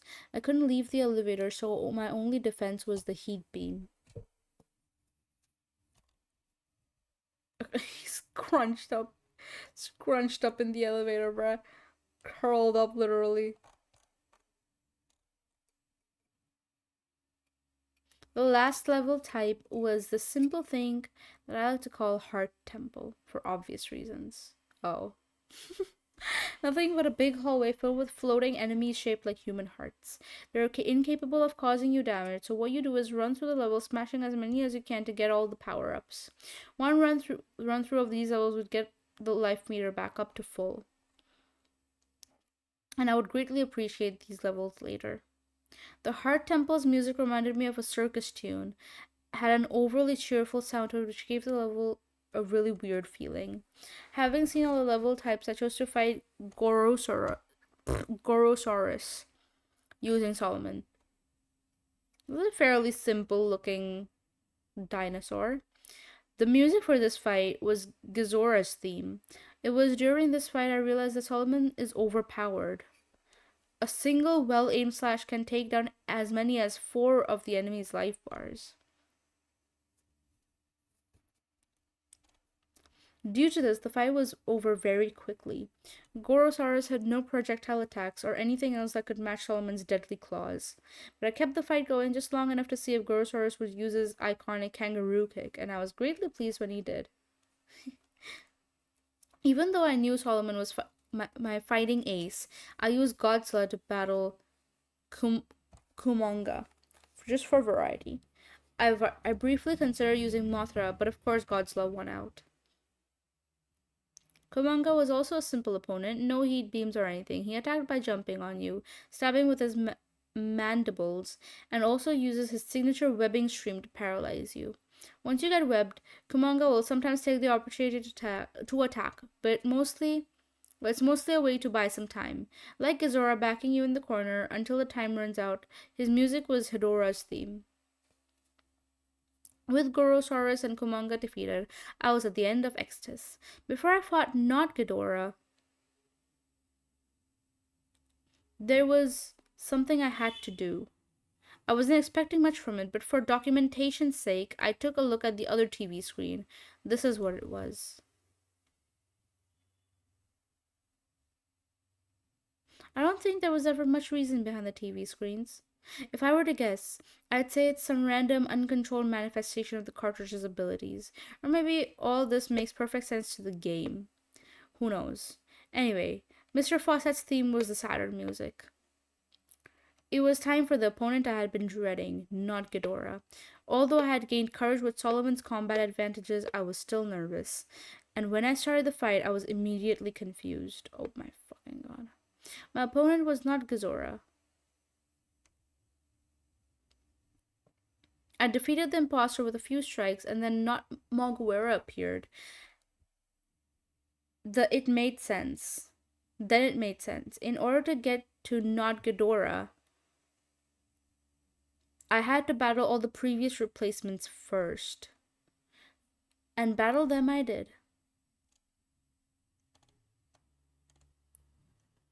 Oh.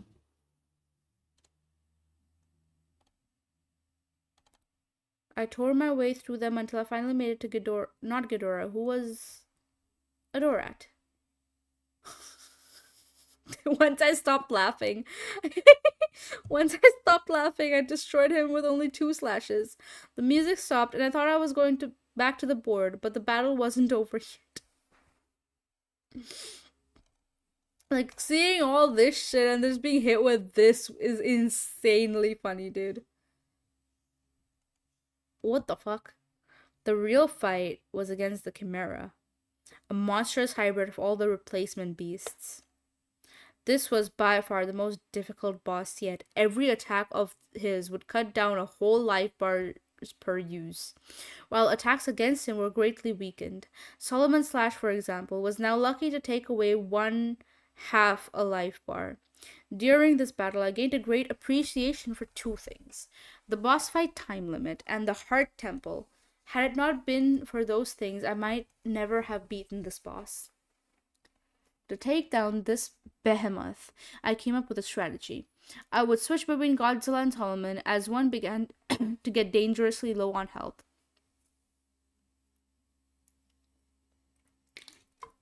I would take him through the Heart Temple while fighting Chimera with the other. I would count my blessings that Chimera couldn't regain lost health. What the fuck? A very interesting thing about Chimera was that the colored sections on his body corresponded to his different body parts. So each body part effectively had its own life meter. The head was invincible as long as the other parts were present, and would always be the last part to be destroyed. In addition to being difficult, it was also the longest fight so far. I tried to remember how many times I got taken out of the fight by the timer, but I lost count around 13. Eventually, I had destroyed all the components but the head, which now flew on its own at an incredible speed. Chimera fought well, but I was extremely determined, and once he was reduced to a head, he no longer had the power to defeat Solomon, and he'd beamed him into oblivion. And then Chimera was no more. I was exhausted after that drawn-out fight and worried that might affect my performance in the end world chase level. The headquarters icon was replaced, but not by the Hall Beast face. Instead, it was a crucifix. Uh-oh. I was completely stunned. I wasn't excited about seeing the Hell Beast icon gone again. But if there was only one good thing about those levels, is that they were predictable. I had a basic idea of what to expect. But now, here I was at the end, and the icon was completely different. What did it mean? And why a crucifix? It made me very uneasy. I attempted to start the level with Solomon, but couldn't. I got this notice that simply stated, Solomon can't enter here. Oh! I get it, because it's a crucifix and Solomon's a demon. It didn't say why, but I think maybe it has to do with Solomon's demonic appearance. Since Solomon was out of the question, I went with Godzilla instead, obviously. Once I saw the level, the crucifix made sense. The level was a graveyard. This makes a lot of sense. Yes.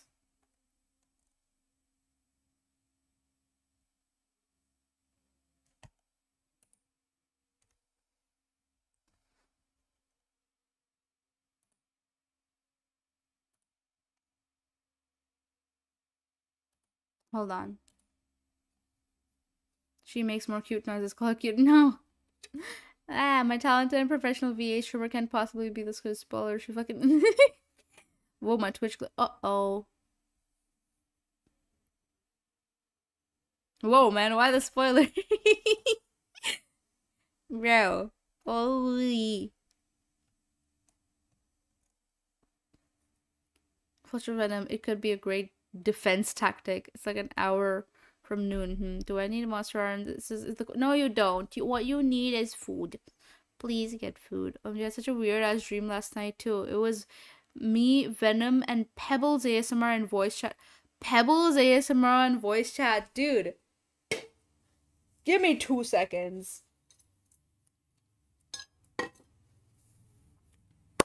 If Pebbles ASMR noticed me, I would actually be so happy.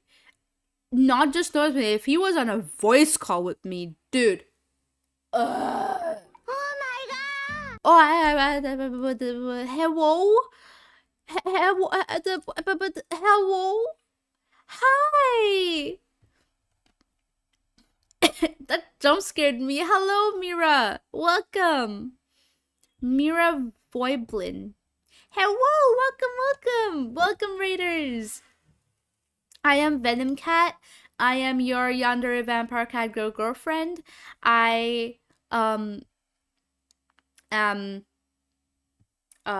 Today we are basically reading. Fridays are our creepy Fridays. Sorry for the jump scare. It's okay. Thank you so much for the raid. Thank you so much for the follow. Wow. I appreciate it so much. Thank you. Hi, Meat Steak. I think. Welcome. Thank you so much. How was stream? What were you streaming? How did stream go? And if you have to raid and run, please feel free to. Stick? Okay. Meat Stick. Hello. If you have to raid and run, please take care. Get some water. Do your after stream care if you need. Stream was great. I did a special event where I drew for. Oh, that is so cool. I wish I knew how to draw. I know people say that, but here's the thing. I was practicing for a good while when I was younger, and then I ended up stopping. Because I hated my own art so much. I did not have the patience. And that was my issue. I stopped having the patience. I respect people who have the patience to keep practicing art.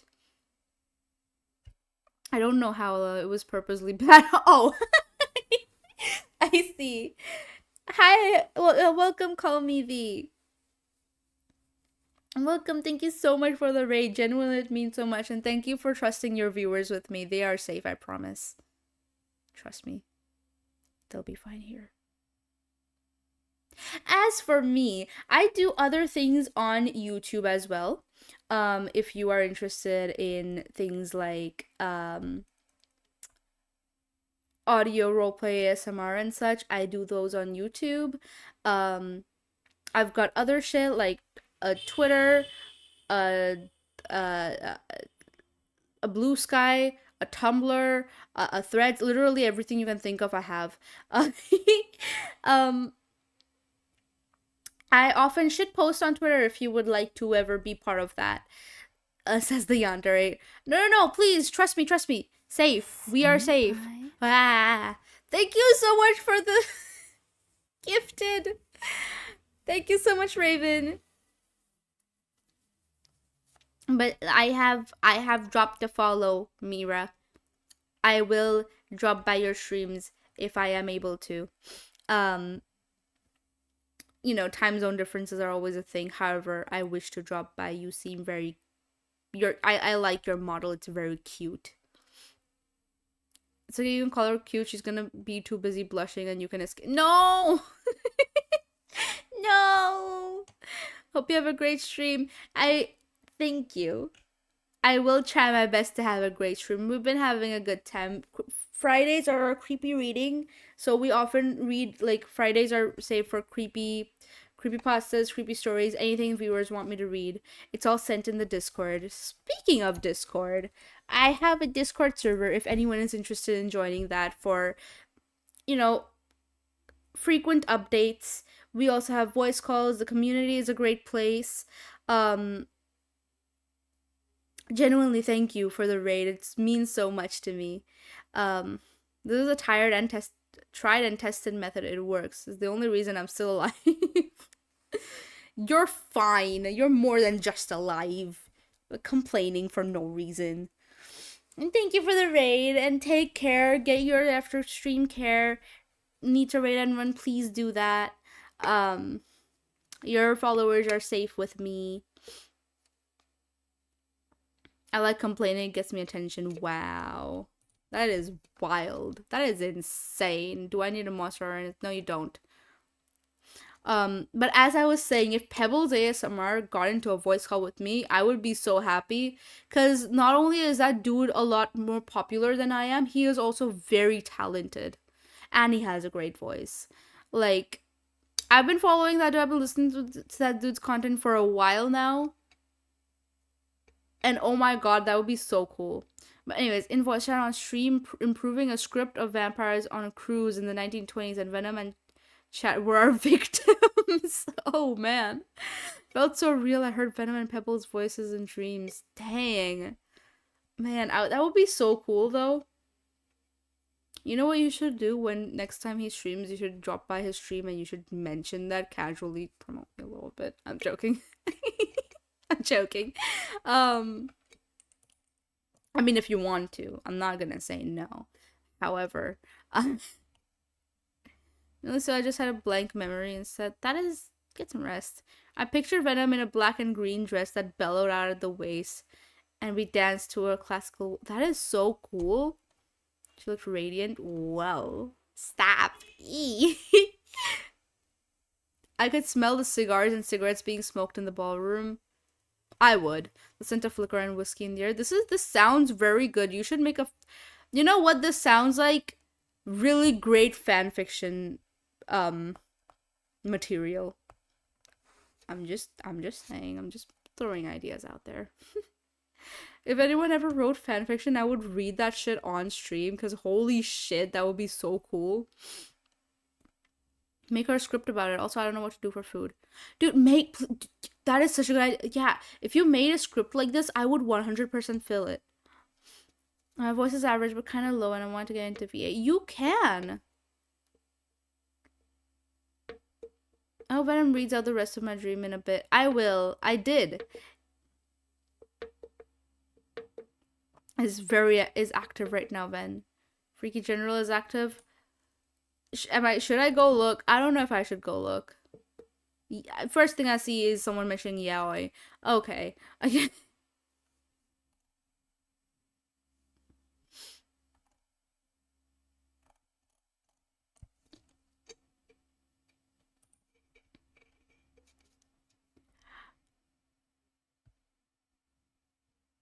Who wanna voice out when Wednesday?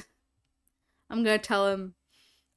You should. Last time I dropped by his stream, he wasn't very like he wasn't able to look through chat all that much because his chat is quite active. So I understand why. But it would be cool if he did. If he did read your thing, because that is such a good idea though. Wow.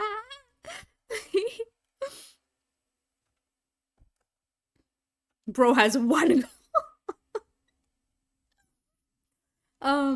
Also for lurkers, those who are here, um Twitch does this thing, in case you don't know, Twitch does this thing where if you are lurking and if you haven't, let's say, interacted with chat, or if you have the stream itself muted, it's not going to count you as a viewer.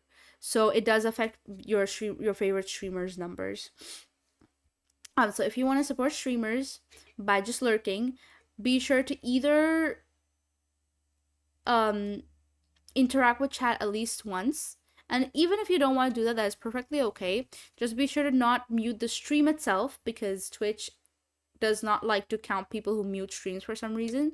So keep the stream itself at 1 or 2%, or alternatively, you can mute the tab itself. So this way, your streamer gets supported without having their numbers affected by lurkers and such. So there's that. Mwah. You got a kiss.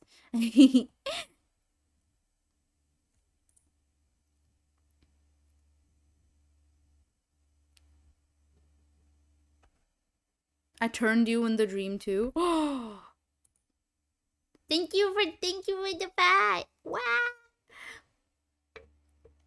How's it going? It's going great. Stream has been going amazing. I feel like the positioning of the pad is a little weird.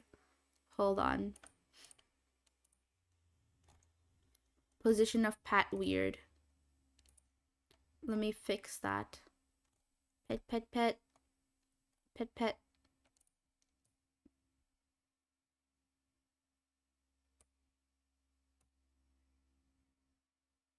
Yes, this should be fine. Yeah.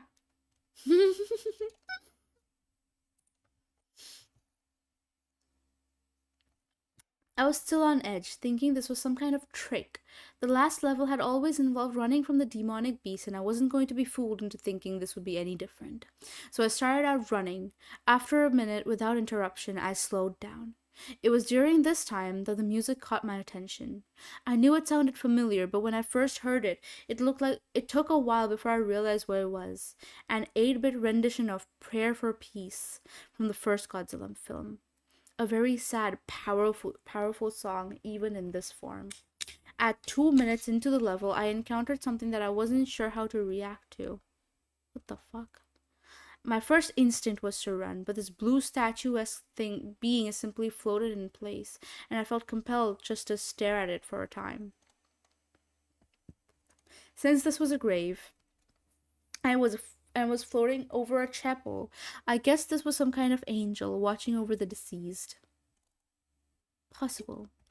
It gave me a strange but warm feeling. I wouldn't say happy, but I felt like I was at peace, somehow. I had never seen this being before, yet it seemed very familiar to me. Just as I was going to leave, the Hell Beast appeared, and its presence warped the music into a terrifying, discordant screeching and transformed the level, desecrating the tombstones as a new ground appeared, comprised of blood-soaked bodies. Oh man. I could feel my heart now beating out of control. I had no chance of escape with a monster that close. It lunged for this it lunged for the kill, but the angel got in its way. The demon roared and started crawling or clawing through the angel's leg, and tears of blood streamed from its eyes. Run. I wanted to save the angel, but there was nothing I could do.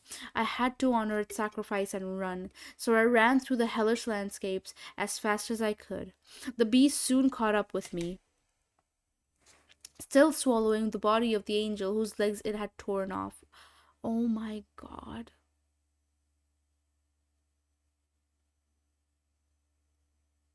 And this sight made my terror change into anger. I now find myself hating this horrible monster. There was no doubt in my mind that it was pure evil and I wanted it to die. When I got to the end, I remember how it responded to my insult in trance. I spoke to it and said, "You're going to pay." This was its response.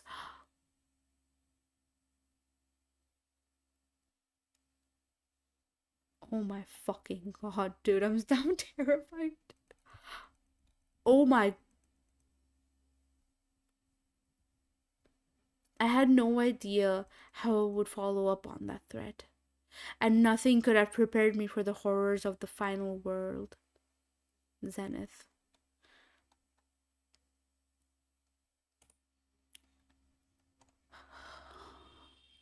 And here we are at the final world.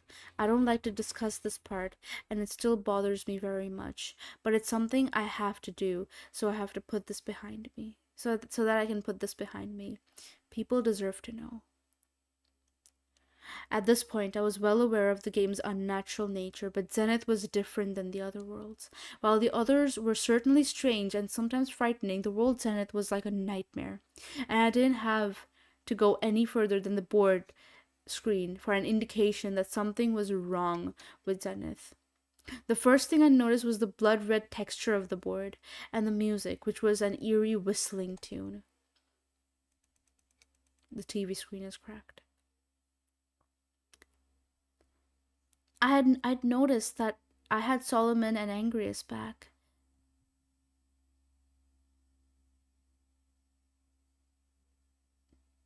And I felt better for a second. Then I scrolled over to the right to see who my enemies would be this time. This time, it was Distoroya and Ghidorah. But judging from the icon, it was a different Ghidorah than the original. Standing on the ground instead of flying, the grotesquely detailed pinkish red icon also caught my eye. I couldn't tell what it was supposed to be, and I was afraid to find out. Dude, oh my fucking god. Hi, JK! Welcome! You couldn't see it, but I was waving my hand rapidly. I was waving at you. Hello!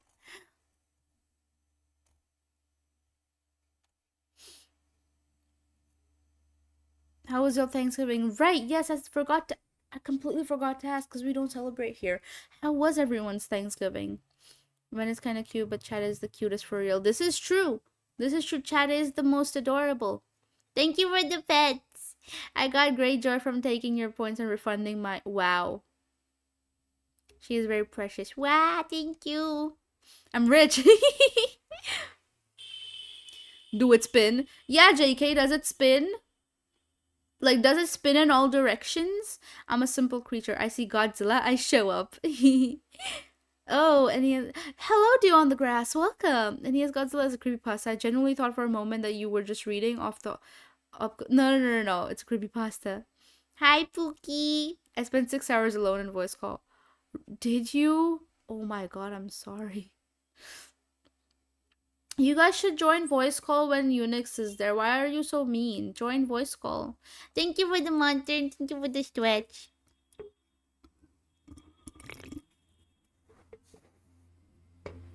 I'm gonna stretch now. Oh. Oh. Oh my god, I needed that. Oh.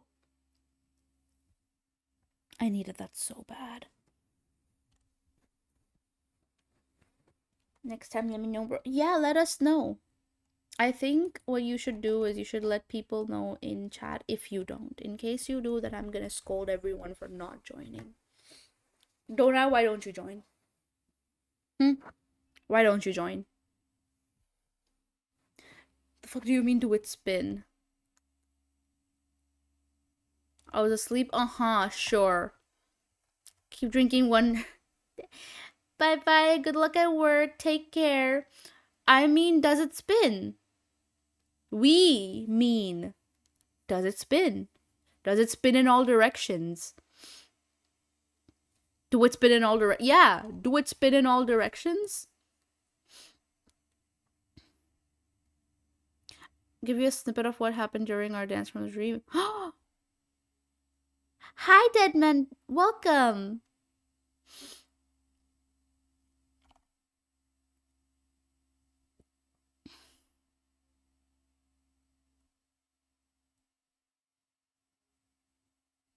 I should come and take out pizza soon. You should. Pizza is great. I miss pizza. Put into poetry and writing. That would be so good. Horrible Thanksgiving. I basically got uninvited from it for having a cough because I was recovering from a cold. That is fucked. I'm sorry. That is really mean. Terribly mean. Why won't my phone charge? Bleak. Charge. Charger, why aren't you doing your job? Come on. I know you can. I know you have it in you. I know you basically got drowned in Monster that one time I spilled Monster in my bag, but I know you can charge my phone still. I know you have it in you. Come on. Don't do this to me. I will start crying if you do.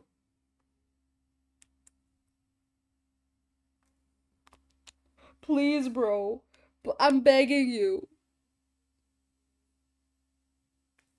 Is it because my phone is not... Is it because my phone is unlocked or what? Okay. This should be okay then.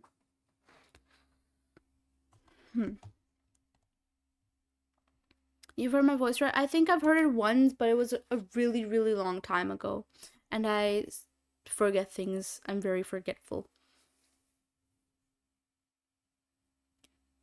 It was late. I went to bed. It do spin. It spins, guys. Maybe if he does a flip. Using your voice to spit out the last bit of life. The charger.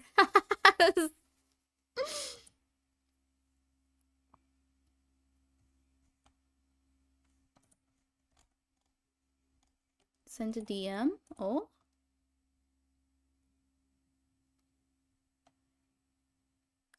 Said this. Played Vermintide for 6 hours alone. You guys are mean. Join voice calls with Unix. He's a sweet dude.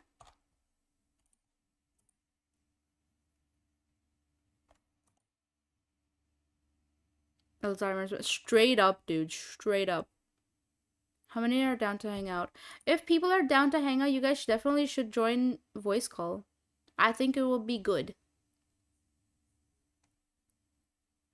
It's my orb. You trying to ponder it? I'm trying to ponder you, baby girl.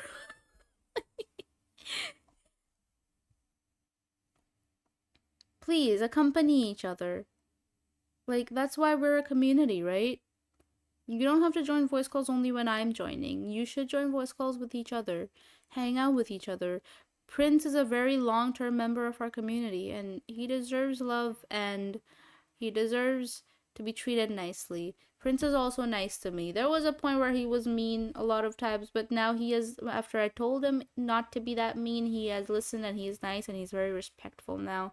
And he deserves to be treated with kindness. I won't always get the chance to join voice call because I am terribly busy between uni and constant family stuff and work and streaming. I will not have the time oftentimes. So please be there for one another, right? That's why we're a community, and that's why we're such a good community. Be nice. Baby girl, you know you can ponder all you want.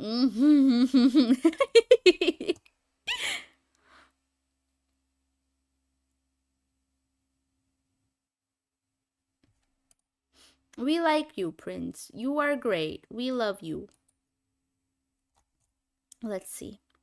It may have also been that it was at a time that people were very busy. This was possible. I do see people in voice call. Is the only issue being oftentimes I am unable to join because I'm either outside, like outside the house, or I'm terribly busy with something. And when I'm terribly busy, when I say that, I mean like I need to lock in without having like voices in my ears, because otherwise I will have a difficult time locking in. There are times, so there's two versions of lock in. One where I have nothing going on, I'm just sitting there just doing things, and the other where I have to listen to people yap while I'm working because it helps. And then there are times where I'm just simply overwhelmed.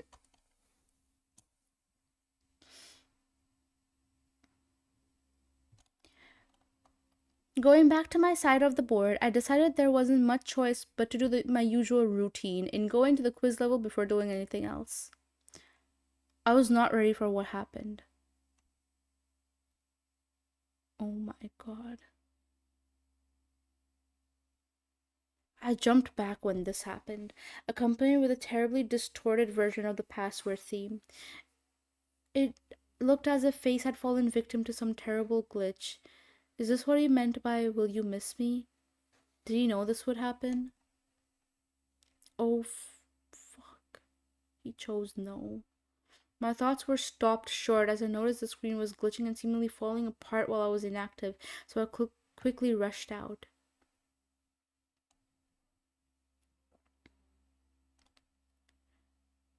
And when I got back to the board, I had somehow gained a new monster. I hadn't even been asked if I wanted one. I tried to select it and this happened.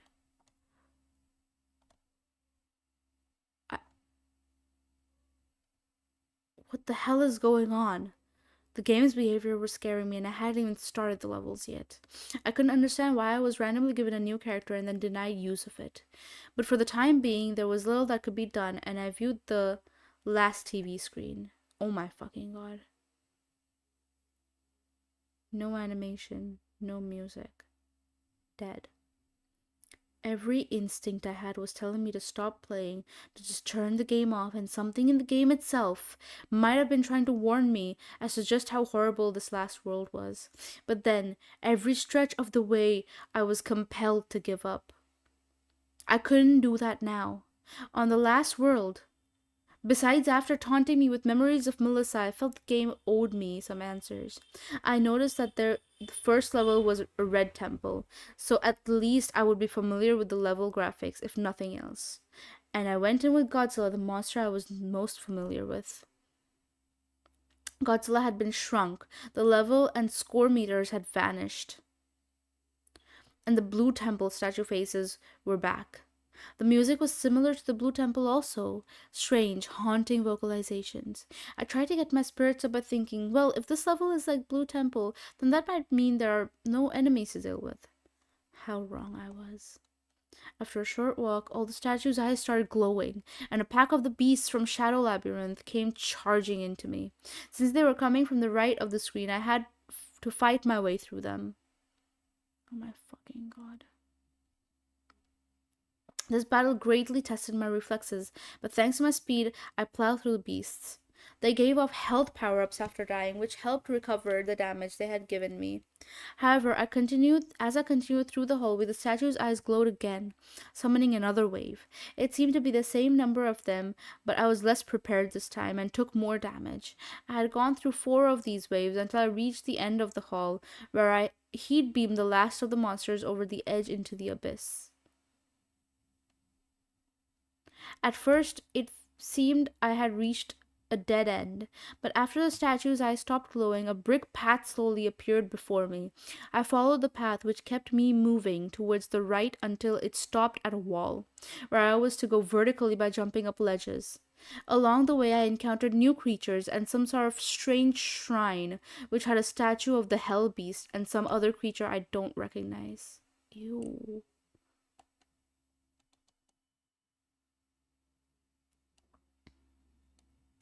As I went through, the path took a downward direction. I had to carefully aim my jumps to avoid the enemies, which were plentiful in this part of the stage. They didn't have many attacks, but they could easily shove you over the edge of a platform. Oh. At the end of this tunnel, there were a few small platforms floating above nothingness. I landed on one towards the left of the screen, and then something came down from above. It looked like the blue angel from the graveyard, except now it was red and had a skull face. Fuck. Any of the pleasant feelings I had from the blue angel were not present with this one. And as it hovered around, its eye sockets started glowing just like the statues, summoning monsters to attack me. Surely this was not the same benevolent being I encountered before. This must be some kind of imposter. My fucking god. The battle was nerve-wracking as I started off with nearly half my health and had to deal with multiple opponents. I'm stupid. As well as the threat of gravity. To make things even worse, as the Red Angel took damage, some of the panels fell until only 3 remained, but my luck had not ran out yet. Just when I thought it was over, I struck the Red Angel one more time, and it turned out that one last hit was all it could take. Sorry, disintegrating. Just as the Red Angel completely disintegrated, the game instantly went back to the Zenith board. I moved Mothra over the nearest stage from the Red Temple, which seemed to be a garbled mess of letters spelling kill, and began playing. Oh man.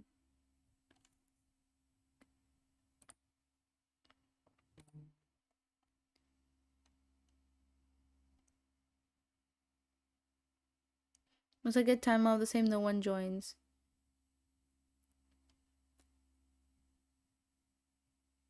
I think this is probably an issue of time zones at this point. Because I think I know the times where you join, and turns out usually it's either when I'm asleep or going to sleep, or when I'm outside and I'm busy. I think this is like a time zone issue. And I'm sorry that it is. I really wish things were easier. However, I think a lot of things should be figured out once university is over for me. Right. I have shit to say about university, by the way.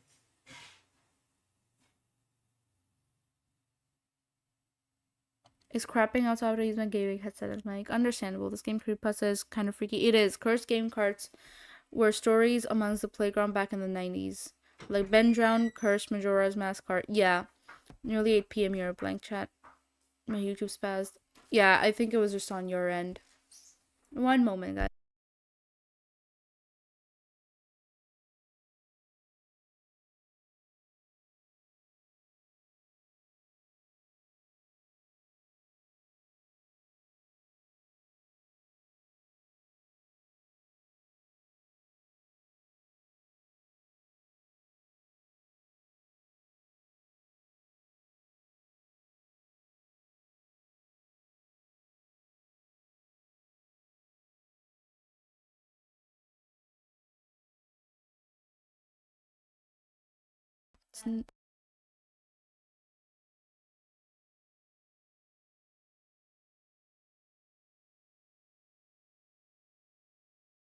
My mom's in the room. She's talking to me. I was asking some stuff. People love you, Mom. Whenever I mention you, they're like, oh, where? Where's Ben, Mom?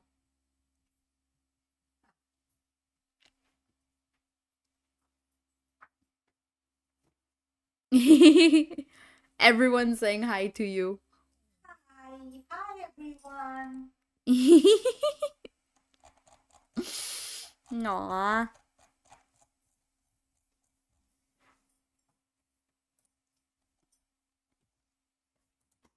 Oh.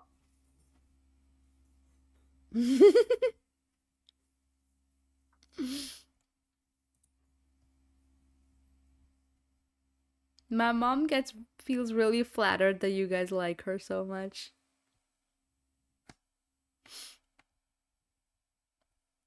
Oh. I think part of the reason I'm struggling to read is that I am actually just terribly hungry. Like my tummy is grumbling type hungry. I think since this chapter is going to be quite long, I'm going to take a break really quickly and you guys should also get food. I'm going to go get food.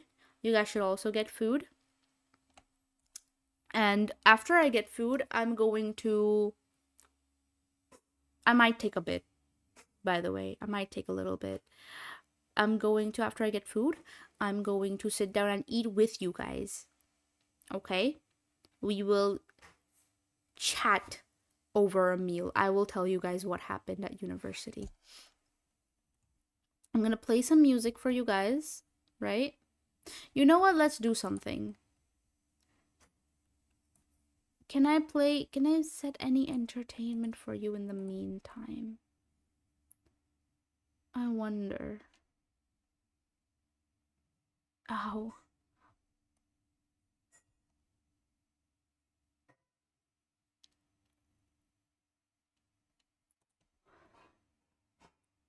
I'm heading out to the shop to get takeout, but Venmom is gorgeous. My mom is very pretty.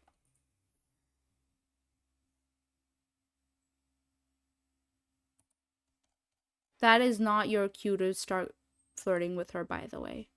I'm just letting you know, making sure to put that out there. Um,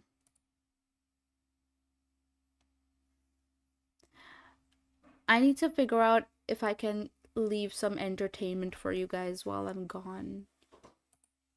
Um,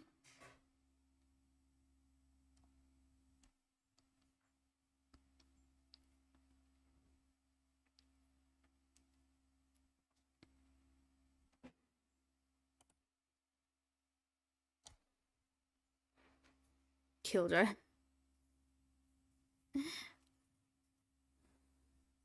Yeah, I suppose. Forgive me. Um, I am a terrible person.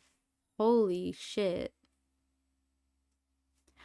Oh, I'm so not tired. I'm not that tired. I am just really hungry. Unbelievably so.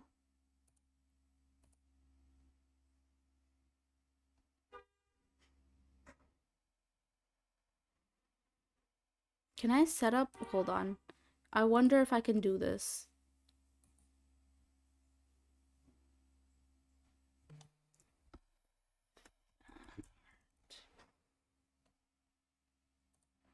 Automatic.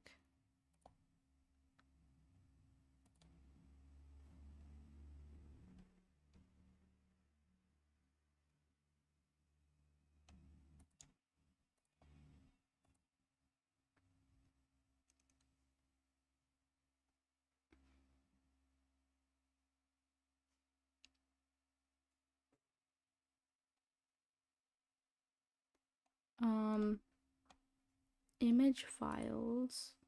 Add files. If can I pictures documents? I think I can do this. I'm gonna set up a slideshow of art, I think, if I can. I'm trying to. I want to be able to. I keep thinking I want to set this up. But I keep fucking forgetting because I'm an idiot. Art. Yeah, open.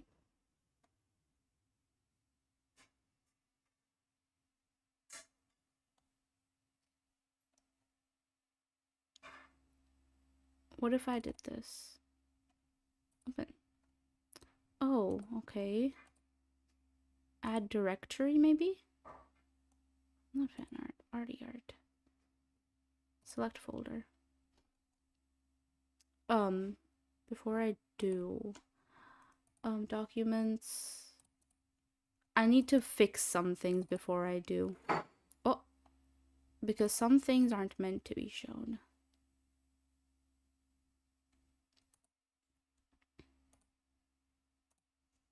Because of reasons. Folder. Art slideshow. You get to hear me do work, I suppose. While I set this up. While I set this, oh, one moment.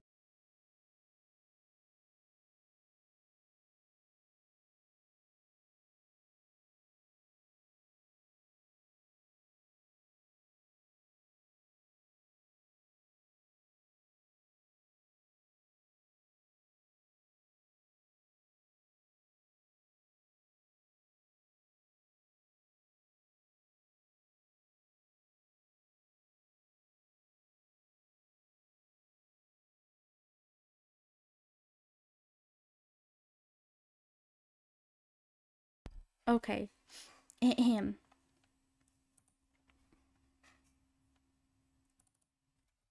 Paste this here. Ooh.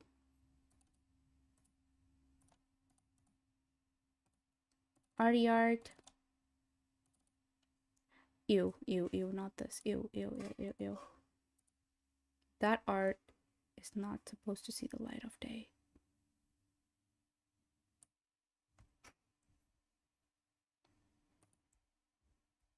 Copy. Paste. There is art out there that is not meant to be seen by this world. For very obvious reasons.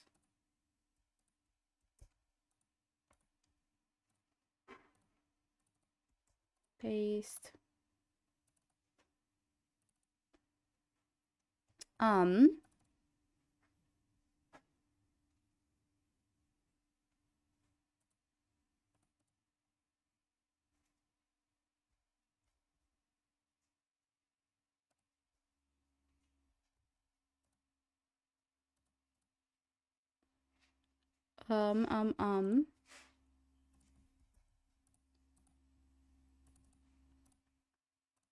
Is this? No, not this. I should have set this up a long time ago. This is my fault. I'm sorry, guys.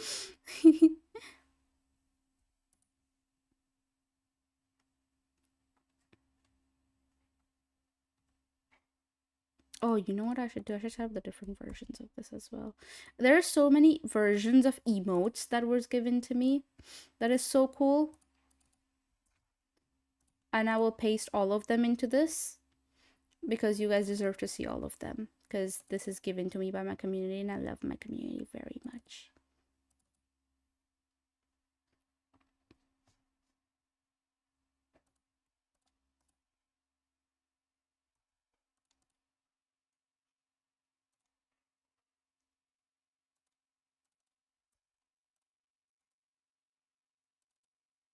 Emotes.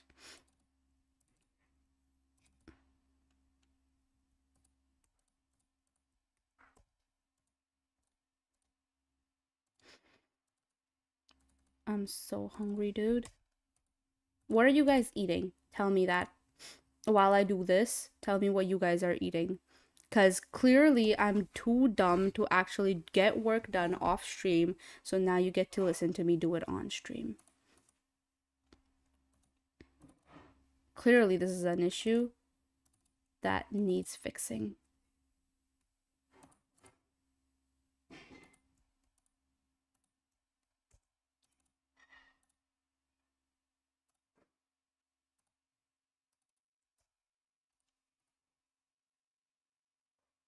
Arty art.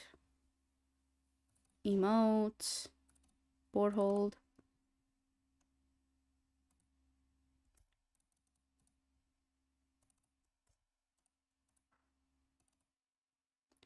Um,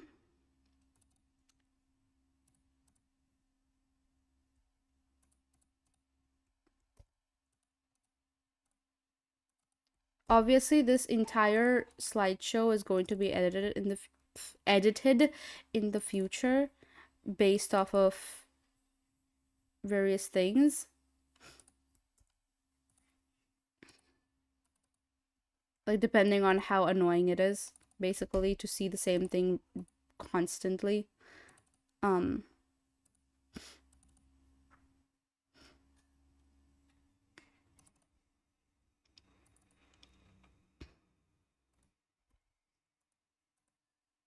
but I think you guys will enjoy this. There is a lot of art that I was never able to actually use, and there's so much art that I wish to actually show off more. Um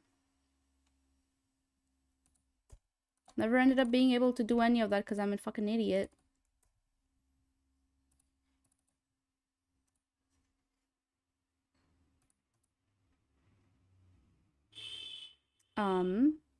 So I can just copy these.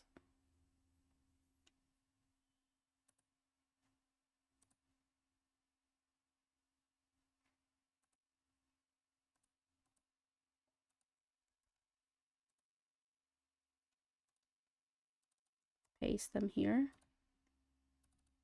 Arty art. Emotes. Okay. Fan art. There is so much fan art. And I love it so much. It is so cute.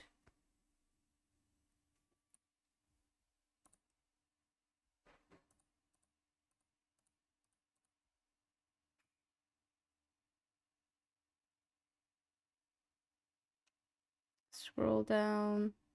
Lots of fan art. Very cute. Makes me very happy.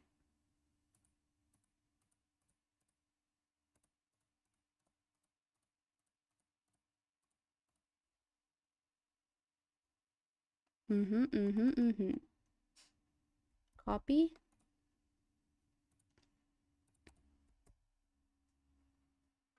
That is a lot. Um,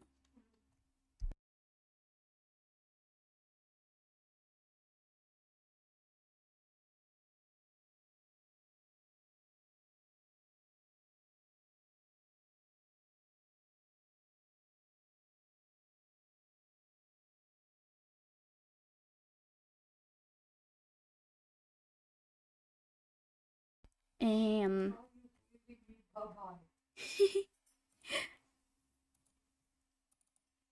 oh, and there's fan art contest stuff here too.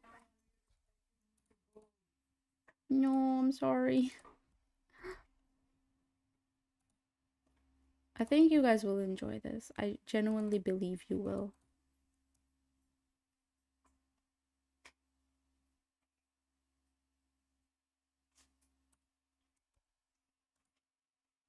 There is so much art, and it's so pretty. Makes me so happy. Like, I just realized this how much art there is. I'll put the reference sheet as well. What the hell?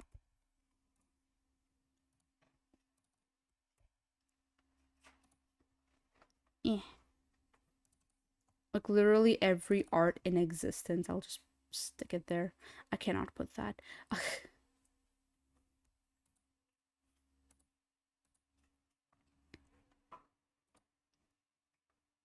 That's an MP4. This. This. Oh, I already put this though. Not this. This. I did not mean to open this. This. This.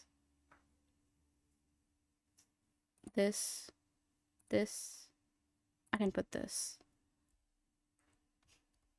Copy this. Go back. Oh, there's so much art you guys haven't seen.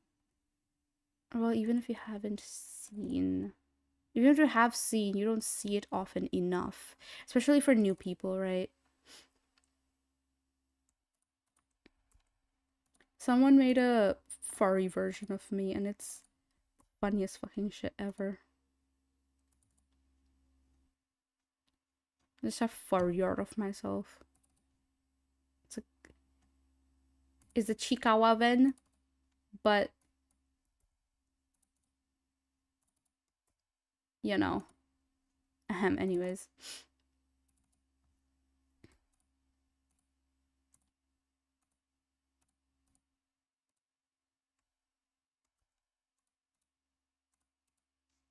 This is not where I wanted. Paste this here. This can go.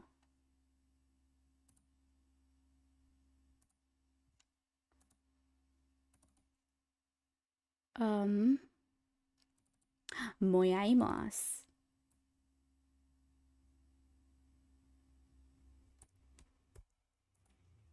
These copied. Pasted here.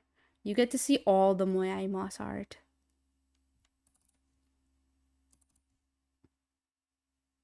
What the fuck? Oh.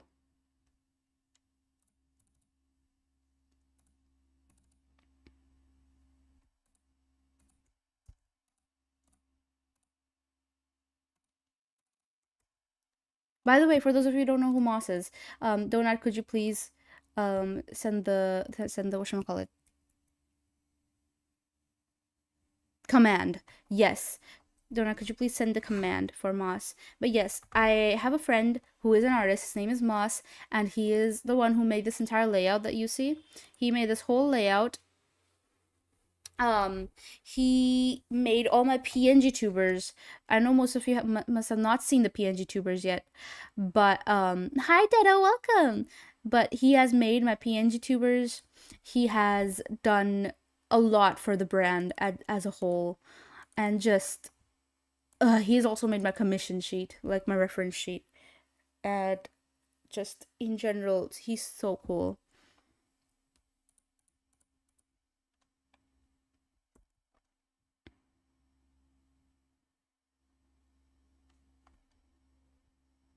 All the different expressions you guys can see, I suppose. Arty art. Moyaimasu. Oh no, this is his com sheet.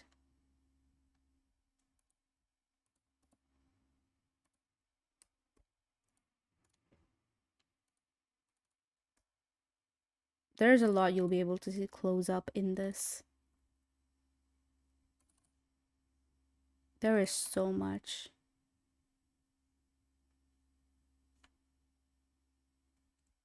This. Yeah, copy. PNG tubers. Paste. No, not there.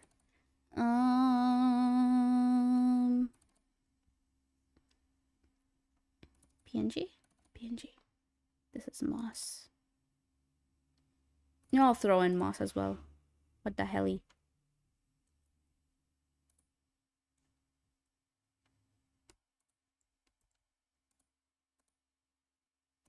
He deserves it.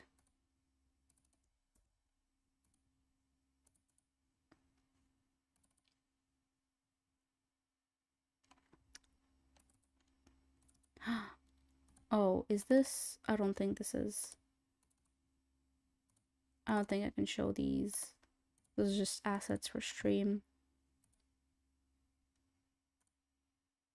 Ooh, yes, this. Holy shitterinos. Bitch, shut up. Cars outside loud as hell. Middle of the night, too, for what?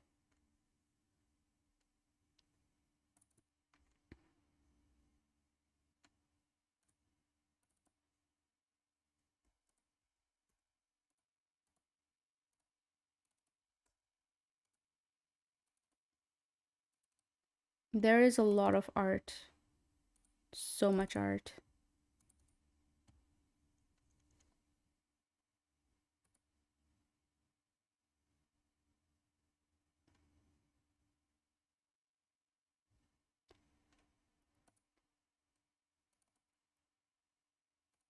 This is okay.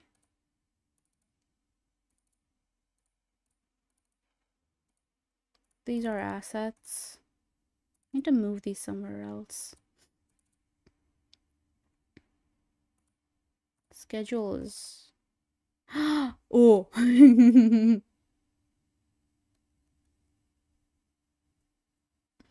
Oh, these are great. Wait, hold on.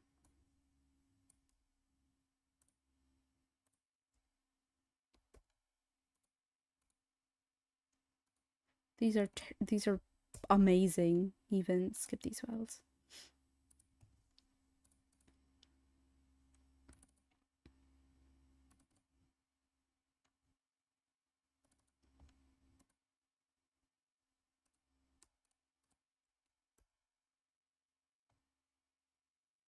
That is not what I wanted to copy. I might be a big ass idiot. Oh.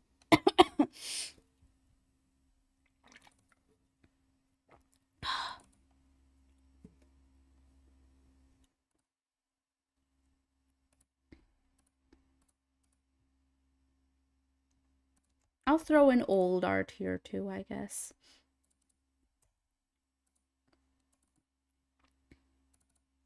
End of the day, it is art that I got, and it is something that I'm very grateful for. Oh my god, you guys haven't seen the Rachel one. It brings back a lot of nice, semi-nice memories.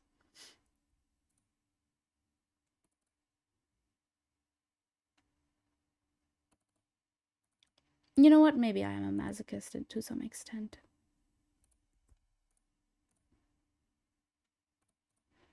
Maybe I should stop talking to myself. I say dumbass shit when I talk to myself.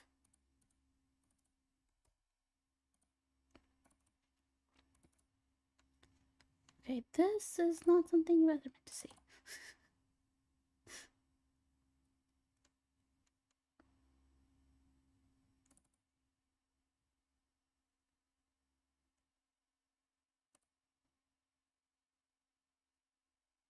Oh my god, wait, I want you guys to see this. This is an old, like, face reference that was made.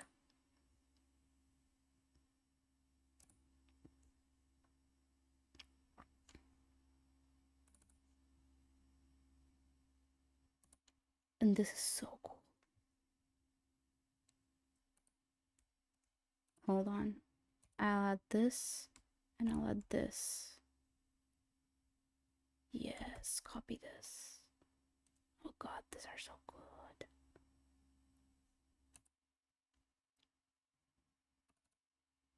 Prototype Venom.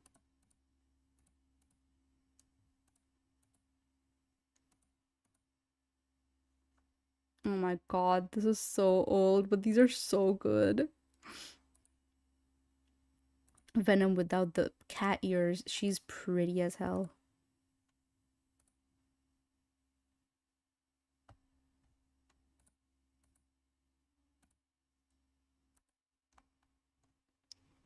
I'll add this, I'll add this, and I'll add this.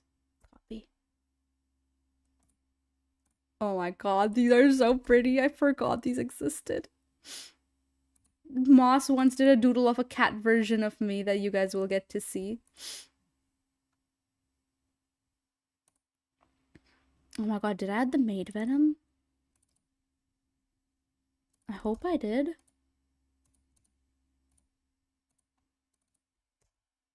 Oh, replace this. Cool. There we go. Add directory. Art slideshow. Select folder. No, can I? Wait! Cancel! Oh, no, it wasn't showing. Okay, that's good.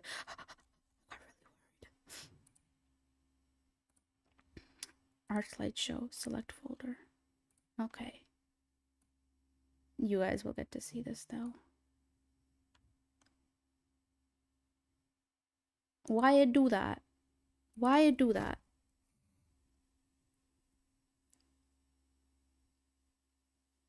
No, I want 0 time between slides.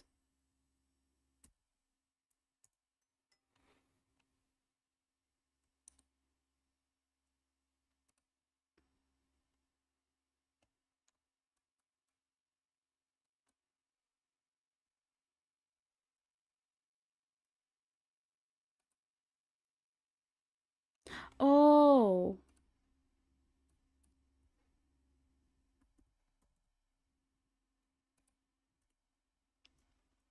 I understand now. I'm an idiot.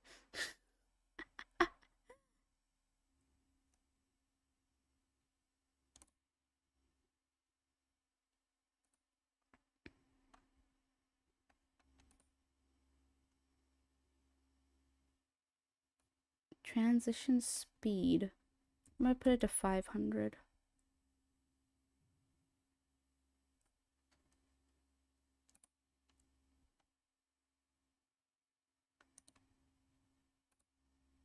$400? Oh, I think I understand now. 700? Oh no, it was at 700. 900? I am actually losing it.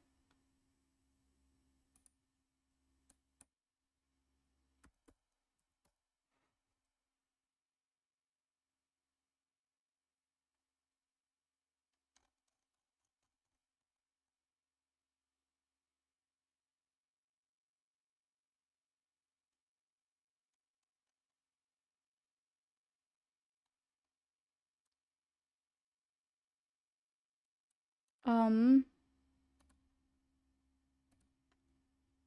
okay, let me put it in this corner, I suppose.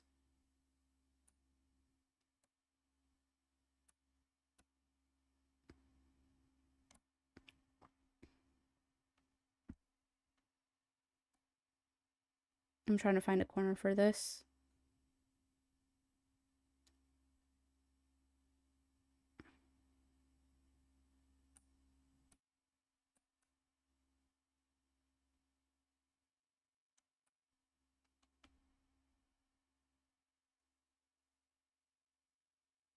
Okay. I think this should be good. I think. Huh. Maybe I should put this here. Make it bigger.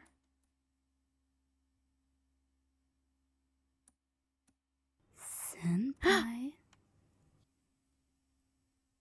Thank you so much for the gifted! Ah! Thank you so much for the 10 gift. What the fuck? Thank you so much, Chaos. Welcome, welcome. I was just about to step away from stream for a little bit to get some food. I was setting things up real quick so that people have something to look at while I'm gone. But, thank you so much. Hi, welcome. Can we get a shout out for Chaos, please? Anyways, now that that's set up, I will be right back, okay? Um,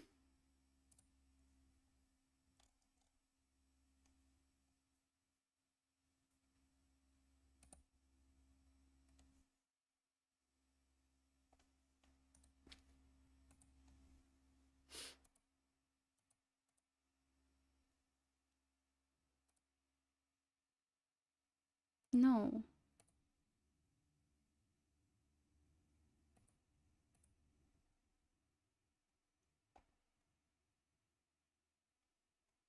Oh.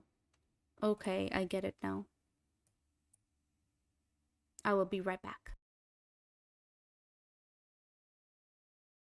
Let me restart the...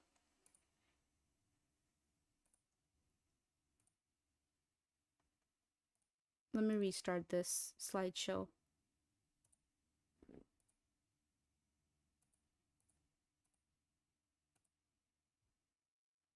And play some music for you people.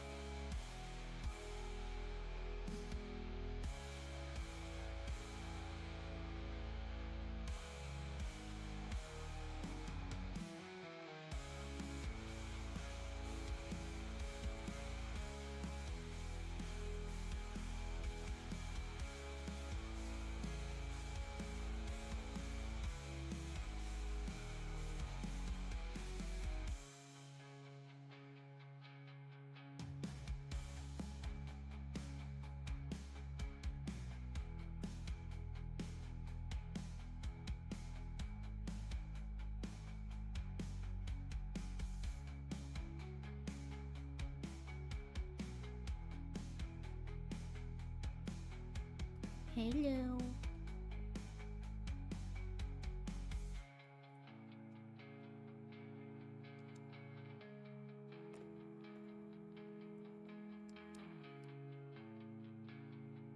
I am back. We have food now. Maybe set this up.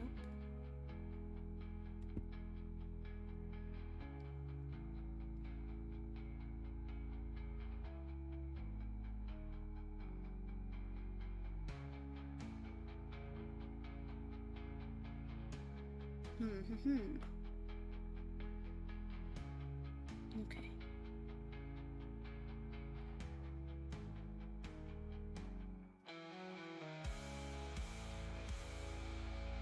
Hi. Welcome. Thank you. Let's see what you guys were on while I was gone.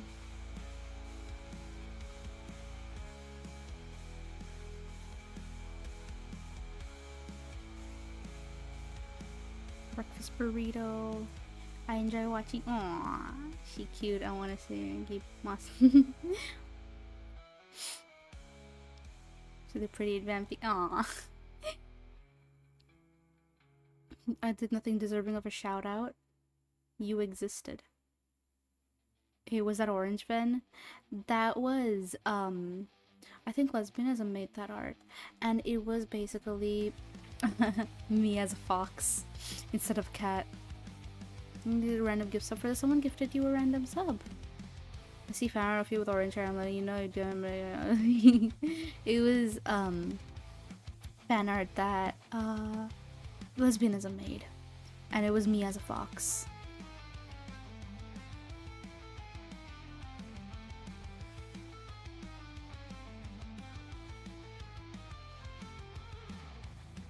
So my body's telling me I shouldn't have ate. Uh-oh. Take care. My friend, when I'm extremely tired, my voice is hottest now. My cereal. Uh-oh, that's not good. Take care. It has BBQ chicken. Oh, gimme. What you got to eat? I made a sandwich. My sandwich has it has an egg in it, it has chicken, it has cabbage, it has tomatoes, it has onions, it is doused in sauce, it has cheese, it has lemon juice. Fish my Hot Pockets, how were they? What are Hot Pockets exactly? I still don't know what Hot Pockets are. Last time I asked someone, I think it was Wholesome who answered, he said it's basically like pizza but bite-sized is what I heard.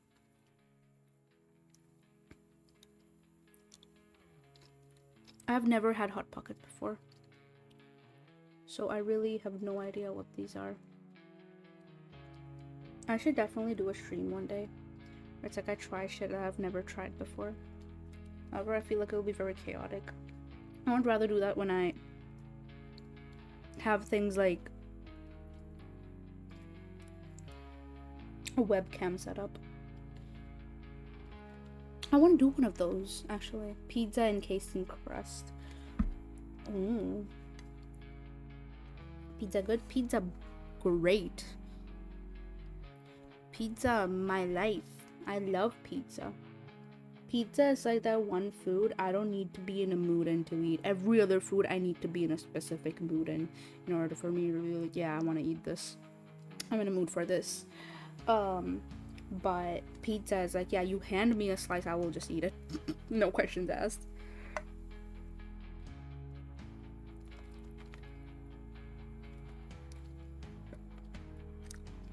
Sandwich very messy.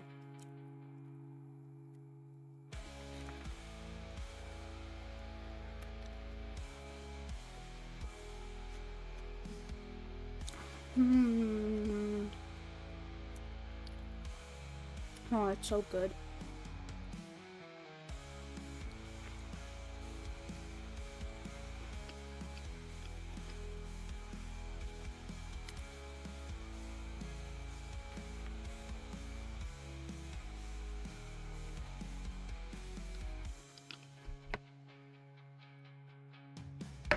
Hmm.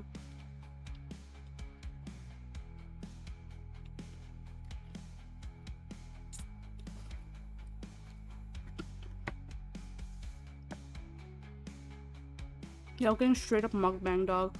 Oh yeah, the university tea I wanted to give you all.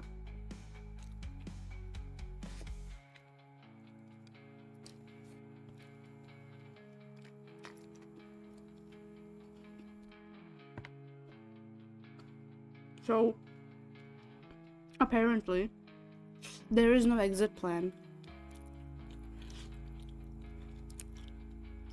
Our original course was 3 years, and in a new update to the education system, they made it 4 years. And like, they were like, oh yeah, you could opt out of that if you want. You don't have to do 4 years. It's not compulsory. You can just choose to do 3 years and it'll be fine. And most of us were like, cool. Even the class toppers are like, yeah, we'll do 3 years. Yesterday, I find out, like, one of the girls in our class, she went to the head of the department.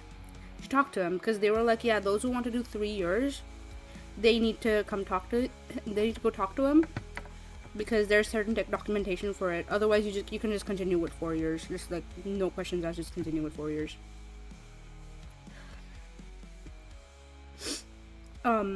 She went and asked him, and he was like, yeah, we haven't gotten any updates from the higher authority for an exit plan yet.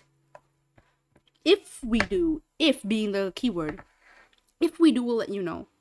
And she came to our class and she told us, and we were like, if? Don't you mean when? And she was like, yeah, no, he said if.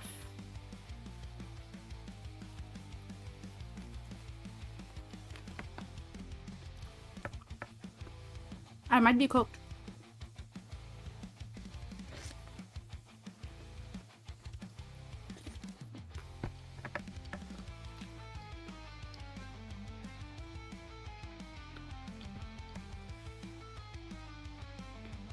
I'm not genuinely be cooked. Because I'm losing my patience with this university, bro.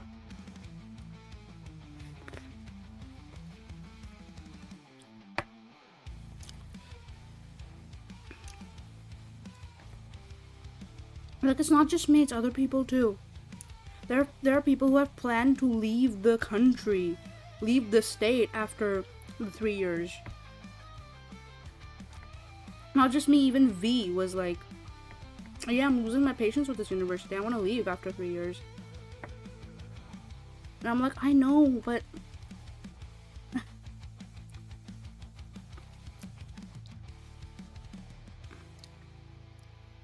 like,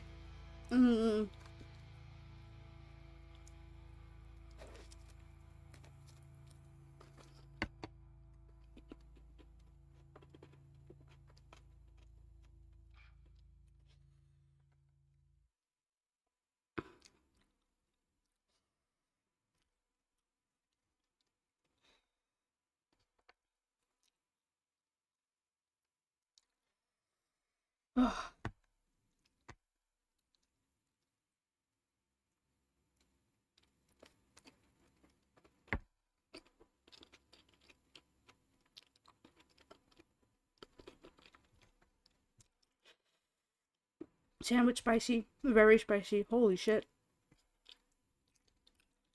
But it's fun.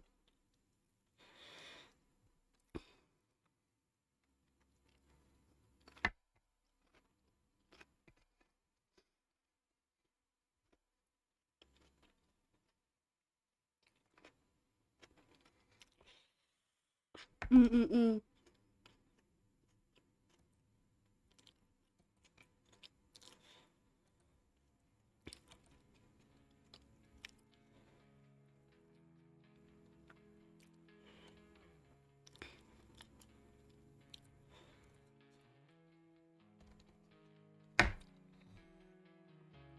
No sandwich picks. Sandwiches are very messy that I make.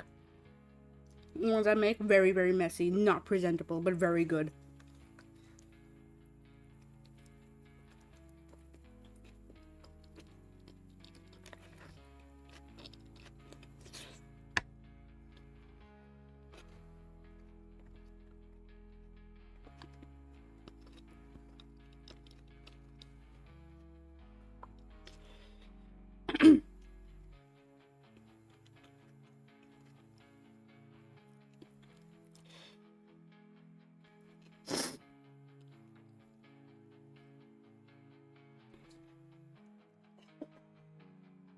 Messy is good.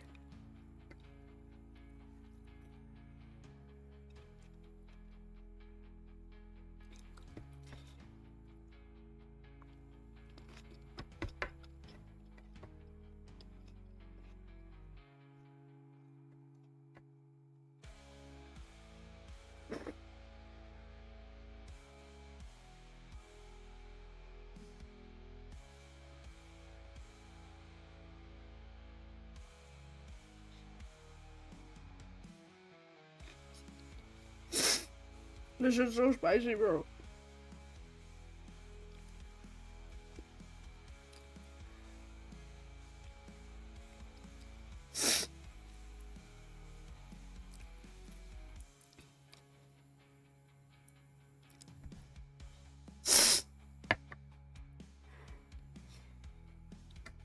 Okay, I will be right back. We'll wash my hands.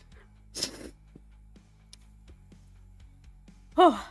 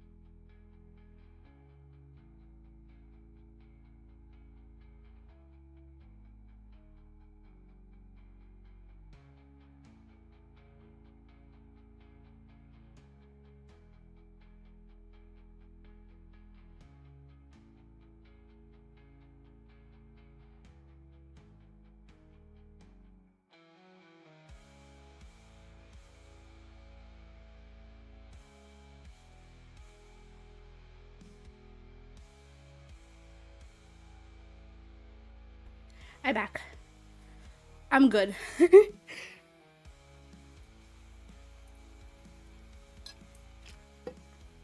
Mm.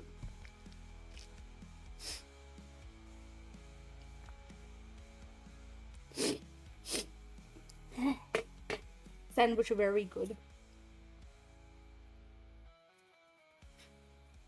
Like very good.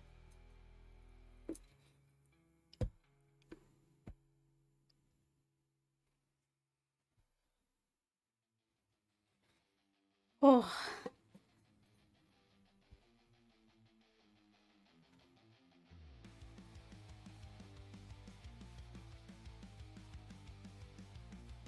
But guess how the sandwich was created, by the way.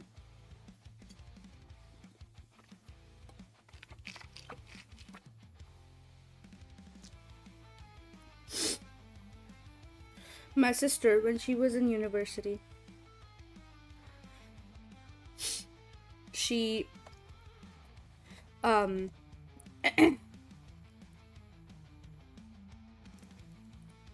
she woke up one morning and she used to make her own breakfast and all that, right?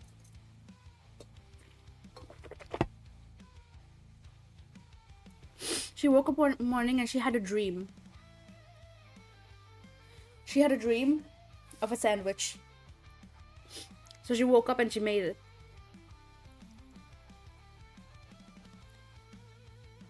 Yeah. And I've never stopped having that sandwich ever since. She was in university before I was in university. And this was 3 years ago. Over 3 years ago. She dreamt of a sandwich and then she recreated it when she woke up.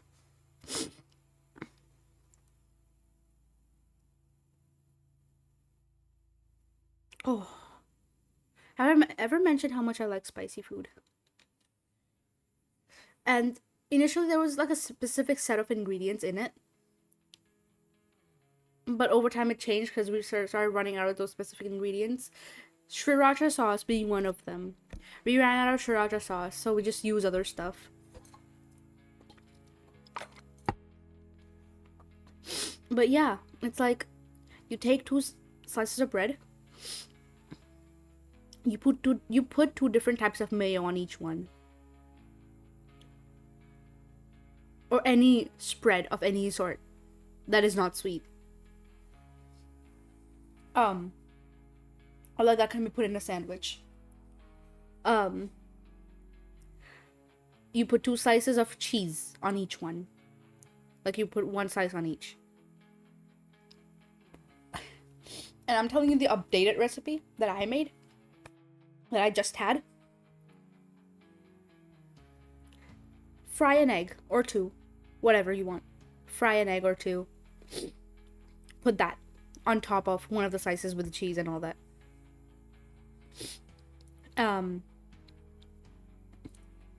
Then put a few leaves of cabbage, like enough leaves of cabbage on top of that. Then chopped onions. Then chopped tomatoes. Go over that with shredded chicken, any cooked chicken that you have. It could be a proper spurred dish of its own, whatever. Just put it on top. My mom cooks chicken, and I just take a few pieces off of that. It can be anything you want. It doesn't matter. Just cooked chicken. Drizzle that with lemon juice.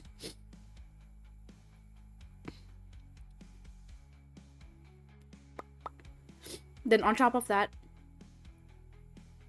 any fucking sauce that you see, any spicy or like savory ingredient you see on your table. Originally, we used to put like sriracha sauce. We used to put like a bunch of other stuff that we see on the table. But now that we don't have the main ones, like sriracha was one of the main ones, we just use any sauce that we find, any hot sauce. And the thing is, mainly what's on my table is primarily hot sauce.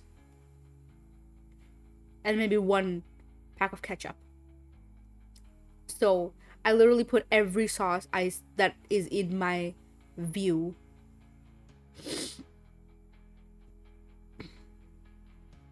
I put Szechuan sauce. I put chili garlic sauce. I put hot and sweet sauce. There's this barbecue sauce we have that I put a little bit of it. Two different types of chili sauce. Tomato is good. Tomato is good. I love tomato. Literally put anything and everything in your sight. And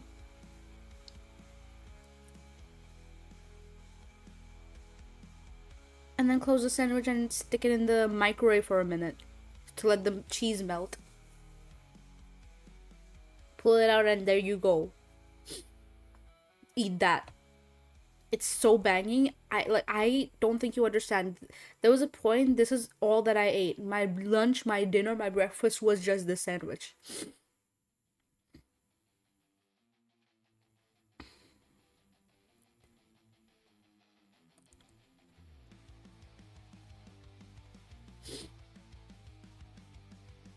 Pizza good.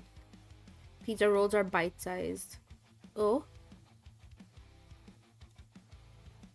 Share with you two if you two were closer. Aw.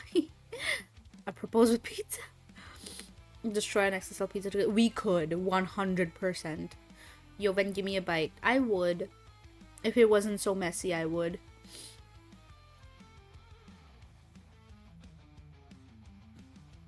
You will be able to go out only 3 years. I hope so. May I ask what country? I am not public about that. Also, welcome.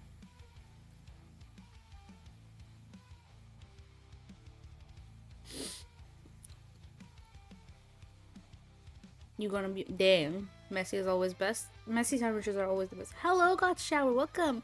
Okay, the best sandwiches are great. I like a lot of bacon on mine with cheese. I have never tried bacon on mine. I could try that. I should try that actually. That sounds really good. Hitting the spot, yeah. I'm new here. Hi, I know you. I know you from somewhere. I'm trying to remember from where, but I feel like I know you. Bro is struggling. I'm fine. Be careful with that spice. I love spice. Use a God shower, then less spice. I do.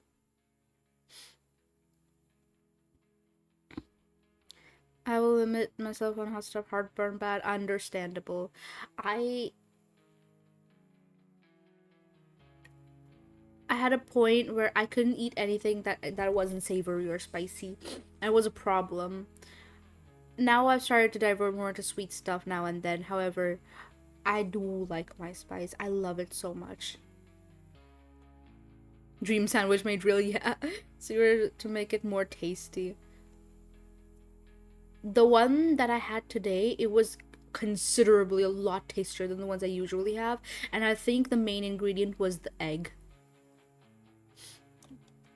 I've tried weird rams where I ate out of Chuck E. Cheese, and these are unlimited food that made me hungry after I woke up.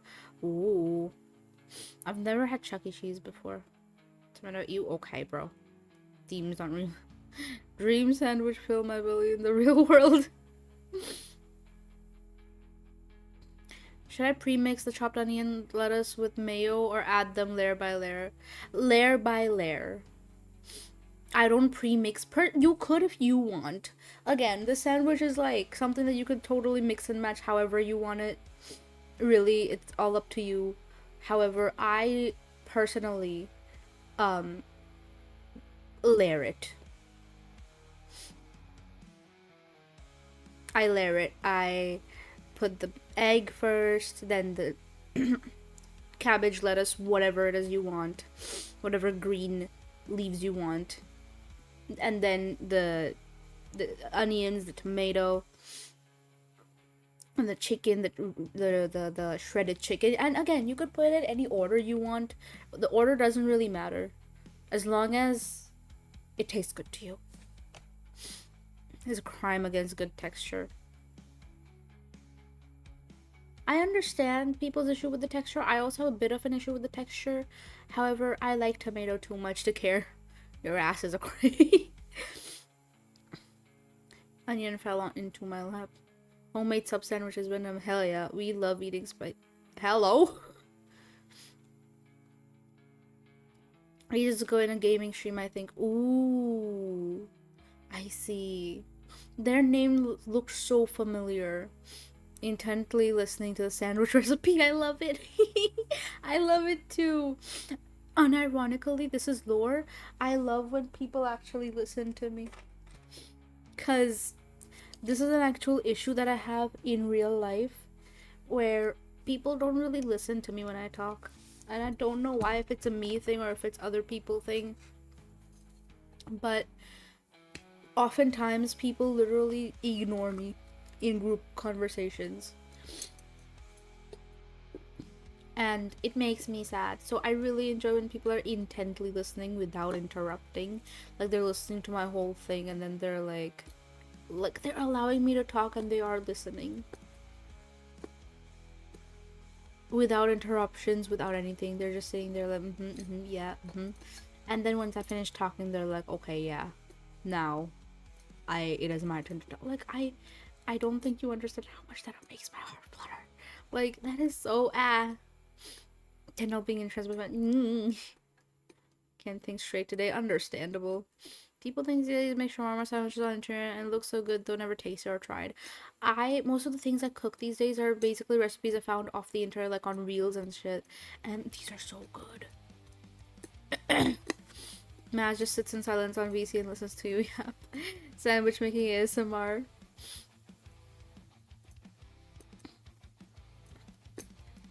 Too, but the got shower one should be on my lap.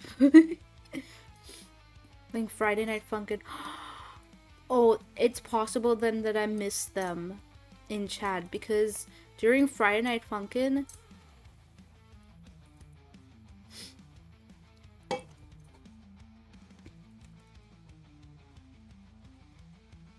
I like lock in so hard because I'm genuinely struggling with Friday Night Funkin'.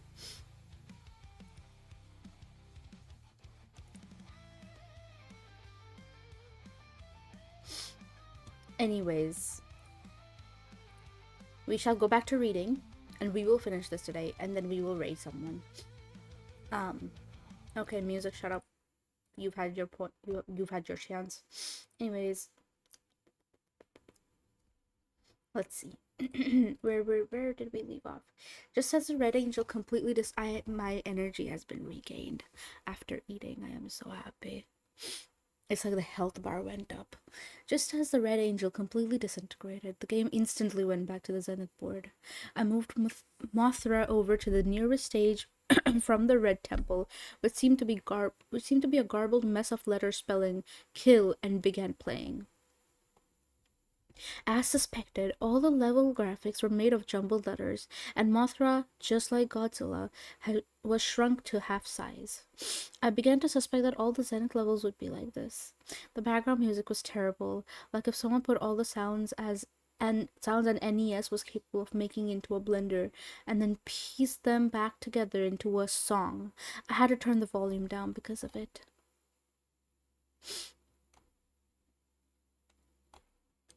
Playing as Mothra made avoiding the enemies easier, but they were nonetheless determined to get at me. The first enemies I saw were headless Gigants, and later on there were hybrid monsters, pieced together from previous bosses, like the violent heading violent headed thing seen above. 5 minutes had gone by, as I didn't see anything new.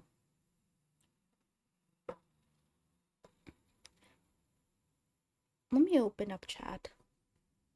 Otherwise, I won't be able to see.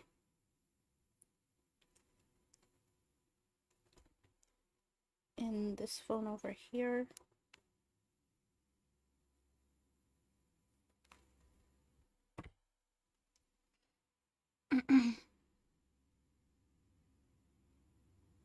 Do you love your tail? Thank you.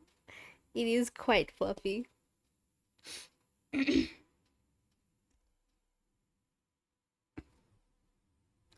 um, 5 minutes had gone by as I didn't see anything new, and the level shifted into another segment. The music changed from the loud and annoying beeps into something far more ambient and menacing. The level graphics also changed, now looking a blood drenched junkyard. The way everything in this level was red made it sickening to look at. Oh. That is pretty sickening.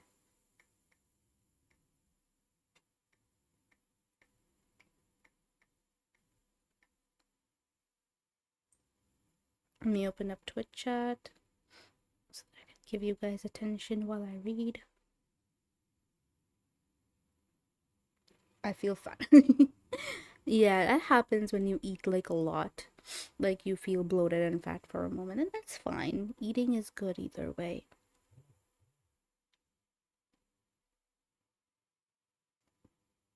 Coming from someone with a very weird relationship with food, by the way.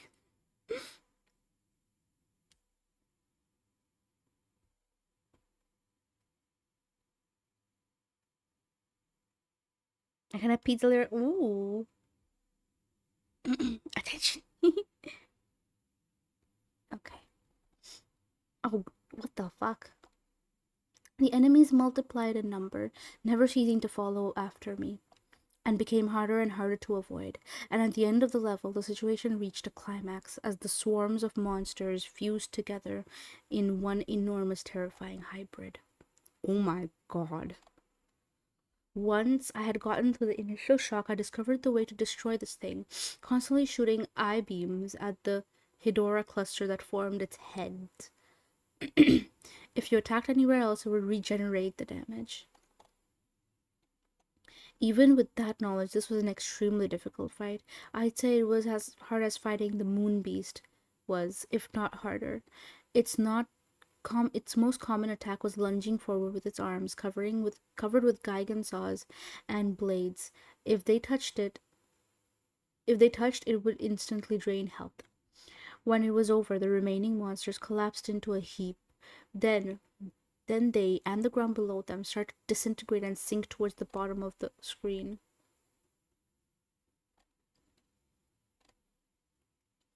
When I came back to the board, I thought to myself, so far, the game has been putting the easiest levels first. If that's the case, how bad will the rest of 7th be? With 2 levels down and 3 to go, my monsters and I had taken our foothold in the world of nightmares that was Zenith. Deciding that action to take Deciding what action to take next was more tense and difficult than ever before. But ultimately, I had no way of knowing what the next levels would be like, or how well my monsters would be prepared for them.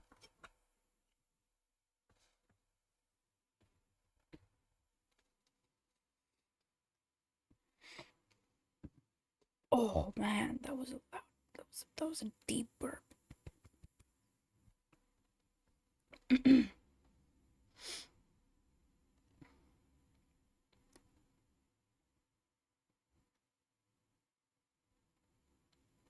I tried to interpret what the icons of the next levels ahead of me were. The last level before the boss battles was obviously representing some type of volcanic area with lava and open flames. The middle icon I didn't get, except that it looked fleshy and vaguely like an organ of some kind, oddly oversized as well. The one I was nearest to and about to enter next looked like thorny vines covering a puddle of blood. I guess this would be a level with blood rivers like the chase level of dementia. As such, I went with Anguirus because due to his rolling move, he would have the fastest speed while submerged. The level, which I call Blood Lake, looked like I expected. Rivers of blood accompanied by thorn-covered vines, which were scattered along the sides of the ground. The music was rather faint, but I could hear a distant drum beat and a few other instruments, a lot of echoes, and sometimes it sounded like, oh my god. And sometimes it sounded like someone was hitting a drum underwater.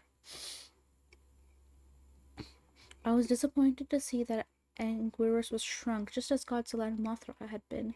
Apparently, all the Zenith levels would be like this. I felt less secure with my giant monsters no longer so giant.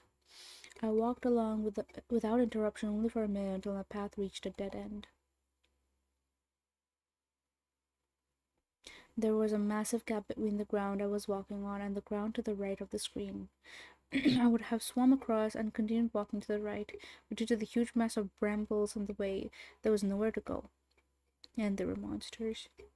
Two creatures with gliding membranes on their arms and lamprey like mouths were perched on outstretched vines and screeching at me, much like a crow does to an invader of its territory. Another unnerving display of possible sentience by the creatures of this game, even if it's accurate to refer to them as being of the game, that is. I descended into the blood, slowly sinking to the floor. Aquatic enemies were everywhere, and they were hard to avoid. The black shark in particular was very aggressive and hard to deal with, but thankfully I only encountered one.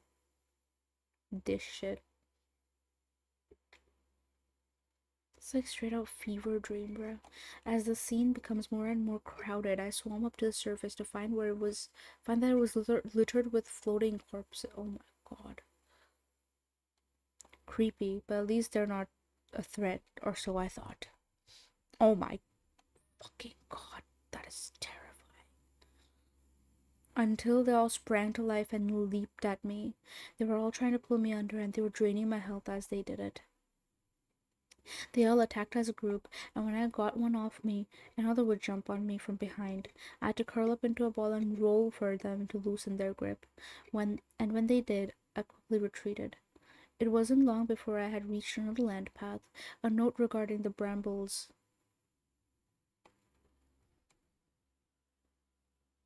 Did someone flush a toilet? No, no, no, no, no. It was like a really loud motorbike outside. And my window directly faces the street. So if someone passes by and honks really loudly or has a really loud engine or whatever, you'll be able to hear it.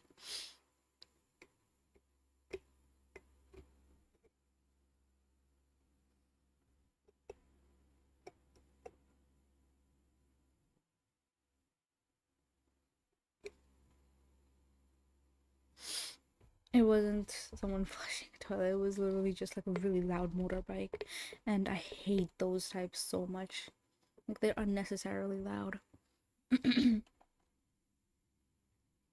A note regarding the brambles, you can stand on them, but it causes pain. And you can also destroy some of the vines, but only the thinner ones. I had to destroy multiple vines as well as dealing with more enemies. Oh my god. I was interrupted by a scream. Mother. The screen was only up for about 30 seconds, and when it went back to the level, I was facing another dead end, and a pregnant humanoid creature being hanged from the top right of the screen by a spine umbilical cord. Oh my god.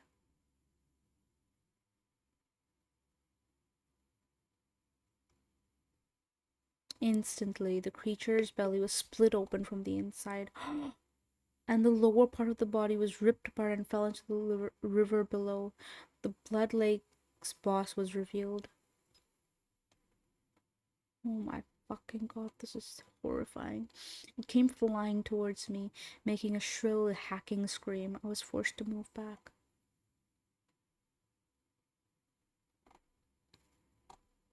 The bat was a highly mobile boss, fast and difficult to hit. As I moved back along the ground, the monster opened its mouth and a shout out of barrage of needles. I jumped over them and managed to give it a blow to the head, and it started flying out of my reach. As the bat was flying, it shot a stream of fire from its eye sockets and started trying to hit me with the flames. I rolled along the ground, which drained my power, but put us at equal speed. This cycle repeated about 3 times until the monster was defeated. With most of my health drained, I went back to the edge of the level, and the large bramble vine blocking the exit was now gone. Now only 2 levels left to go. Who to send this time? Godzilla, Mothra, and Anguirus had all completed 1 level, leaving Solomon. And also the mysterious 5th monster. I tried again to access it, but with no luck. I chose to use Godzilla again for the next level, and Solomon for the final one.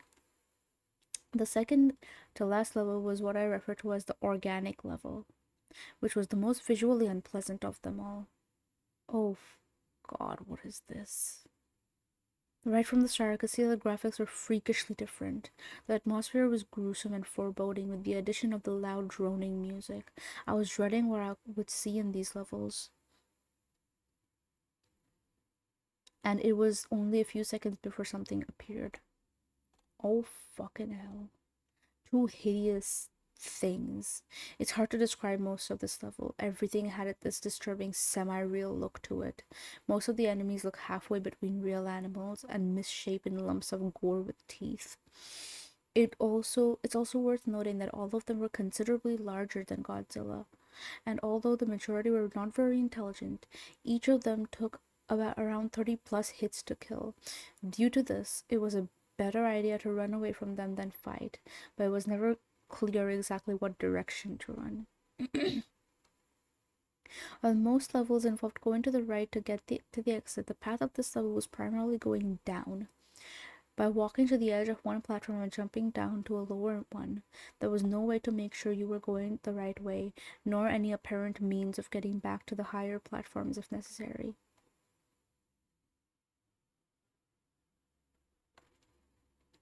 Also, certain enemies acted as if they were aware you had to jump and would stand at the edge of a lower platform waiting for you.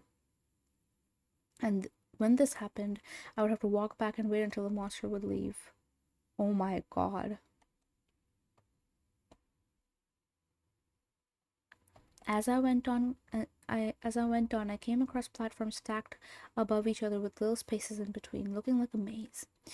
This meant that I couldn't jump, and it made escape from enemies difficult. Thankfully, the only enemies able to fit through these mazes were the 4-legged beasts seen at the beginning of the level. Adding to the difficulty were long, tapeworm-esque monsters that would rise themselves up between the platforms and trap you.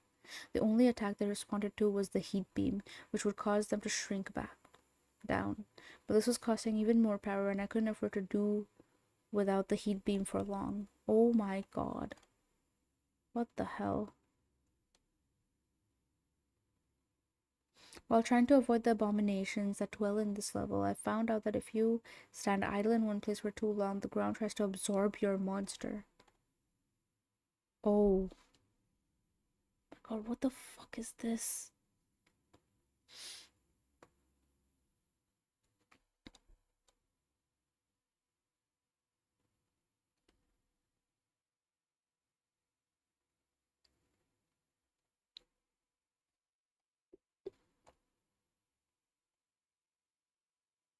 I think it was about 4 minutes before the end that this level was making me physically sick.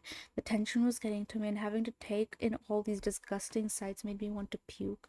I nearly did pause the game and look for a bag, but I was able to hold it together. I also found a trick at the end of the level, though it was too late to do me any real good. If two different species of monster were to run into each other face to face, they would fight each other and leave me alone. I didn't intentionally cause this. It just happened.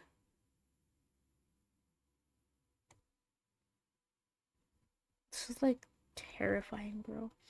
Finally, at the end, it was time for another boss fight.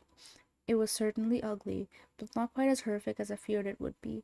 But more important than dealing with its appearance was defeating it, and since it had less than half my health bar to start with, there was no room for errors.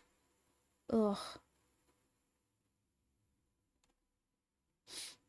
It was attached to the floor when I first saw it, but after 10 minutes it detached from the floor and began floating. It moved fast, and unlike the Blood Lake's boss, he wasn't impeded by any sort of gravity. It was even able to fly through the ground without any collision effect. Oh. It used this to its advantage and would float beneath the ground and spring up randomly to bite at you. But it stopped doing this after a few well-aimed kicks to the face. The pink area on its upper jaw was a weak point. Too many hits there would cause it to spasm uncontrollably. The new strategy was to rapidly float up and down while moving back and forth across the stage, trying to constantly keep its jaws aimed towards me. Health was getting critical at this point, and I spammed the heat beam for which it had no defense. In the last stretch of the battle, the monster had lost its mind, rapidly rushing back and forth and gnashing its jaws. I had to duck under it, then strike when its back was turned. 20 more hits and it was destroyed. One last level to go, and then it was down to one last level. I didn't hesitate. I selected Solomon and entered, perhaps a little too fast. Oh my god. What is this? This last level was definitely the peak of disconnect between what the NES was graphically capable of and what this game could create. The music also caught my attention. It was one of the only songs that appeared more than once. The horrible screeching from the hell beast appeared from when the hell beast appeared in the graveyard. As soon as I started, there was already an enemy prepared to attack, a centaur wielding a whip, and I wasn't alone. Oh fuck. When I started fighting, several more centaurs appeared, coming from both sides of the screen at the same time. It was too much to handle. Solomon's flight saved me from taking too much damage at the start of the level, and the centaurs followed after but seemed to be unable to jump. After escaping the centaurs, I noticed gaps in the ground. While trying to avoid the jumping, sword-mouthed enemies in mid-fight, I got close to the surface of the lava, and a creature emerged and tried to grab me. It didn't succeed, but I was startled. Careful maneuvering would be needed to avoid instant death here. Jeez, what the fuck is all this? As new enemies appeared, the level soon became very difficult. A lot of the trouble came from stocky red demons that stood on top of tall, narrow mountains and spewed fire. I got by them by waiting till their back was turned and hitting them with a flying kick, which made them fall into the lava. It was at this time I noticed that I wasn't gaining any health from killing enemies. Uh-oh. Oh fuck, what the hell? Not all the ground was stable. At one point the ground was reduced to small chunks that was slowly drifting towards the right. Some of them would sink into the lava upon landing on them, and there was no way to tell which ones would sink and which ones would not. Being so close to the lava added to the threat of the lava creatures, and this was very frustrating. Thank you for the pet.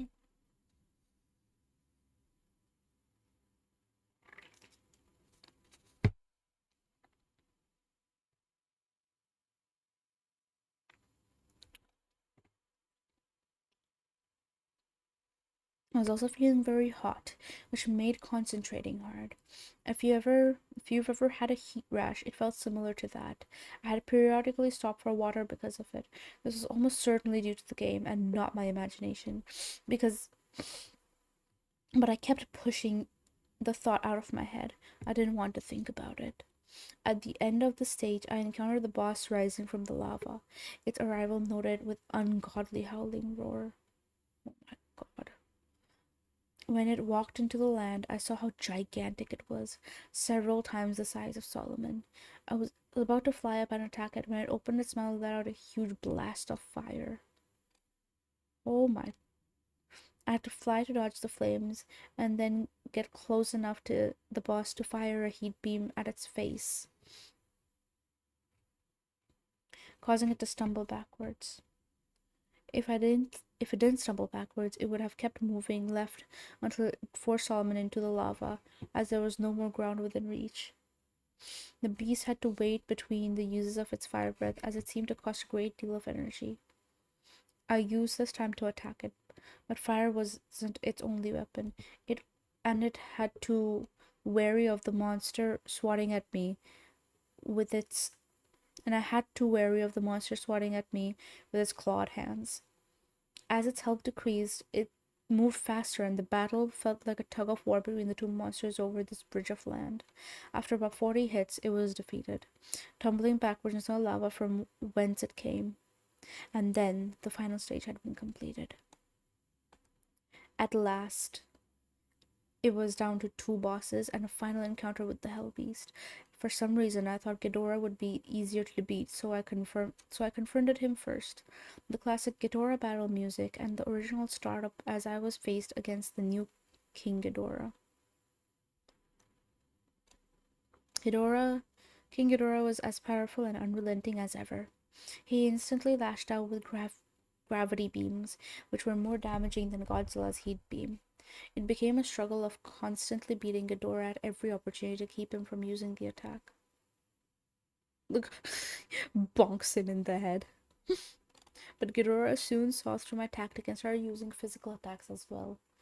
He would strike with each of his necks, knocking me backwards and making it impossible to get close enough to punch him.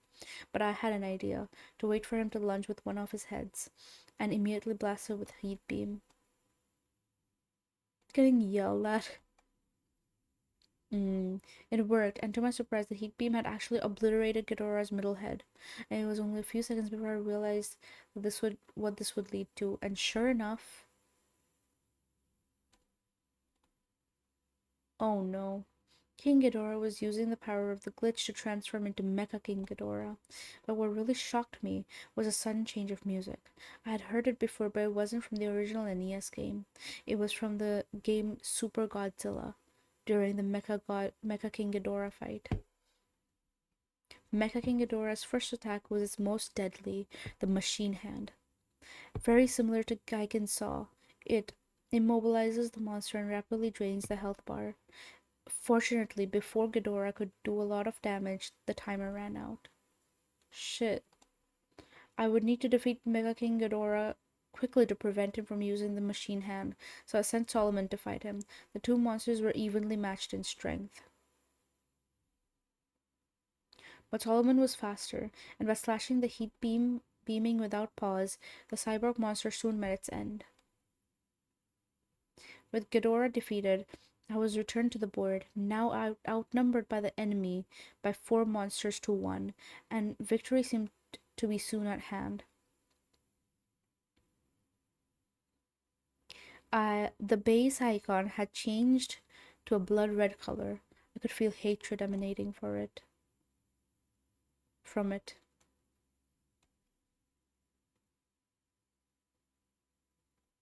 I started the fight against Destoroyah with Anguirus, and the music was the same as Ghidorah's. When the fight began, Destoroyah was in microscopic form. What the After one hit, it changed into the Juvenile, which had few attacks but was also dealt with easily.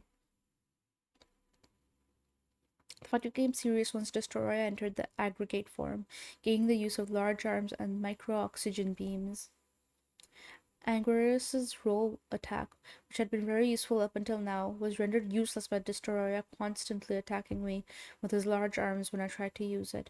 For this part of the fight, I had to rely on brute strength.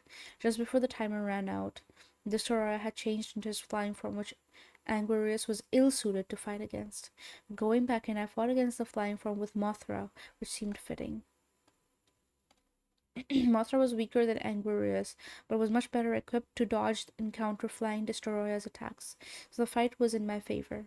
However, the Mecha Ghidorah fight music started playing, and Destoroyah changed into his final form sooner than expected, which drastically turned the tables. Mothra's attacks were doing very little to Destoroyah, and I had to move furiously to avoid damage while waiting for the timer to run out. Even though it would be near impossible to beat Destoroyah with Mothra, I still had three other monsters. Final Form Destroyer was very resistant to taking damage, and the heavily armored foe would not be defeated without a long fight. In the last part of the fight, I wasn't using much strategy, just attacking as brutally as fast as I could. Everyone's fighting, Solomon's just standing there. On its last bar of health, Destroyer tried one last counter attack. A beam of energy from its chest. I don't know how powerful it would have been, because just before it could fire, I punched Destroyer in the chest cavity, destroying him. And then that was it. The last kaiju boss was gone. In the midst of all the excitement, I had briefly forgotten that there was still one last thing to do before the game would be over. Seeing that icon again hit me like a ton of bricks, and I froze for a few minutes. I had come so far to get to this point, but I was terrified. I really did not want to know what this last encounter was going to be like. Before I could let myself think about it any longer, I moved Godzilla over and began the stage. You're here now. This is the end. Just one last thing and then it's all over. And when the screen changed, there was nothing. Just Godzilla and a black screen. I walked back and forth, fired a heat beam, nothing happened, until I heard something. The faint sound of a familiar drum beat. Oh, fuck.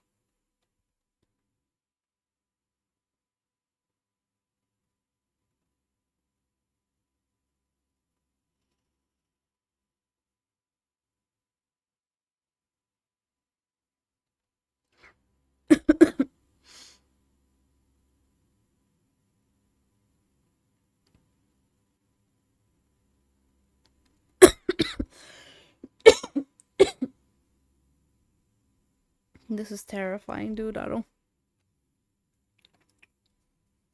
want to read this shit no more.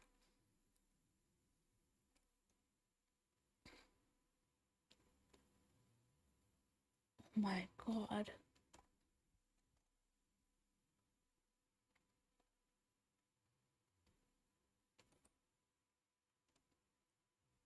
Chapter 8 Finale Part 1. Oh dear god. That was my first thought on realizing I would have to fight Red, the creature that tormented me through nearly the whole game. How would I be able to fight something that can kill me with one touch? It seemed totally impossible. Thankfully, Red was no longer able to deliver one-hit kills, but despite that, this was still the most difficult battle I've ever faced, in this game or otherwise. If I had any real comprehension of what I was getting into before I started the fight, I would have never done it. I very soon learned what a horrible mistake I had made. Red reached out and clawed at Godzilla, and when those claws cut through him, I felt it. I know it's common for people to cringe up when their video game characters get hit or loses a life, but this was not that. This was genuine physical pain. You good? No, I'm terrified. I'm fucking terrified.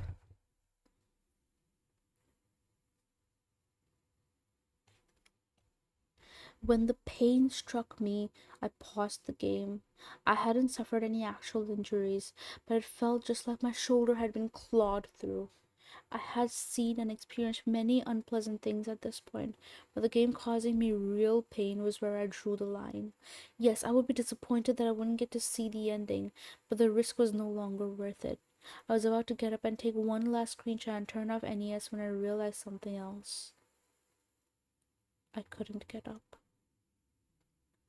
I was paralyzed to my seat. The only muscles I could move were my fingers and thumbs. As terror set in, a new message appeared on the screen. You are not leaving. I started to scream, but only a weak choking sound was coming out. I desperately tried to get my body to move, but it did nothing.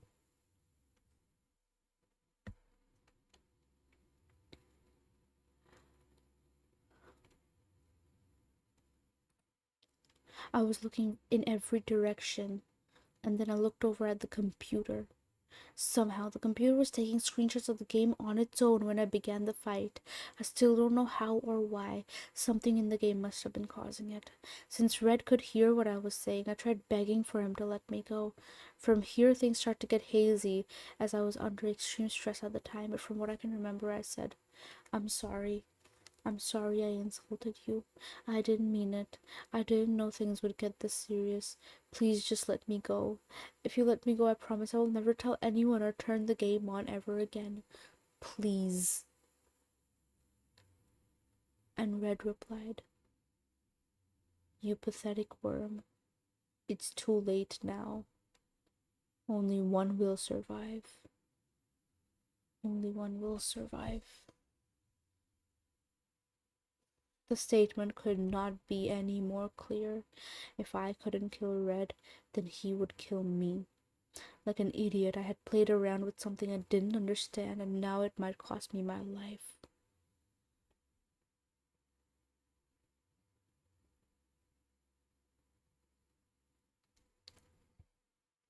I stopped struggling to move and accepted the reality of the situation. There was only one way to get out of this alive. I had to kill Red.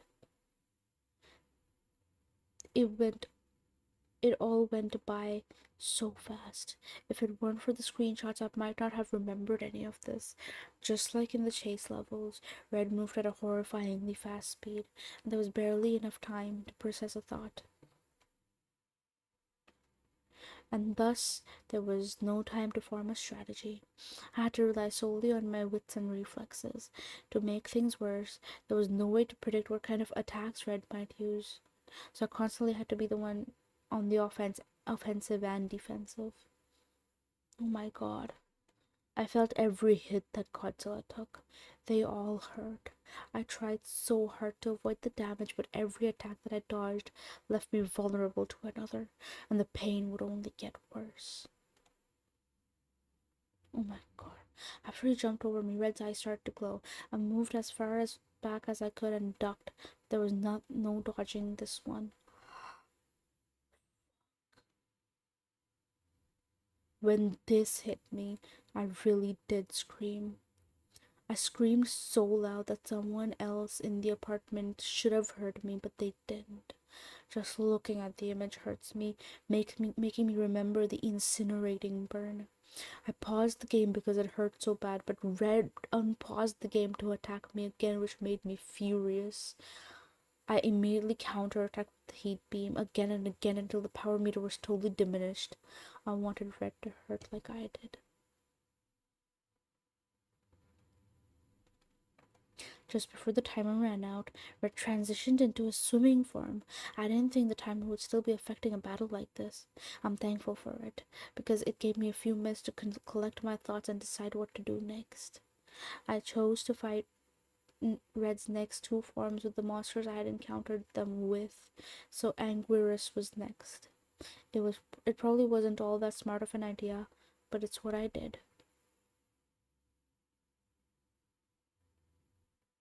I jumped up and heat beamed Red in the face as he moved off screen where I couldn't reach him. Then a wave of large mines started to fall from above. I felt like this was so unfair, so I shouted, If you're going to cheat, then why do you even let me use the controller? Can't break the rules. And then he came at me, rushing from the top left of the screen downwards. Damn it! Now I wouldn't even be able to see where his next attack was coming from. Red continued to strike from random angles. I constantly moved to swerve around him. For another 40 seconds went by, and Anguirus was nearly gone, but together we had forced Red into his flying form, so it was Mothra's turn next. Deciding to fight Red with Mothra was a terrible idea. Mothra was instantly overwhelmed by Red, and the life meter was devastating in a mere 15 seconds. And once Mothra's life was down to 2 bars, Red did something I didn't see coming. Fuck. He reached out, grabbed Mothra, and ate her. After Mothra was devoured, it felt like agonizing pain, like being crushed to death. Mothra had been killed for my stupidity, and I would share the pain. It was a short transition from battle to the board, but it felt like an hour. The pain, combined with being unable to move, was driving me insane. I wanted so badly for this to end. I never wanted anything so much, but I still had hope. There was only one monster left that could be brought to full help by engaging Red in battle. Solomon. If any of them had a chance to save my life now, it would be him. Solomon apparently has some history with Red, as when the fight started, this dialogue happened. Traitor, I always hated you. You can die like the rest. I'd rather die than serve you. Red took me by surprise again by merely burning me with his demonic fire a second time. As much as it hurt, it actually worked to my advantage. Since Solomon started at full life, he still had some to spare. But now, Red had used up all his energy and could not use his ultimate weapon any longer. Now he would die. As he drew close to the end of his life bar, Red turned his whole body to face the screen and flew upwards, then slamming back down in an attempt to crush Solomon.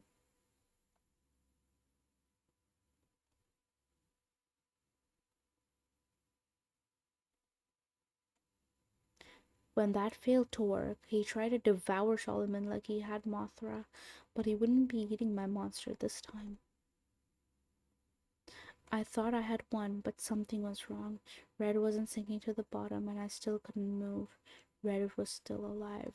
Fuck. No. No.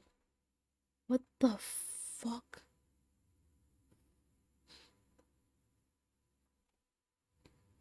I'm not done with you.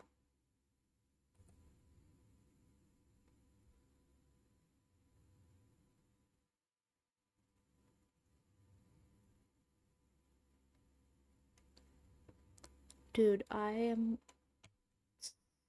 dying. After Chapter 8 finale, Part 2. After his seeming defeat by Solomon, Red had reconstructed his body into this gigantic final form, transporting us to a blazing inferno in the process. It was reminiscent of our first encounter, except now the scenery, much like the true power of Red, had become very real. The music had erupted into a loud blaring sound, a furious drum of death. Faced against Red's insane amount of health, my own demise was imminent. Solomon was the strongest monster, but not even he stood a chance. It was like trying to fight a mountain. Oh my god. Within seconds, Solomon was overpowered and dropped to the floor.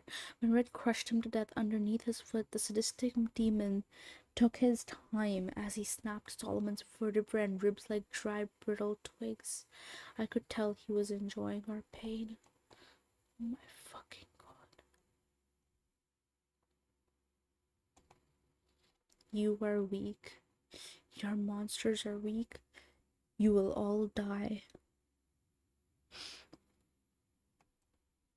This is hopeless. I'm a dead man. I had no choice but to send another monster to his death. We were all going to die. I only hoped they would forgive me. After decreasing Red's health by a minuscule amount, Angry's was also obliterated. Red unleashed a hail of blazing hot needles into his face until he collapsed.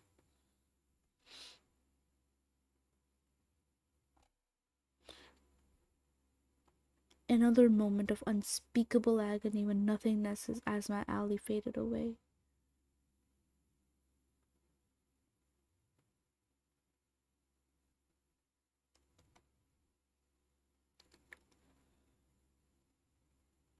You can't win, Zakari. I asked Red how he knew my name, and then he said it. I've known for a long time. I'll tell you a secret. I killed Melissa. For years, she was being tortured by something nobody understood. Now I knew what it was. Now I understood why I was mocked about Melissa's death and how the game knew about it. Because he knew about it. Because he was the one responsible. And this time he was going to kill me. Send your last monster. I will end this futile struggle. I was taken back to the board to send Godzilla to his final stand. Barely anything was left of the board, just Godzilla and Red's icons and the fifth monster. In the midst of everything that was happening, I'd completely forgotten about it. I tried yet again to select it. I cursed, I begged, I screamed at it to do something, anything to help me. To no avail. There was only one thing to do.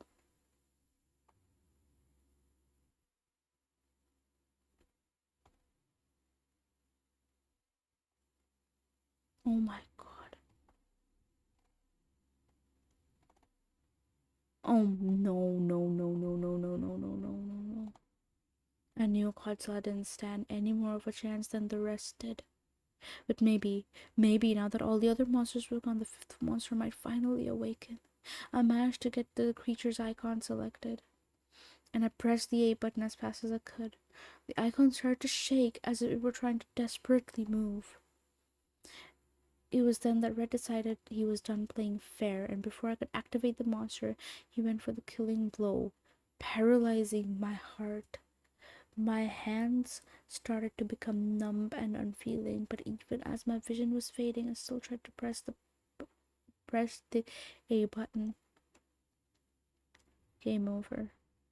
Red surely was breaking one of his rules, but he must have thought that if he could kill me quickly, then it would be too late for any consequences to matter, and he would have won.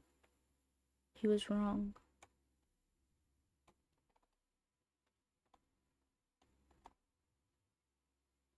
Red's power was being challenged by another force. It prevented him from killing me, and when I regained my vision, I saw a familiar sight. Zach, we don't have much time.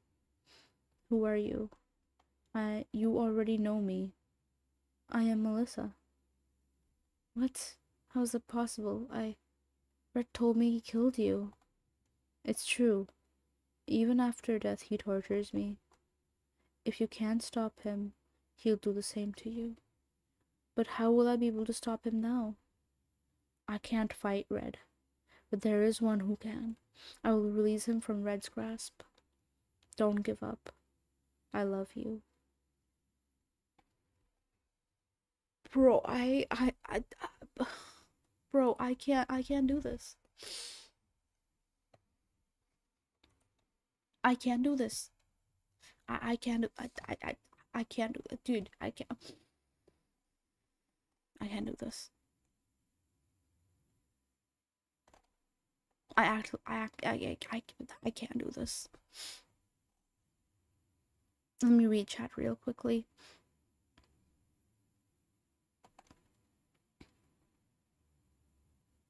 I love food. All I can say is that best relationship ever. Looks only meat and blood in the image without. Yeah. Fluffy vampy cat girl. Got donuts for pudding. Ooh. Something I once burped. It caused earthquake.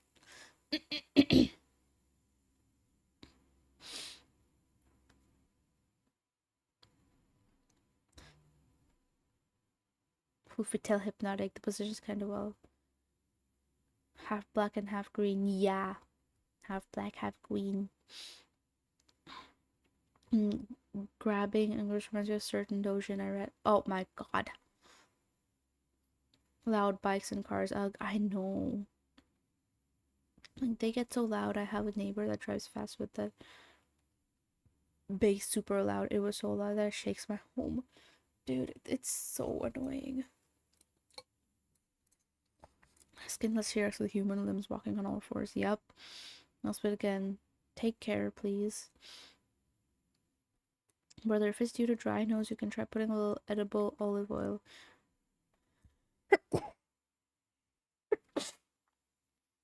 I'm sorry, excuse me. Yeah, please. Take care. Show filter, tie up my nose. Mini tampon.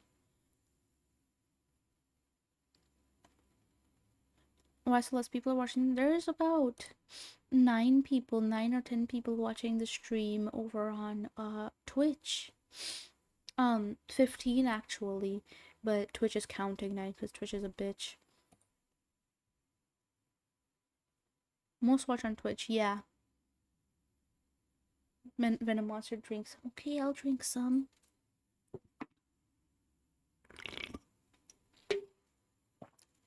Chill time now that I've eaten good. Good boy. A tingle's going down my arms. That's not good. The player when it attacks. Yep. Oh, crapsicles. Jinkies. So play or die situation, basically. I love Ven's soft spoken. Stop. Go.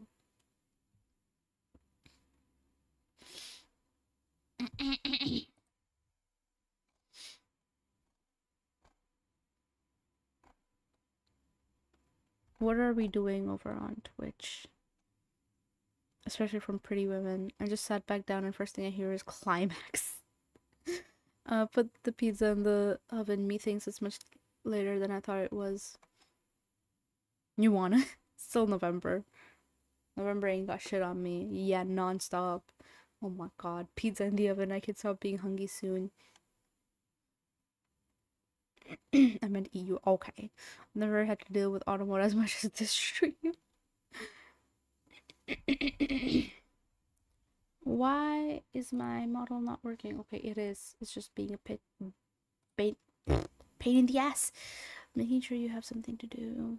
Thank you for the pet. Proud I could help you with the experience. Being taught automod for real, for real. Take break if it's too much. It's just oh my god, I don't even like, it's hard to comprehend what is happening in this. But it's good, right? That's like the point of a creepypasta. It's supposed to be creepy, but holy shit-arinos.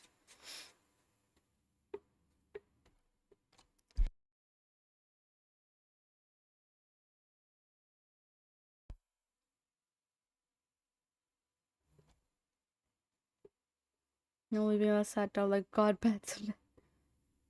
Yeah.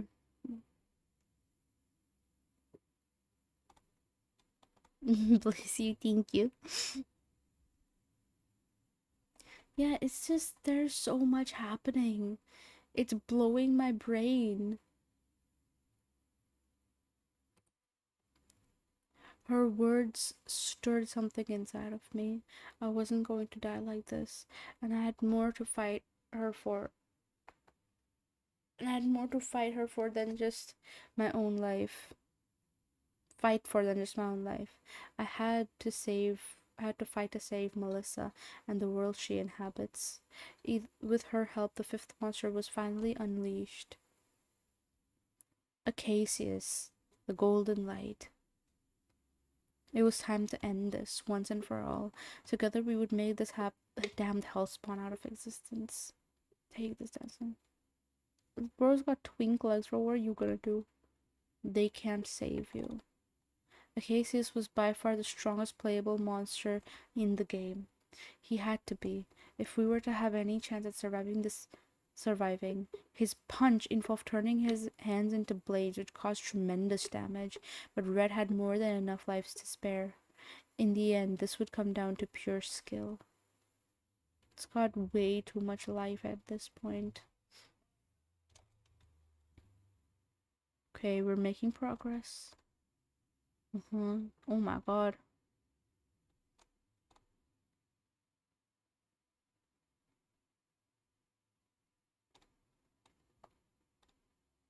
Progress is being made.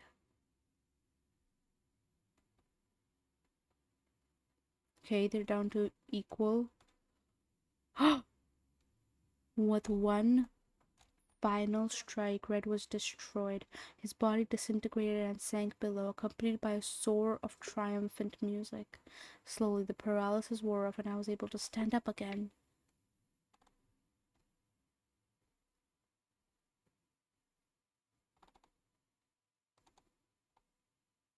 We had done it. Melissa's death had been avenged, and I felt overwhelming happiness until I remembered all the death and the pain that led up to this point. All the other monsters who had fought and died. I was about to mourn them, but the game had yet to conclude.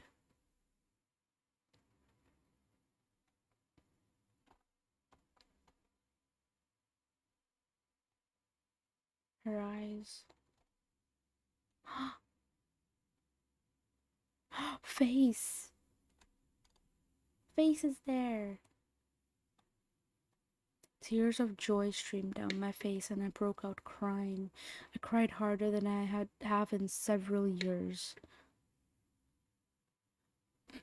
Maybe in my whole life. All I had been through, all I had discovered, and now the game was coming to an end. But before she and the others left, Melissa had something to tell me. You have saved us. We are forever grateful. We'll be together again someday. He'll We'll be together again. Oh, same thing.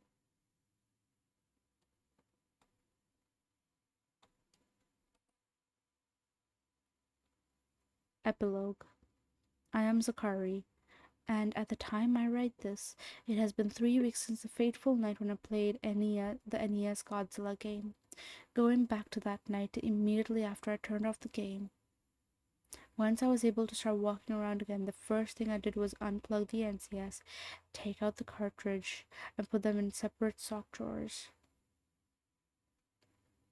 I looked over at the computer. All the screenshots you've seen in the story were saved. I backed up all the images on a flash drive before I turned the computer off just in case. After that, I hit the bed and instantly passed out.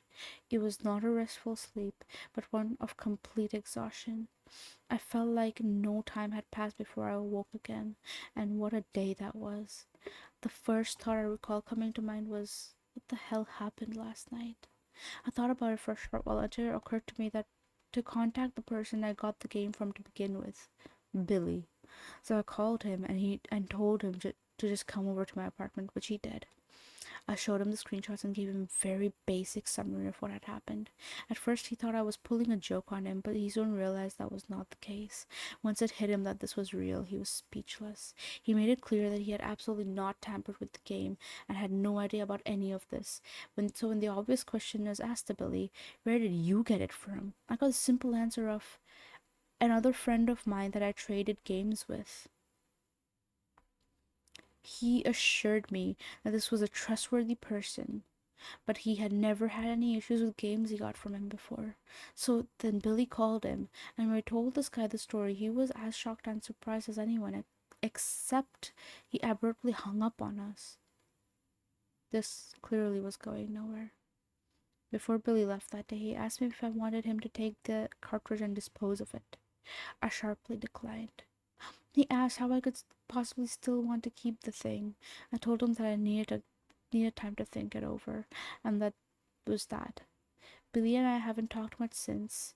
Even though I've told him this isn't the case, I get the impression that Billy thinks what happened with the game is his fault. And after he left that day, I did a lot of thinking. It was very hard for me to do anything else, really. I couldn't stop thinking about the game. There were so many questions left unanswered. What was red? Was Melissa really in the game? How did she get there? Why did all this happen with this game? But the one question that kept me for many nights was Red said he had known me for a long time. How? Ever since then, I can't shake this feeling of being watched.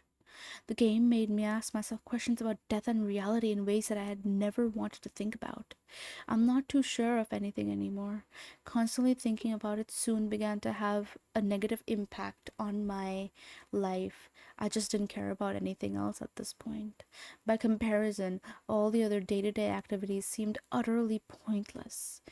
I eventually decided that I had to choose between one of two things: try to play the game again or destroy it. I tried several times to convince myself to try the former, but I never got farther than plugging the NES back up. Just touching the cartridge made me remember all the pain I felt during the fight with Red. I wondered if perhaps playing the game again myself might cause something terrible to happen. I didn't know anything about how this game worked, and it was too risky. I wasn't sure I could stand another round of the game anyway. So then it was time for the other option. Wanting to get some fresh air, I took the game with me and drove to the lake, planning to throw it in. I got up to the lake with the cartridge in my hands and looked down on it, and I thought of Melissa. If what I had experienced in the game was indeed genuine, doing what I did may have been the only way to save her from endless torture. In a way, this warped game might have saved her soul. Damn it. Once that thought came into my head, I knew then I wouldn't be able to destroy it. So I just sat down at a bench, gazing at the lake for about an hour. Ultimately, I decided on a third option: selling the game on eBay. It may be selfish, but I promise you that it has nothing to do with money.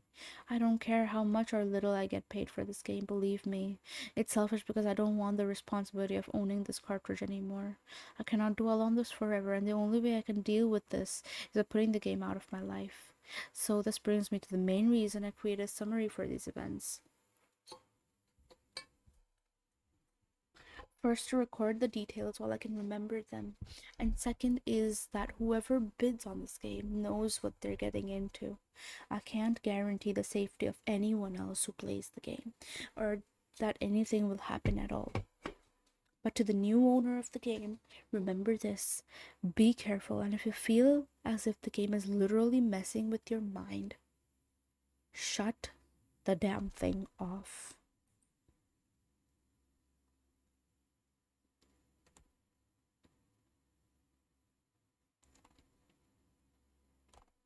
What alternate ending? Since everyone hates the ending to the story, I took a little time and made an alternative one. I personally find it to be a big improvement, and it was that Red revealed his true form. He was John Madden all along. I shouted myself out of the sheer terror, and the sound must have caught the attention of a monster who came to my aid, and thus the final battle did commence.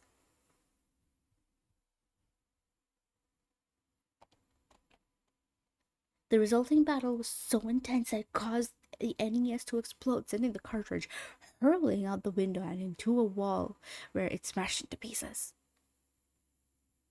I borked the game, so I guess I win.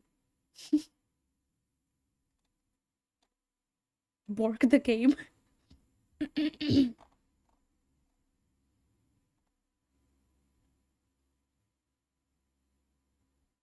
There we go.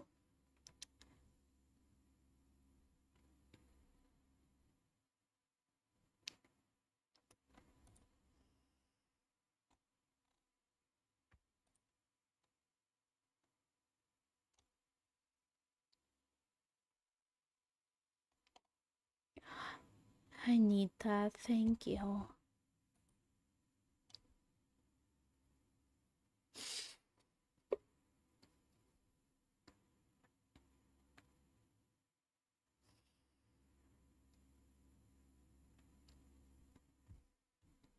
Hmm.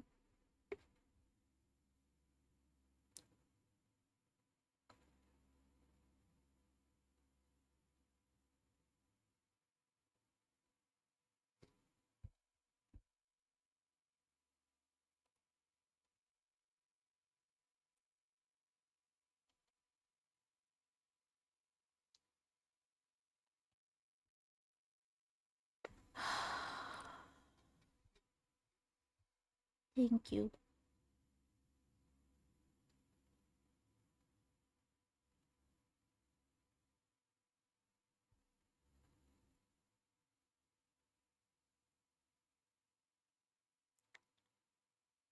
This thing has done things to me.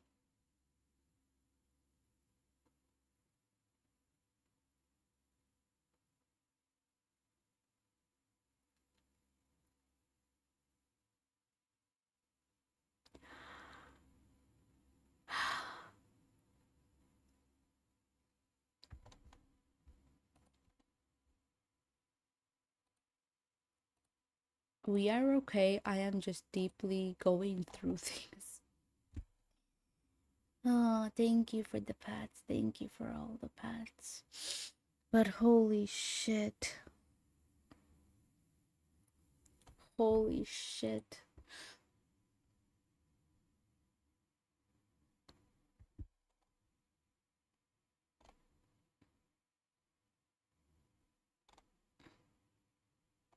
John Madden. Oh.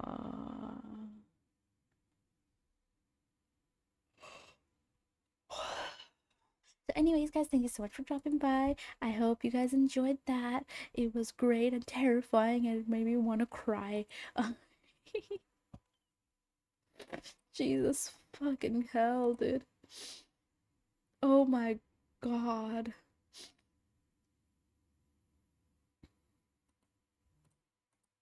Oh my fucking god. He borked it. He did borked it. Indeed. Christ Rock and Club. Wow. You want to be mean now? You want to be mean now? Thank you for the pat. It was awesome. Thanks. I'm glad you enjoyed it. I'm glad you guys were here for the whole time. I don't think you understand how much you being here makes, like, how happy it makes me and how much I appreciate it. Like, just you being here and listening to this whole thing, watching for 7 hours. Genuinely, thank you. Thank you. Thank you. um,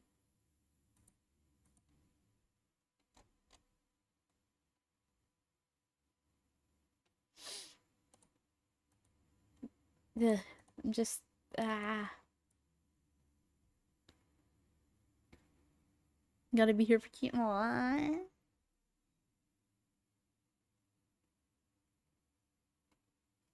Thank you. It's so cute. So cute of you. Thank you. Let's see. Let's see. Let's see. Who can we raid? Um,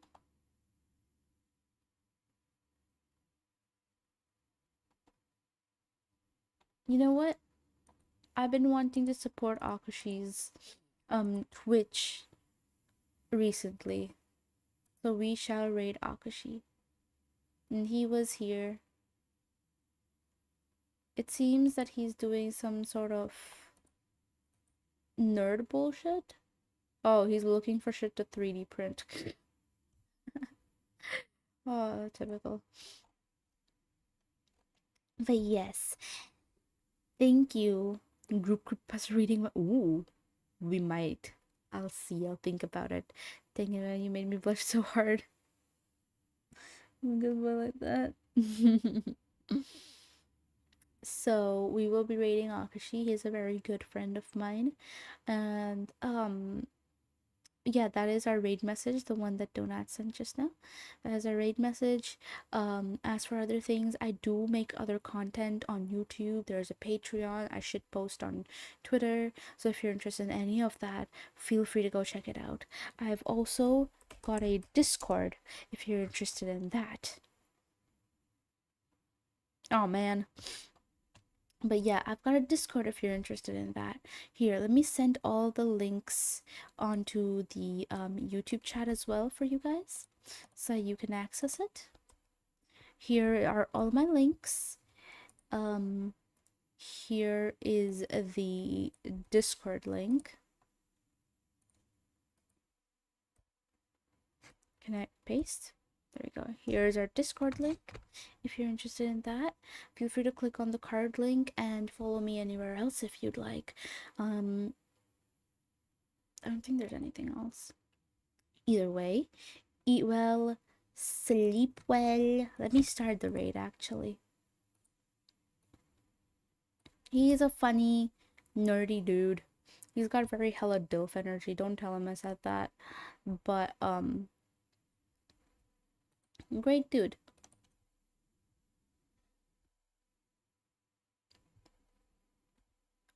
Raid.